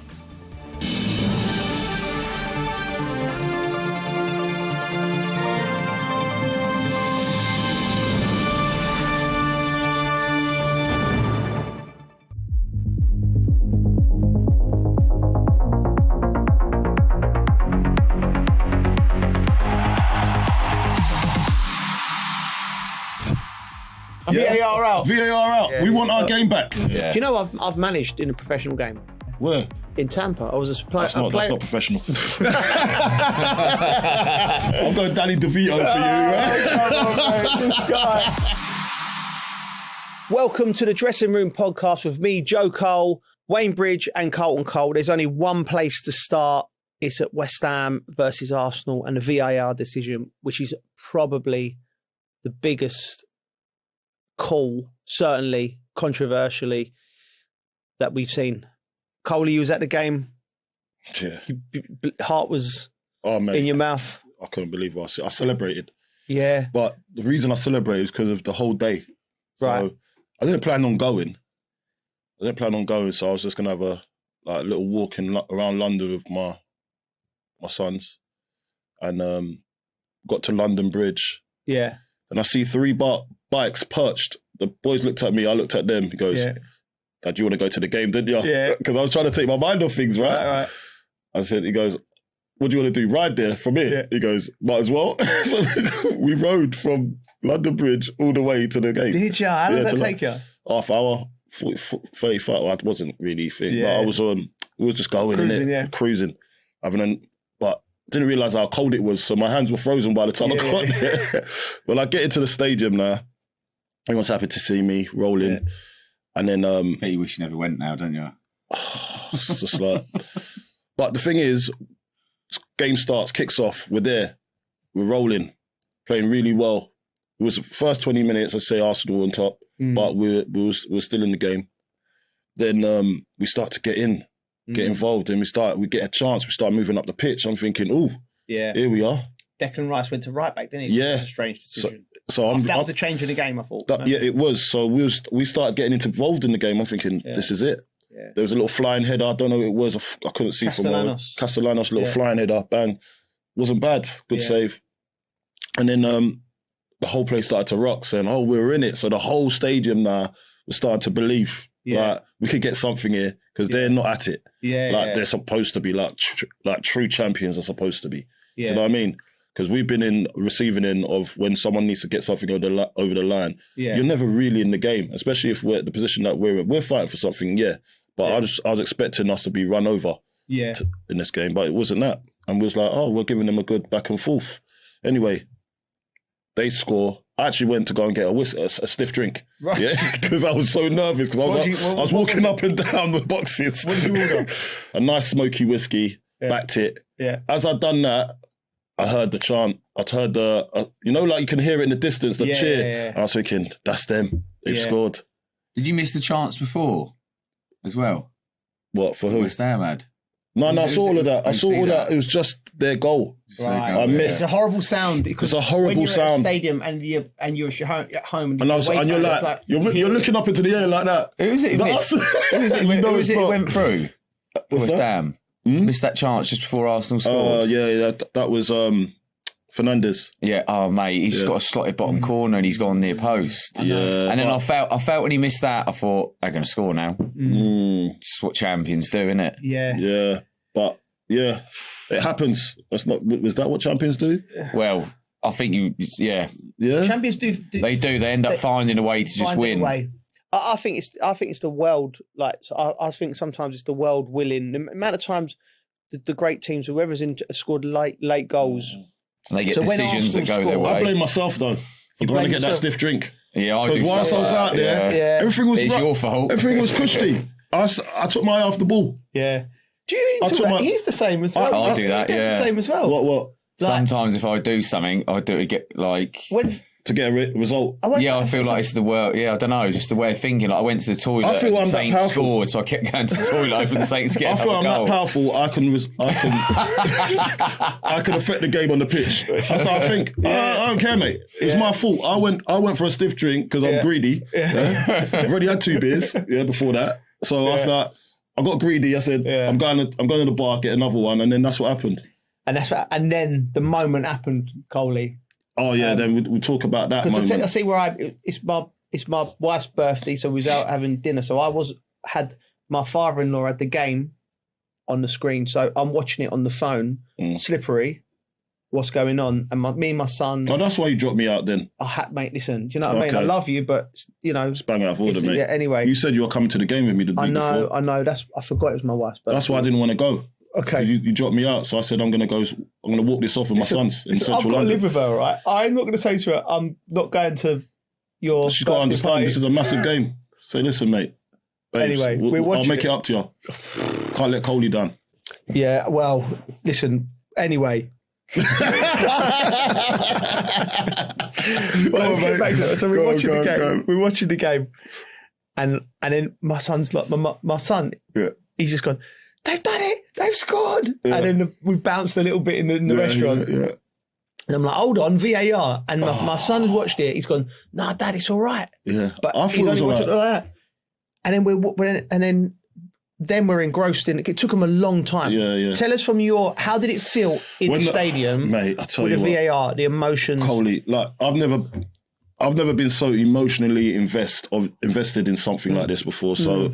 I've seen it happen, but it's never been us. Like, and when something so big's riding on it, like, so obviously Callum Wilson puts in the net. I looked at it first, and I see it go over the line because the player that I think he heads it out or he clears it, he's over the line. So I knew the ball was over the line. Where I was sitting, where my angle was, I knew it was over the line. So I said, it's a goal. Yeah. And then when the referee points to the centre circle, I was like, yes. So I done a running jump into the glass window, right? If I was younger, I'd have done a backflip as well, right? Because I was that excited. And then you've never been able to do a backflip. Oh yeah, it's true. Yeah, go on. Well, I in my head, right? So anyway, I go and bang on the glass. Yes. So I'm there. I'm involved now, innit? As a fan. Yeah. Do you know what I mean? I was like, I can't believe it. Was the place rocking? Rocking, Coley. Yeah. Like, imagine me there. Yeah. Energy, bruv. Yeah. Like, energy god. We're on it. Energy. Yeah. And then it goes, VAR. I'm like, yeah, don't worry about it. You know what I mean? Positive. No, they ain't going to find nothing there. Yeah. Do you know what I mean? Then it takes longer. Then it's taking longer. And I'm thinking, then he's getting called to the VAR point, and then all the players are lined up behind him, and they're all chanting at him. Jared's chanting at the ref, saying, obviously you can see what's going on. Everyone's nervous. Callum's like that. Come on, ref. You can see them talking to the ref back. Yeah. But the ref's looking at the screen, and I'm like, look at this. This looks surreal. Was he so take us there, right? So. Emotion, bang, the goal's gone and the whole place is rocking. The whole place is rocking and then there's a dampener. Pops up, then it's that feeling, and then it's the intensity. The intensity now, we're there, we're like, we don't know what's going to happen next. The suspense. Yeah. It's just too much. So and then take us into when the ref disallows the goal. What's the stadium like? What happened? All right, so the ref's disallowed the goal now, and he's come up on the mic and he's explained himself. Yeah, and we're saying that is bang out of order. Right. They want Arsenal. So everyone initially saying like VA Arsenal. Yeah. Do you know what I mean? Everyone's saying that like they've just everything's in their favour, whatnot. Because I didn't actually see the incident. I only saw obviously the goal go in. Yeah. And obviously there must have been something that's happened. And I didn't realise until I went inside to the box. Yeah. And I looked at it and I was like, well, yeah, there was something there. I've got to be fair. Definitely his arm's gone across. And they're looking at that. But I'm like, how's it taking that long for you to come up with that decision? Like, obviously you're looking at other stuff leading up to that. Yeah. So there must have been other things. So I'm looking, but they didn't show us that part on the replay. They just showed us that part. Yeah. Do you know what I mean? So everybody was kind of confused to saying, and then everyone was the people around was having a little go at Pablo, the poor lad. Yeah. But when I looked at it, he goes, why is Pablo even doing that? Like, what is he? Typical strikers. Like, so I was looking at it, I was like, well, it looks like he's being pushed into him. So he has to have his arms up. Like to balance and try. You know what I mean? I don't think it, and when you analyse it, how have they not seen that he's being hugged into Raya's position? So he's been pushed in there. So obviously your natural thing is you're gonna put your arms up, and then it just happens to be that Raya was underneath his arm. He didn't line him up and go like that. Do you know what I mean? He didn't even. It could have been anyone there. Yeah. But because it's the goalkeeper, it makes it sensitive. Right. So Darren England, who's in charge of VAR, this is what they said. He's identified that Pablo's arm was in an unnecessary position across the Arsenal goalkeeper Raya's chest, clearly impeded his ability to move and catch the ball. Darren England believed this action had a direct impact on the outcome of the goal and therefore a foul should be awarded. VAR is to identify any contact that has or is likely to have a direct impact on a key outcome, in this case, a goal. Who is this guy? Who's this Darren England? Darren England. Has he ever played football before? Listen, look, has he ever walked on a balancing beam? I don't know if we've got that information on him. I need to know, because this guy says he's on an unnecessary position. Who deems it unnecessary? Yeah, exactly. Well, that's the problem, right? So let's take this back, right? Because I looked at it, and I've looked at it multiple times, right? So first of all, the goal's been disallowed, right? The ref for me is in a situation where this is their fault, VAR's fault. They've allowed this to go all season, right? You footballers and football managers, we will bend the rules as much as we can for our own advantage, right? So straight away, VAR is supposed to be for like, think about how we were taught to defend from corners, right? You can't grab if you grab a shirt, it's a foul, right? Okay, if you hold someone like that, it's a foul. You can put your arm on someone like that, right? Just because you're feeling them, and you're supposed to be. If you're marking or blocking, you're supposed to be always watching the ball and watching the man, right? And that's the art of defending, right? That was what you get taught, right? Now, first thing I saw when I saw it was a Trossard not even looking at the ball. Like, it just blows my mind how that's allowed, right? Arms like that. Focusing, so 2 arms. Focusing on the player. Declan Rice, like that, right? That. So like, I'm like, who's the other geezer? I'm holding Mavropanos' foot. Yeah, there was it's a tag team. Tag team action. What's going. Where's the W? I don't know what WWF. It's like I don't know. Do they discuss and go? You grab his foot. Yeah. I don't know what they're doing. Don't worry about these cameras. We're all right. We're all right because we'll get away with it. And this ain't us battering Arsenal, Bridgie, because Arsenal are just the best at pushing it to the limit, right? And I think it's pathetic from the referees and VAR. We'll get into that in a minute, but we'll just look at this incident, right, to say why it's wrong. Yeah, they're saying his arms in his face, right? There's 3 fouls going on before that by your players, right? So basically they've gone. If you would have got the cameras on every one of Arsenal's or any club for that matter of fact, but with Arsenal's case, their corners and gone right. The goal's gone in. Someone's headed the ball in. Right, we need to find a foul. You will find a foul. Definitely. You will find a foul because they're not doing that. And this is annoying me, right? The referee, I'd much prefer to lose a game because it hurt, right? I'd much prefer to lose a game, right? And I've lost big games in our career, right? The ghost goal at Liverpool, Lampard's goal with England where it's gone over the line, right? Worse than this, right? But it almost feels worse because you've got these bunch of, these referees and VAR, they're all in it, right?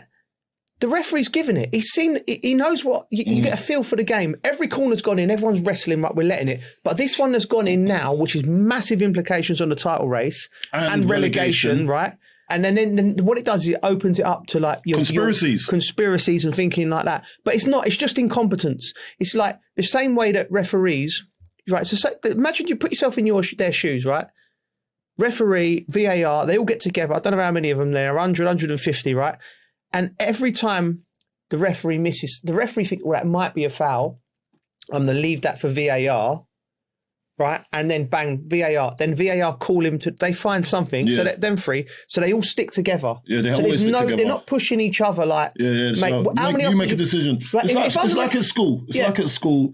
My son, he might say something wrong to a teacher, but another teacher might not think it's wrong.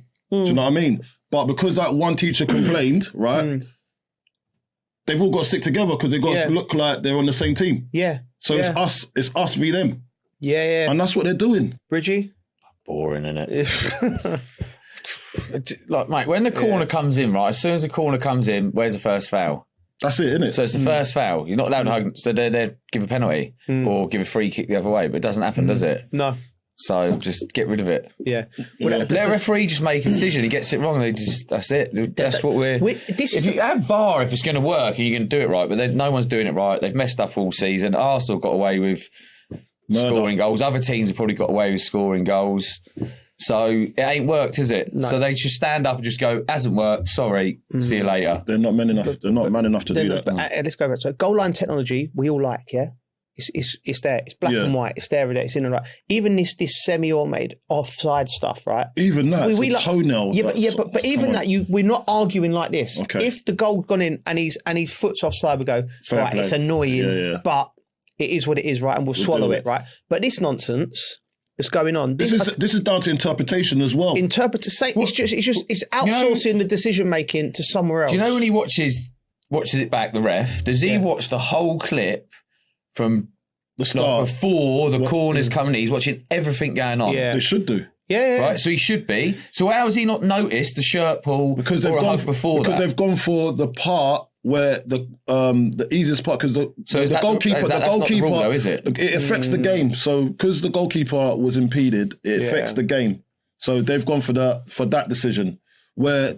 To get to that point, when it did affect the game, there were fouls leading up to that point. Do you know what I'm trying to say? The game's getting affected constantly. But I feel it's a cop-out because you need to eradicate the start of that because it's a chain reaction. You foul that person, that fouls, and then it gets to the goalkeeper when the goalkeeper's being fouled, and then that's the one that they want to blow up. That's where it's wrong because I'm saying, and you're saying, stop it at the source. Stop it at the source. Don't put your hands on him. Don't put your arms around his waist, pushing him into the goalkeeper. There's too many things going on. And then obviously, as I said, he's got his arms out. Yeah. So what are you supposed to do? Just be like that. What's a natural position? Darren England, right? Who was pushing him? Who was pushing him again? Trossard. Right, Trossard's not a big lad, but he's a professional footballer, right? Yeah. You know, if he comes in and he's nudging you, and you put your arms by your side, you're falling over. Yeah, of course you are. What are you going to just... We're not cones. You've got to put your arms up. We're not mannequins. And you put your arms up in a box, so I've got no problem with an arm going there. Yeah. What I've got a problem is that and that. Yeah. Do you know what I mean? Because when you jump like that naturally. Yeah. When you're trying to hold balance, you've got to move your hands. Yeah. Someone's pushing you and you're trying to go... and trying to head a ball, obviously, he's not looked at him and says, it's the goalkeeper. Yeah. It's too quick, happens too fast. It's the goalkeeper. I'm going to put my arm around him. It doesn't work like that. So it needs, something natural has to happen here. Can I put another layer on this, what I think's happened? Like, we're going to be, like... but it's a foul. It's a foul, right? It's a foul. West Ham got stiffed. Arsenal had a right touch. Anyway, but I want to say, the reason I think this won't get changed is because FIFA, UEFA, the FA... useless. right? You can say that. Premier League, right? They've all got together and they've gone, we want to put this technology in, because they've looked at tennis and gone, right, that works, and Hawkeye and all that, and they've gone, right, we're going to put that in. So there would have been some kind of committees, companies, lots of money involved. We're going to change this. We're going to do this. It's going to get football better. And they've all pat themselves on the back. How clever are we? We are the leaders. We're going to make football better, right? It's been there for 5 or 6 years now, right?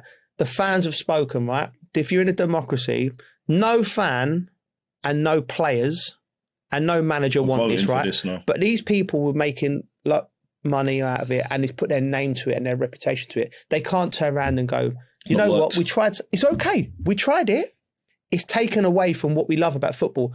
West Ham have got taken away, and fans in that stadium got taken away a beautiful moment where they've fought, they've dug in, and they've got a point and they're in the game. Arsenal would have been a bad moment for them, but it would have been the right. You're losing the moments, basically. You know, sometimes there's no point in celebrating a goal. Well, you do. You see players. Do Arsenal want to win or lose games like that? Do you know what I mean? Do they, in this era, do they want to win? Don't they also want to win it cleanly? You want to win anyway. If you are them, by the way. If you are them. If you're Arsenal today, you are buzzing, right? Yeah. But you got to give them credit. Do you know what I mean? Know where they are. Yeah, no, got absolute credit. Like, I've made my peace with them. I think they're a brilliant side, and I think they're going to win the league. Made my peace. What have they done to you in the past? It's only because he's got a few Arsenal friends now. No, I've always had Arsenal friends. I'm happy for them, right? I'm not one of them that really don't do you know what I mean? It's about time they won something. It's been a couple of decades. VAR's just got to go because it's too inconsistent. So it's just got to go.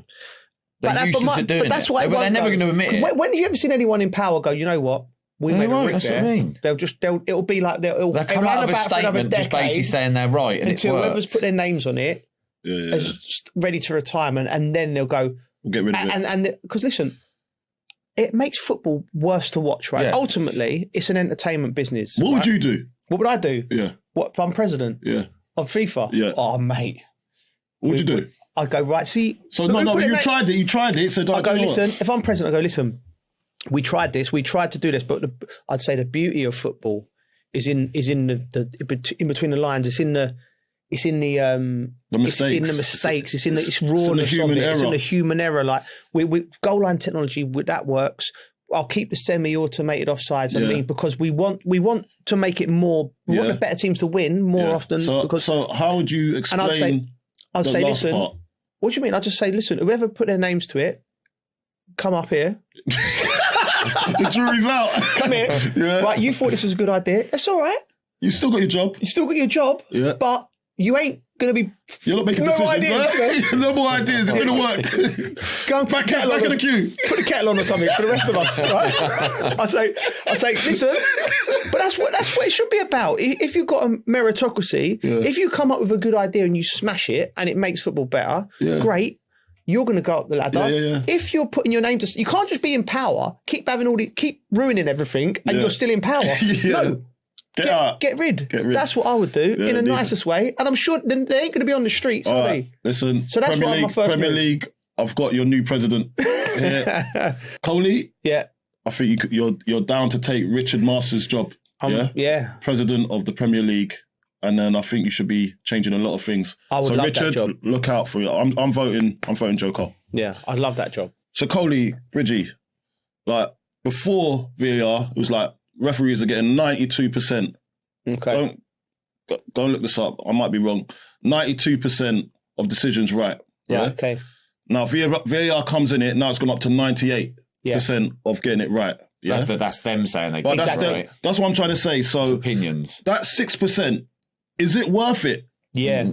No. To take the fun out of the game. No. That VAR, taking the fun out of the game. Is that 6% really worth it? Absolutely not, mate. It's not, is it? So we need to there needs to be a petition.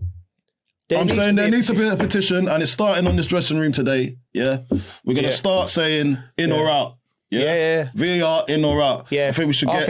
I reckon most people go voting out. We should do a poll. Mate, imagine how weird you got to be if you've gone. I love VAR. They listen, mate. No. We'll do a vote for. Mate, do we want it in or out? And if we vote out, will they listen? I'm going on a march. I'm going to go on a march in the summer if you join me. VAR out. VAR out. Yeah. We want our game back. We want our, yeah. Yeah? Why not? Would you want to do that? You do that with me. I'll come with you. Would you do that with me? I don't know, where are we marching to? We'll go around Hyde Park. Okay. Right, moving on from what was a real sort of emotional incident. We've got to put that to bed now. It's still not done, Coley, right? It's still not done. West Ham would have to win the last 2 games, that's for sure. And we'll have to hope. But anyway, we're moving on. I wanted to talk about these 3 clubs, Bournemouth, Brentford and Brighton, because all very similar in the stature. You played for Brighton, Bridgie, and they've been incredibly successful in buying and selling players, the same as Bournemouth. Bournemouth sold their whole back 4, more or less, and they could get Champions League position. Brentford lost Thomas Frank, Keith Andrews. They look. We talk about West Ham and Chelsea and how poorly run they are. These 3 clubs, unbelievably well run, aren't they? There's a continuity in who they put in at the helm. So as a manager, it's like they've got a system that works. They might tweak it here and there. They might they'll bring in because when Areola come in, we were questioning it. Yeah. Because we can give Gary O'Neill the job. Yeah. So why haven't you, but you know what I mean? Yeah. But they obviously know and what they're bringing in and the style of play the players need. So they are looking at the set of players they got. They're thinking, what type of manager is going to work with these players? And it has to be the right motivator as well. So they're producing a lot for the little they have. Yeah. Do you know what I mean? They're maximising their football club. I feel, and the Brighton's been doing that. The Brighton, it's Tony Bloom there, isn't it? Yeah, but Tony since Bloom, when you were there, was it like that too? Yeah, it was like that. It was a growing club, wasn't it? Growing club, but I think he's got his own strategy and how he buys them. Oh yeah, because we know that he does like the money ball kind of thing, innit? Yeah. It's worked for him. You look like they've just crawled up there and they're just doing really well. Like the time I had there, I loved it. Yeah. Is it like is it a patient club? Do they just put time? The fans are don't great. Because I was at City at the time, so I was having a terrible time. And then I kind of had enough of foot when they went there, and I loved it. Is it? Yeah, they were brilliant to me. The fans were great. What was training like? Great little training was good. They got a new training ground and that. Because I had Gus there. Yeah, I always forget about Gus when I talk about managers because he was probably one of the best I had as well. Yeah. Because a lot of them players at Brighton he had brought up through the leagues. Yeah. And he had no disrespect to them, but they started lower down the league. You say average players playing really good football. He was so good at getting his point across how he wanted people to play. Playing with confidence, just helping each other all the time. Yeah. So would you say that Gus was the had start everyone of that? moving around different areas, depending on what teams you're playing. He was really good, but Tony's he's been brilliant for them. Would you say? I don't know if they go a lot on the stats as well. Sometimes when they buy players, they work. Brentford did that, and he was doing the same as well. They were partners, because Matt Benham and Tony Bloom. Tony Bloom sort of partners, is it? Yeah, Tony Bloom. They were mates. Yeah, partners in a business. But they were mates. But they obviously parted ways. Yeah, one went and bought Brentford. Yeah, and he stayed there. Yeah. But as much as they're businessmen, obviously. Yeah. You can see they want the club to do well, to do really well, and that comes. I think that probably does come first. When they're looking at buying, they're looking to progress, not not just buy and sell. No, I mean, but they've made a lot of money as well because they get these players and they do really well, and it's hard to keep hold of players, isn't it? Yeah. Well, when you're at that type of club, it's hard because as soon as but what happens when they start getting in the Champions League? Yeah, they have to get to that next level to then not have to sell. Do you think that will work for their format? Mate, if they get there, Coley, if they get up there, why not? This is to retain players now. If they get up to that level, to retain, I think they can start retaining because it's a nice place. It's a great nice stadium, part of the world nice training. It's a nice place. It's not far from London either. It's just an attractive place. Like I said, if your son's a professional footballer and you want him to have a really good environment to learn and develop, you're sending him to Brighton, Brentford, and Bournemouth, right? Because the difference between them 3 clubs. And let's say West Ham, because we've just been talking about West Ham, is the expectation and the history and the sort of at West Ham is so it could be cultures. It could be so hard for players to play there. Do you know what I mean? But it's the opposite there. The fact their fans are almost sort of like they're happy to be there, right? In the most respectful, lovely nice people way. as well. Do you know what I mean? They're happy to be there. They get behind their players, so they got that. That's the angle. So, but you're and it's saying organic the way it's happened.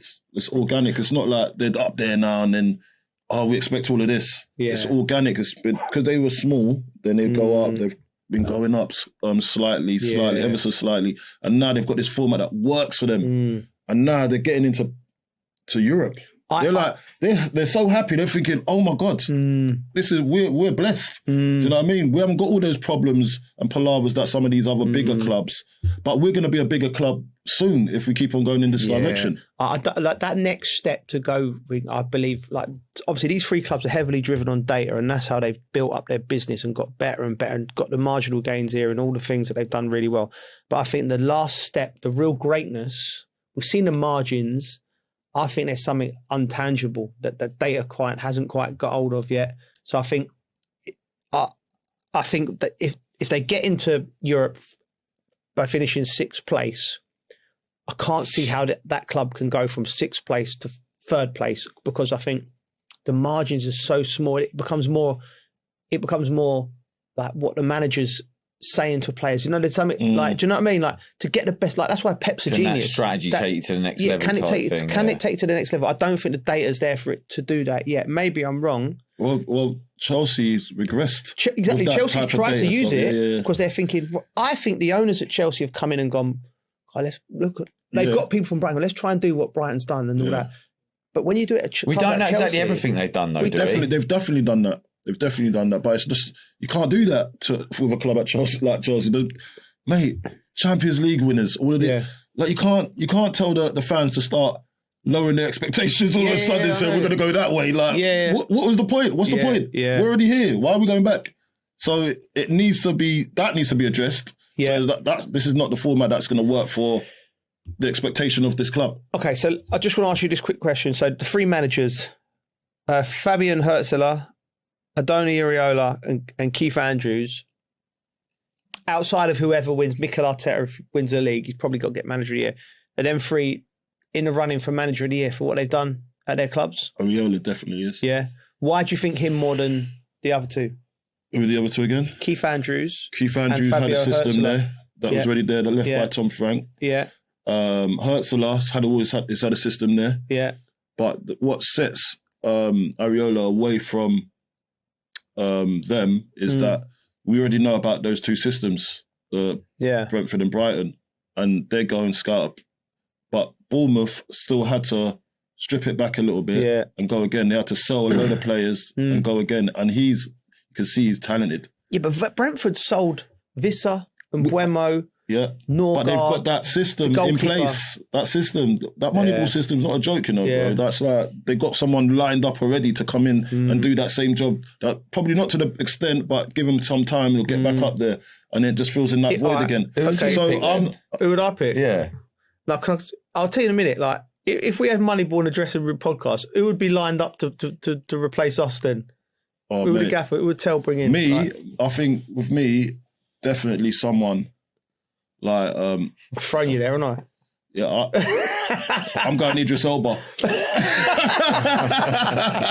you're going. I'm going Danny DeVito for you, right? This guy, he had to I don't know what you are. Oh, Tell's You're bag of tricks. You're bag of tricks. Adam Sandler. Yeah, I'm not that funny. Right, okay. Anyway, I'd probably give manager of the year to Keith Andrews. Because I think that was a big Thomas Frank coming out, and they sold 4 players. Is that because of? Because I'm close to that. It's close maybe. His son plays for a minute. Trying to get him in the first team already, isn't he? I know what he's up to. Max Downwood did it at 15. And would you say probably because you weren't expecting it? Yes, I didn't see it, and I'm holding my hands up. Listen, see, we see it coming, me and Carl. Yeah, obviously we see things. Listen, like what I said about. With VAR, the people that have made the mistake, I made a mistake on Brentford. I got it completely wrong, and I've held my hands up. From the managers that are doing great to the ones that are struggling a little bit, you were at Liverpool at the weekend. I was. Arne Slot. He's under pressure, isn't he? I'm massively under pressure, mate. And do you know what? I had great seats, so I'm sitting literally 2 seats away from the manager. I'm listening to him talking to his backroom staff, and we're chatting to the bench. Like Andy Robertson's on the bench, great lad. Joe Gomez, like, so you're really in it, right? I've never been to Anfield and felt it so restless with a manager. You speak, obviously when we go to the game, we do our own work, we're speaking to people, they're like, they're not happy. I'm like, blows my mind. He won the league last year. All of the incidents that have happened, Jota, Isak being injured, Ekitike being injured, Wirtz, nobody saw Wirtz not saying. So I'm like, this is so un-Liverpool where they're restless, right? And no more so when he took the young kid Rio Ngamoa off after 70 minutes. A strange decision. I clocked it, right? So we're sitting there and Rio Ngamoa's looked over at the bench and gone, like his muscles are tightening up, right? And Crouchy's nudged me and gone, listen to this when he takes him off. They're going to go mental, right? I've gone, what do you mean? Like, so he took him off because he said he's struggling, and the whole and he's young as well. They're fuming because they love Rio, right? Yeah. But I've never heard that. They've always backed the manager at Anfield, and so it's always manager first before. It's always player. Manager first. It's the only club I feel like it's like Shankly, Paisley, Fagan, Dalglish before any player. All the great players they've had. Yeah. Klopp, obviously. Yeah. The slot is just slot don't slot in. Mate, but Klopp won the league once in his tenure. Slot's one in one. 1 in 1. He's still 1 in 1. No one's taken off him yet. Yeah, I know. And I couldn't believe it. I could not believe it. There's not a lot of patience in football, is there? No, but Liverpool usually have patience. No, I think it's a character. I was listening to something the other day, and it just made sense. Go on. He's a bit cold, that Arne Slot, isn't he? He's not like a charismatic guy. So you're going through. I bet it's hard when you're going through it. No. You're going from because he's won the league, so he's got a bit of he's having a leeway. tough season, though, isn't he? Yeah, but he's not like that anyway. So how did he look? Look, you've gone from Klopp. Did he look like a man that think, oh, he's struggling a bit here? No, do you know what? He looked like he lost a bit of weight. He looked all right. He looked good. He looked like he's beach ready. Slot. Mate, he was on RB for like 3 weeks before the season finished last year. That's what I'm saying. Well, he's obviously spoke to Wayne. He ain't doing that this year, is he? He's not doing that this year. He looks all right. I must admit. Yeah. He looks all right. I'll tell you what. So as I was saying, look, Arne Slot is Arne Slot, but he's a little bit of a dry personality, isn't he? He's not. Klopp is charismatic. Yeah, do you know what I mean? And before the ones before him as well, apart from probably there's a few that didn't get along. So Rafa went through it a little bit, didn't he? At the end, he did. They got a bit toxic. Yeah. Who else was there? Roy. They loved Houllier, didn't they? Yeah. They loved Houllier. But I'm saying like they backed the manager. They always backed the manager. But I think going from Klopp to Slot is always going to be a recipe. You think for it's done? Time's up. I don't think it is. So the reason I think the time's up for him, and I don't necessarily agree, but this is the only thing that Xabi Alonso's available. And it just seems like, like when you just see, when you see a couple together and they're in love and you're like, I can see that works. I can see it. Yeah. I think Xabi Alonso and Liverpool are just that. I just think they just are, yeah.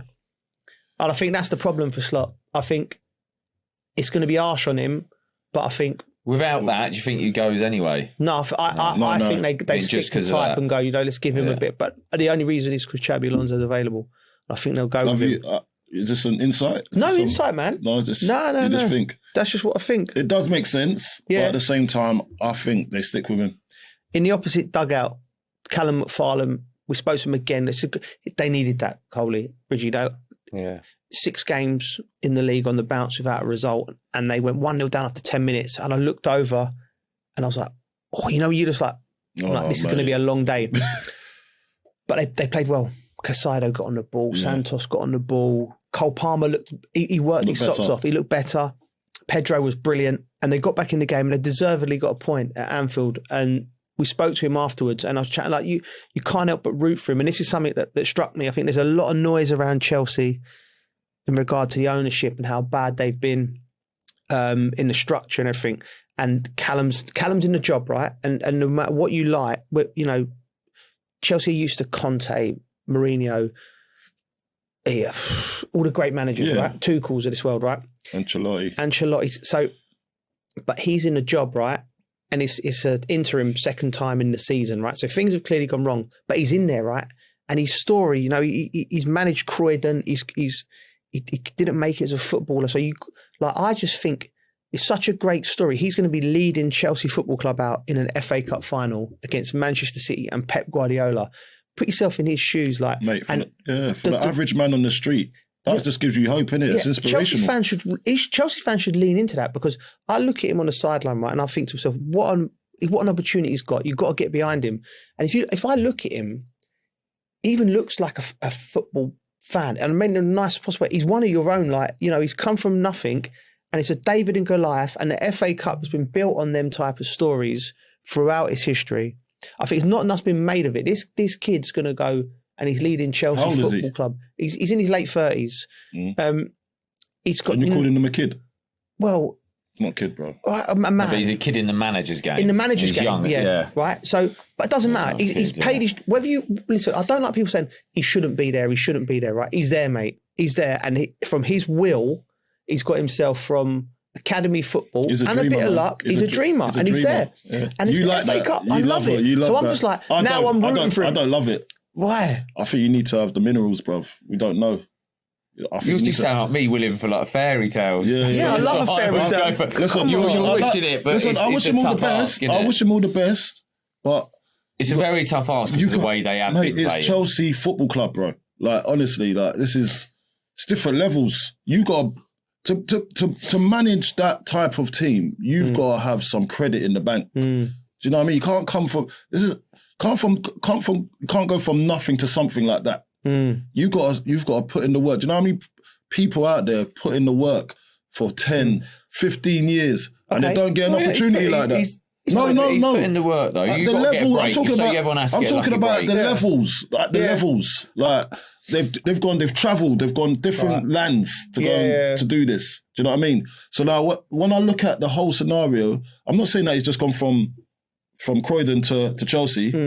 I know he's put in work, don't get me wrong, but that's at youth level and then doing, you know what I mean? But this is a different kettle of fish. This is Premier League, bro. Do you know what I mean? This is some people don't even get opportunities. Yeah.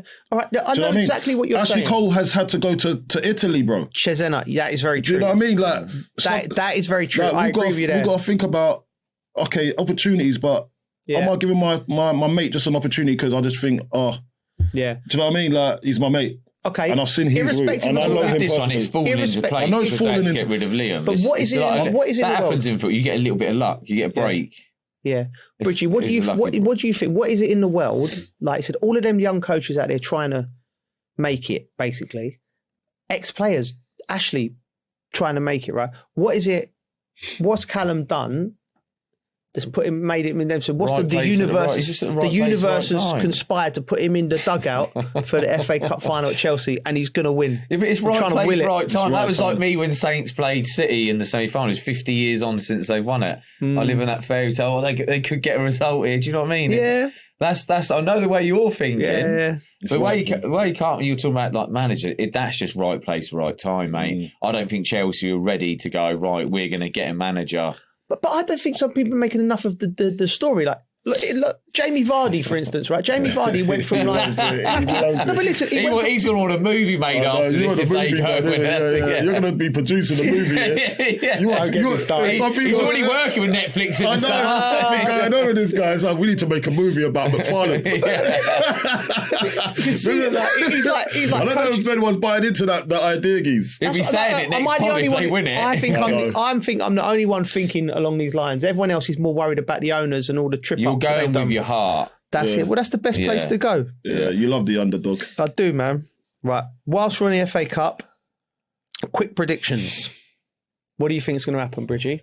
You've played for both clubs. What do I think? Going ahead? Going with whatever you... I'll go with what you want. Your head, your heart, I just think it's too much for... I think Man City should win. No. They should. Everyone knows they should win. What do you think is going to happen? You just asked him. He's dodged it. I just said to you, I think City will win. What do you think's going to happen? Well, they should win. That's not... That's not committed. I'm not saying they will win, because if I knew, I'd come bet on it. I'm not calling... You're not Mystic Meg. They should win. What does your heart say is going to happen?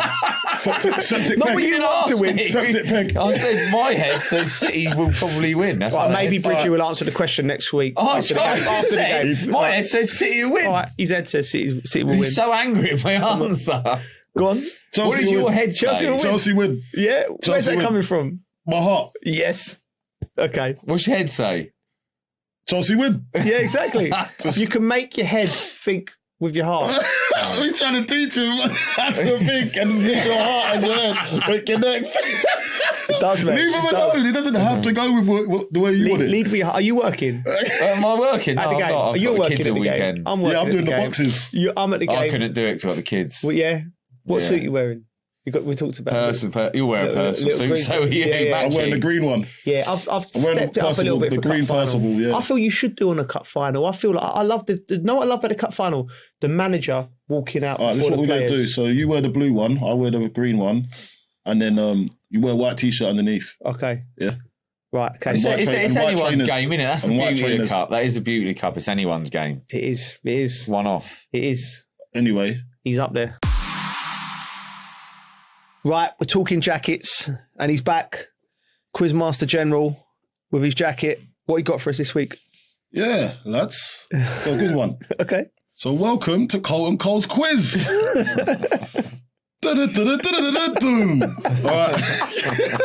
We had that bit, sorry. All right. So rules, very simple. I'm going to read out the name of a football team. Yeah. Right. Is it a real football team or a fake football team? All right. Whoever buzzes first gets to answer. Get it wrong, and the point goes to the other person. Okay. All right. Number one, the strongest. Fake. No, it's a real, and it's a team in Bolivia. The strongest. The strongest. Yeah. What? Just the strongest? That's what they call it, the strongest. The strongest FC. Stupid name. What stupid name? That's someone's football club you're talking about. Yeah? Sorry, it's not really. All right. It's strange now. I'm not used It's to a that. team in Bolivia. All right. I'd like to go Bolivia. I would I like to guess go there's going to Bolivia. be. Well, you're not welcome now. They're all going to be fake, aren't they? Number two, who got that right? Me. You got that right. Well, you didn't. You got it wrong. Mysterious Dwarves. That's got to be fake. It's got to be fake. If it's true, Harris survived the cancellation period. Do you know what I mean? Harris survived woke. I don't know. It's a real club. No way. In Ghana. It's actually a real club. No way. Yeah, the Mysterious Dwarves.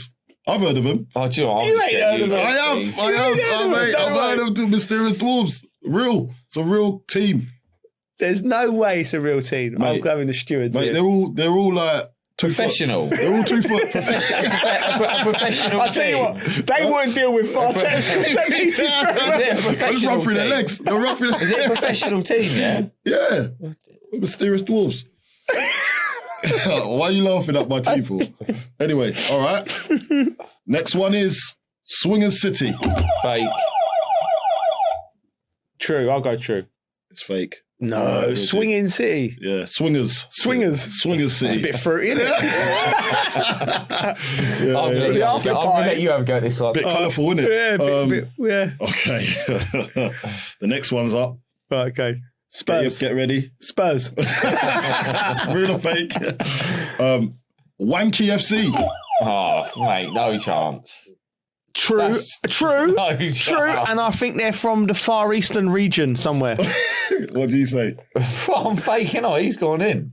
You're right. Yeah. Cody. Am I right where they're from? No. That's got to be a point deduction. No, then. you don't make the rules. No, it's all right. Because when you have the gold jacket, you start making the rules. Until Zimbabwe. then, Zimbabwe. Yeah, it's a team in Zimbabwe. Wanky FC. Oh, blimey. Wanky. No wonder you got that right.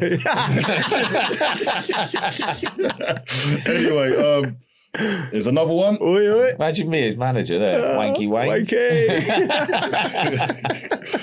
Shagger City. True. Shagger City, yeah? Yeah. What are you saying? Mate, it's not going to surprise me if it is now, to be honest, but... Yeah. Can we guess the region? Yeah, go on if you want. The Caribbean region. Am I right? No. South Africa again. Shagger City. Shagger City. Top Shagger. Conversation with the missus. I've been offered a job. Shagger City. And I'm going on my own. Boots, like, go from there to Wanky. Go from Wanky to Shagger.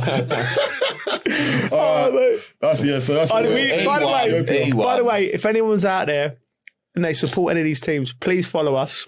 Yeah. And please send us some merchandise. Yeah, we need it. We need to see if this is merchandise would be brilliant. We're going number 6 We need to Google the shirts. We're going number 6. Get ready. Go on. Tax Dodgers United. Bridgie. I want it to be true, but I reckon it's false. Yeah, you're right. Yeah. There's no such thing. I thought it was. We should start our own team. What was you going to say? I was Man City, innit? Oh, no! Shots fired. Shots fired. They're so angry. Just you got them in the final. Oh, gosh. So it could be sent to Chelsea, though. Yeah, well. Yeah. Number 7. Go Ahead Eagles. True. Dutch. Bang. I know it is. I was first, though. No, you weren't. Yes, I was. Yeah, it was him. Can we have a video replay, please? VAR. Let's go back to VAR. That's the only one I knew. That's the only one I knew. No, we need human error. Sorry. Are they Dutch? So, yeah, they're Dutch. Well done. And the last one, Fart. There's him again. Just off the back of this, some wild names. I'm going to go true. You're right. Really? Yeah, Dutch? No, it's a team in Norway. Fart, mate. Like, Fart. They just can't sign English players, can they? Mate. You wouldn't want it on your CV. Mate, I need to get some pictures of their kits. Yeah, we need to get them up for the people. Yeah. Please, if there's any fans, please contact us. If anyone's seen Fart FC, let me know. We'll come to a game. And Joe, in this week's quiz, you're the winner. Well done. Give yourself a round of applause. Well done. Stupid quiz, though. Right, before we go, I need to pick up on saying on socials last week, you chose Gaza as leadership, as in build a player. You chose Gaza as leadership. I think as in lead by example on the pitch. On the pitch. Don't. Let him explain himself. That's my thinking he's gone with. I'm just going to ask him. Because he's got a bit of stick for it. I couldn't believe my ears. Just justify your answer. I couldn't believe my ears. For the people. Really? I couldn't believe my ears. You couldn't believe it? I couldn't believe my ears. I would have thought you'd know where I'm going with this. Right? I would say, I tell you why, right? And I'll break it down for you. Go on, mate. Because football's become too sanitised, right? Yeah. You know, it's all PR, this and that. Yeah, you know, and when you go to win a World Cup or to win anything, I think now you need somebody wild to follow. You need somebody that first of all, is going to be there. Yeah. Spiritually and emotionally in the game. Okay. Right? And I just think if he was there and he turned up in all the big moments for England, right? And you just we can't be sanitised. You need that wild spirit leading England, because that's what we are. Does he have to be the leader of that group? Yeah, I'd follow him. Would you? Yes, 100%. What, to the nightclub a night before a game? I believe in him. That's how much I love him. That's how much I love him. You'd go? I would go. I'd be questioning myself. I think you will be questioning yourself a lot. I think there's some magic. There's something magical about him. I'll tell you why, though. You think that works? You think that technique works with professional footballers at elite level? Listen, I don't think it does. I think it's only certain people. He was the reason I played. He's the reason I played. He's the reason I played football. I remember it specifically. But I remember watching him when he captivated the nation, and when that semi-final, when he started crying, when he got booked, and he just had everything. He was in the game. His heart on his sleeve, innit? And I was like, I don't mean he's a leader. He led me because I was like, I want to play for England. Who's your best ever captain, Coley? My best ever captain. Do you know what? It's a hard one to say. I'm probably going to go. Do you know what I think is a really good captain? As Kevin Nolan. Yeah, he was good. Do you know, in terms of the group? Because remember. Oh, he's not. Is he your best ever captain, Coley? And you just got to say it. No, I say Kevin Nolan. I think Kevin Nolan was. I think he's because Kevin was a very, very good player. He wasn't he'd say himself, he wasn't a top player. Yeah. But he made the best of he was a very, very good player, a very good player. Of course he was. Right, but as a captain, in terms of holding the dressing room, he was very good at that too. At his level, yeah, he was really good. He said the right things, the right people. If anyone, you've seen West Ham. Think of the West Ham dressing room. If we didn't have him that year, it wouldn't have come up into the Premier League. And also stay up as well, because he was very good. People can go sideways at West Ham because the type of players that they bring in were always like waifs and strays. Yeah. Do you know what I mean? Who could like go? Oh, no, I know what you're saying. Do you know what I'm saying? Yeah, I know what you're saying. I look at that. I think captaining at the top level when you've got great players, I think it's a bit more easier. Because they take care of themselves. And there's usually loads of captains in the dressing room. And you're more I'd say, for me, Lucas Neal. Yeah? Okay. I used to love him. Okay. Lucas Neal was unbelievable for me. Yeah. Look, JT was a captain. Very, very good captain. But I'd say Lucas Neal out trumps him because of what he brought.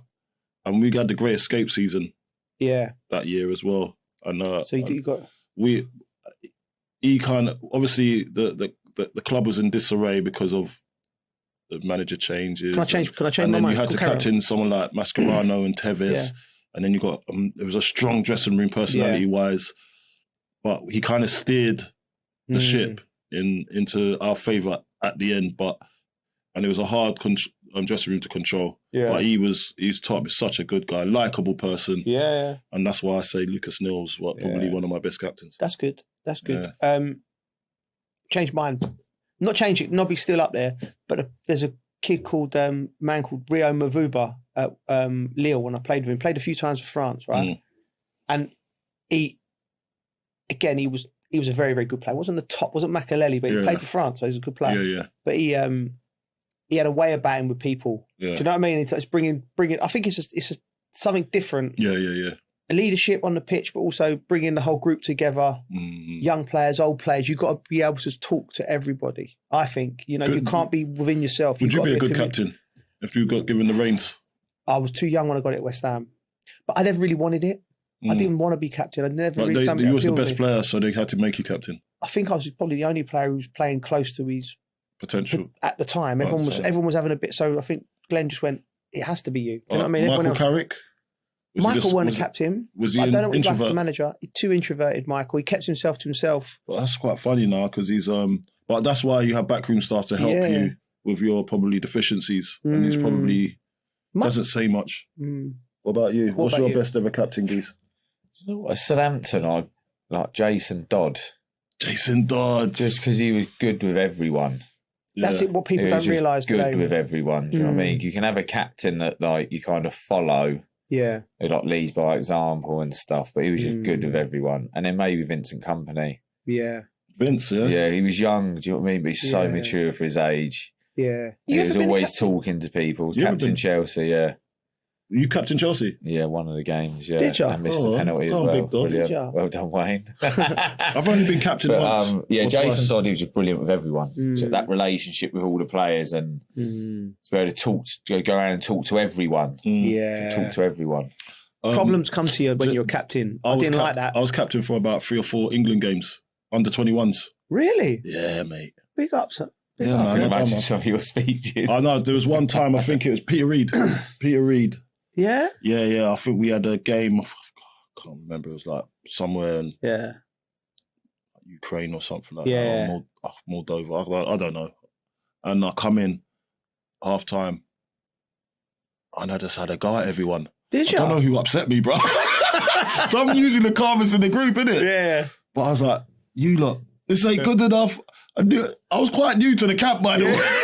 So I shouldn't even be doing that. And I just come in, I just had a go at everyone, and I lifted up, and then we go out and we win. Yeah.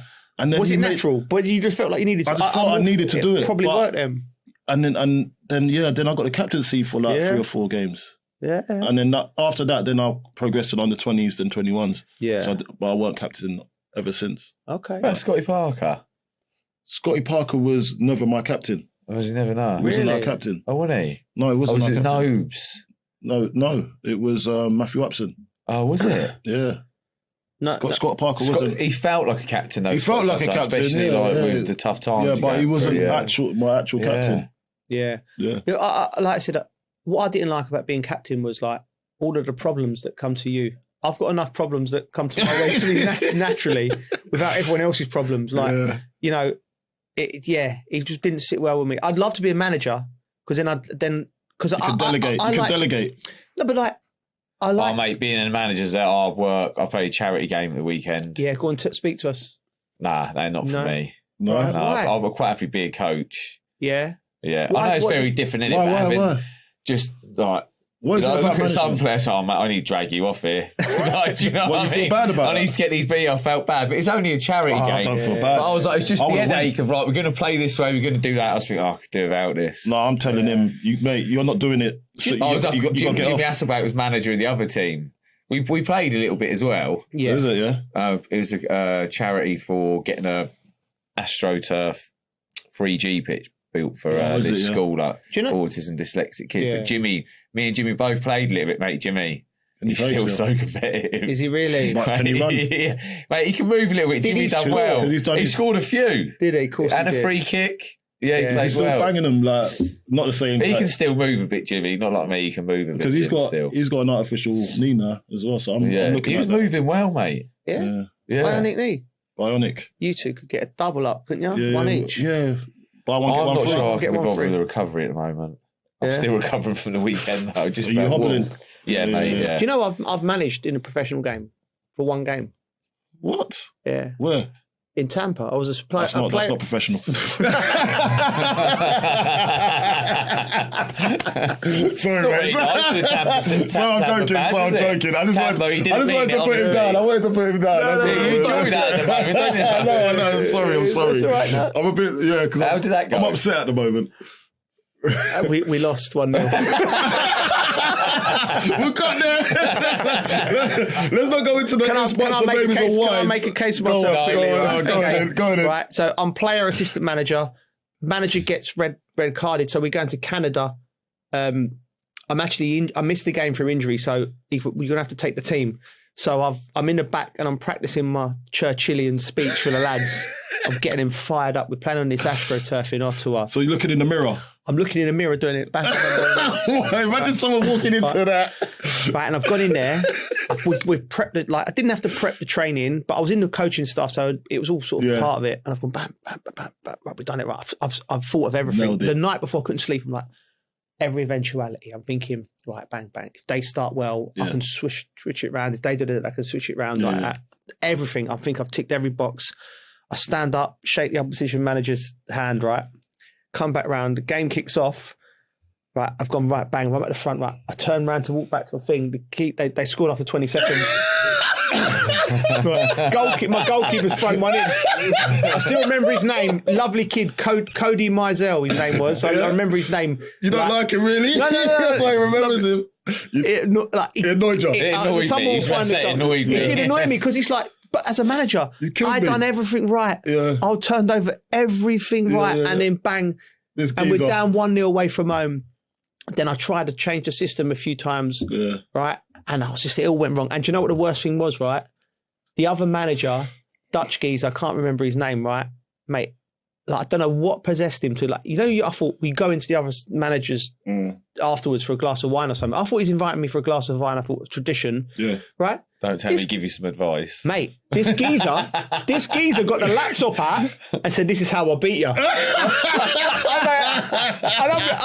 bet you were nice man just to listen to all of it. He's got you should drop me out of all the time. It's not the type of energy you're giving off. He's just trying to coach you through it. So listen, that's hurt your pride. That's hurt a little bit, yeah. Mate, because he's a pretender. You kept this to yourself. I love that you're bringing this out now. Yeah, of course, I don't listen. Did you take what he said on board? Mate, listen, he ain't managing Holland or anything now. I don't know what he's doing, so he ain't no cop, is he? But I thought to myself, I've got to do better next time. There you go. There you go. Right, thank you for watching and listening. Please rate, review and subscribe. We are back on Tuesday. You can watch us on YouTube or listen to us wherever you get your podcasts. Please follow us on all socials and we'll be back next week. Thank you, boys. Cheers, mate. See you later.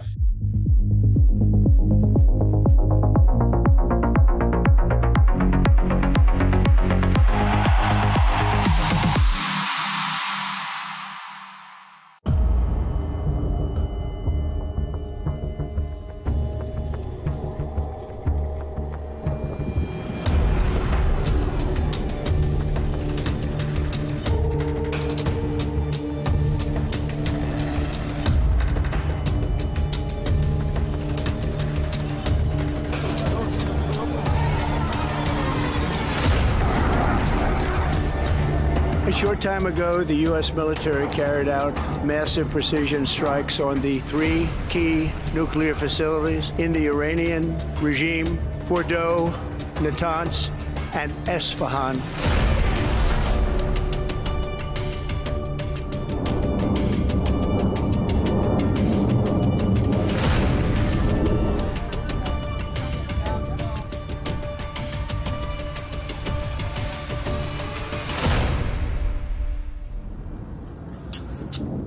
What is happening today in the Middle East is not a fleeting moment. It is a new chapter in a long conflict between the United States and Iran, a conflict whose chapters have extended for more than 4 decades, transcending traditional borders and fronts.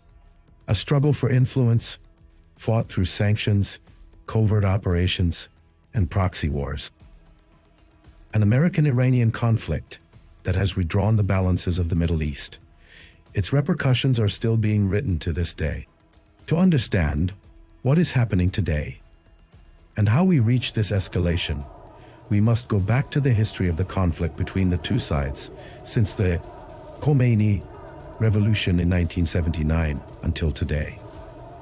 Following the fall of the Shah's regime, students loyal to Khomeini stormed the American embassy in Tehran and held 52 American diplomats for 444 days in a crisis that shook relations between the two countries. When negotiations failed, Washington tried to end the crisis militarily through a secret operation known as Operation Eagle Claw in April 1980. But a sandstorm in the Tabbas Desert led to the failure of the operation and the death of 8 American soldiers, turning it into one of the most embarrassing American military operations in the 20th century.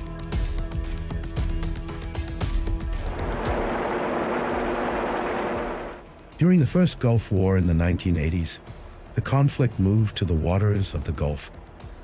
In 1987, Iran targeted the American oil tanker Bridgeton with a naval mine, prompting Washington to respond with military operations against Iranian naval targets.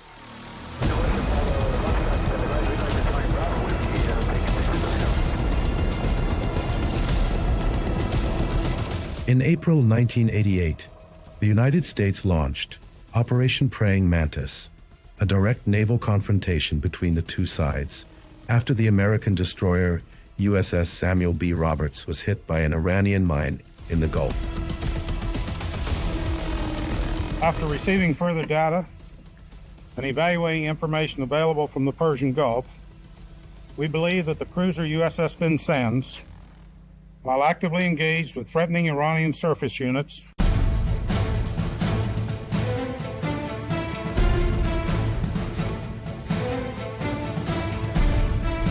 A few months later, the Strait of Hormuz witnessed one of the most tragic incidents in the history of this conflict, when the American destroyer USS Vincennes mistakenly shot down an Iranian passenger plane in 1988, killing 290 civilians.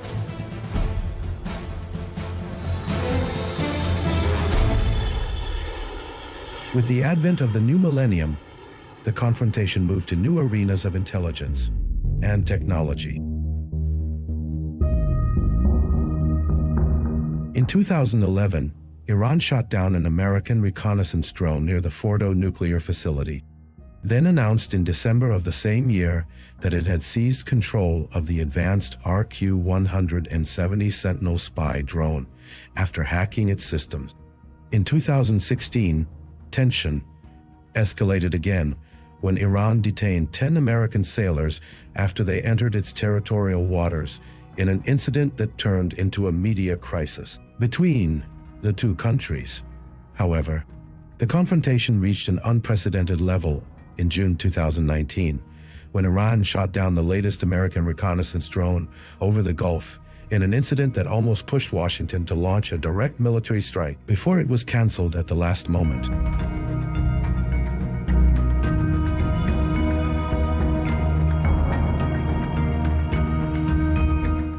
In early 2020, the United States assassinated Quds Force Commander Qasem Soleimani in an airstrike in Baghdad.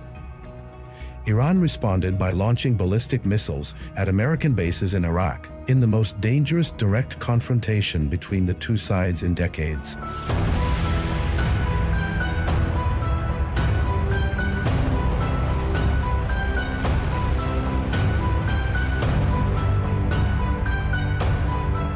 In the following years, the conflict took a broader and more complex form through proxy wars, with repeated attacks on oil tankers and commercial ships in the Gulf and the Red Sea, and increased attacks by Iranian-backed militias on American bases in Iraq and Syria, turning the region into an open battlefield between the two sides.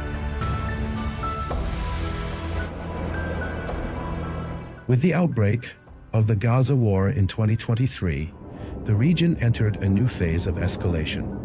The scope of tension expanded to include Iraq, Syria, Lebanon, and the Red Sea, with mutual attacks and scattered military operations, turning the conflict into a wider confrontation in the region.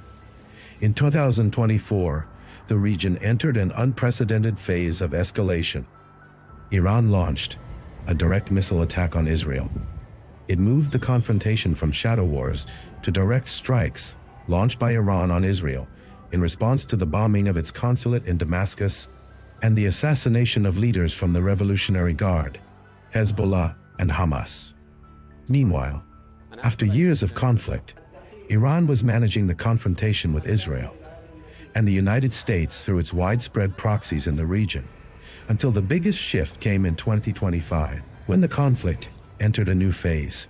In that year, the confrontation known later as the 12-Day War broke out, with Israel launching Operation Rising Lion on June 13th to strike Iranian targets, followed by American strikes in the middle of the night on June 22nd on nuclear facilities in response to Iran's nuclear progress. Iran responded by shelling American bases and Israeli sites, escalating the confrontations in a war that lasted 12 days. During which Iran directly targeted Israel with an unprecedented series of missile and drone attacks.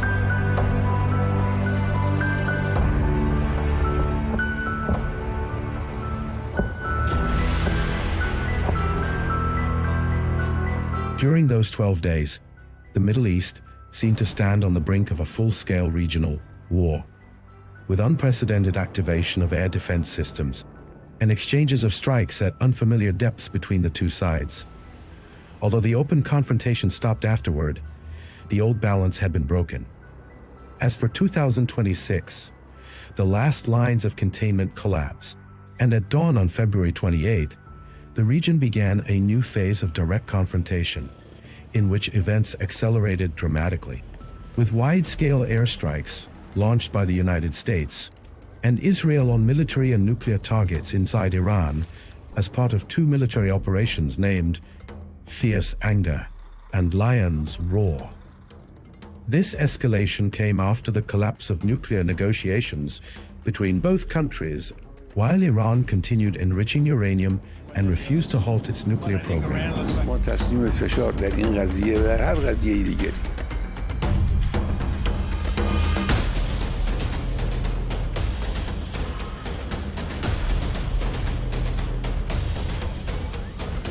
The first strikes focused on military installations and the infrastructure of Iran's nuclear program, particularly sites linked to the development of missile capabilities and sensitive facilities in Natanz and other areas inside Iran, in an attempt to weaken Tehran's strategic capability.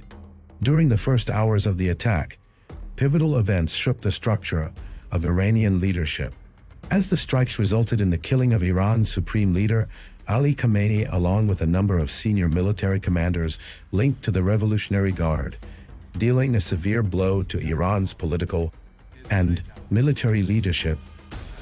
حرم جمهوری اسلامی ایران شهد شعیب گوارای شهادت را نوشیدم. But the Iranian response was not delayed.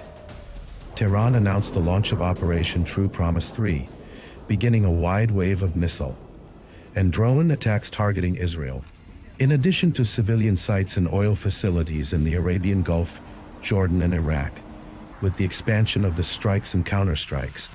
The confrontation quickly turned into an unprecedented direct war between Iran on one side and the United States and Israel on the other, with continuous Iranian targeting of Arabian Gulf countries and Erbil, pushing the Iranian regime to also deploy one of its most prominent arms in the region, Hezbollah, in Lebanon, to expand the scope of the confrontation and open a new front on the border with Israel, where it fired 6 rockets toward sites inside Israeli territory.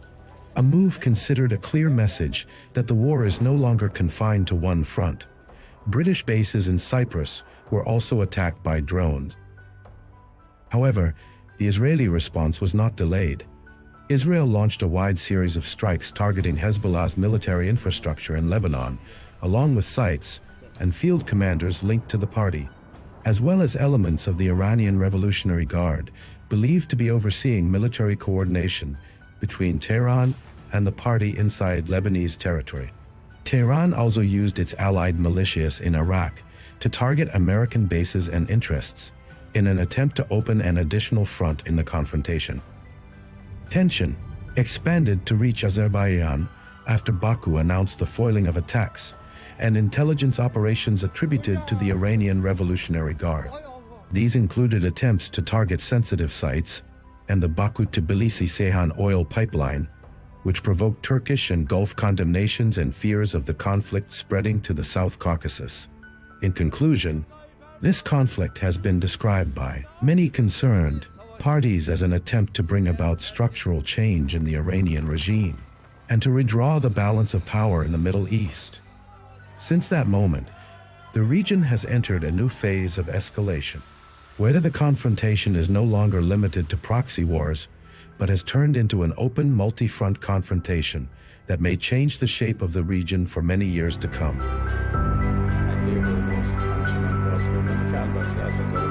entire Western world has agreed with for many, many years. So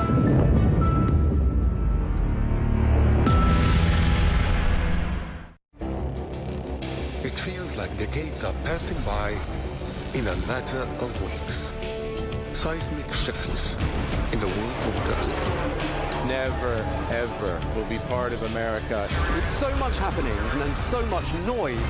Whether it's political upheaval, Canada has been ripping us off for years. Economic shifts or social movements. And no one wins from tariffs. I think America can be more friendly to the rest of the world. For in-depth analysis and all the latest developments across the globe. To have an inclusive policy together. The meetings with Hamas gave me some hope. We're in another nuclear arms race. The most important development straight to your screen. Welcome to the dressing room. I'm on my own. I need backup. And an insightful look at the issues shaping our world today. It was not going to happen, that war, and it happened. Join us on Arabiya News, where the world talks.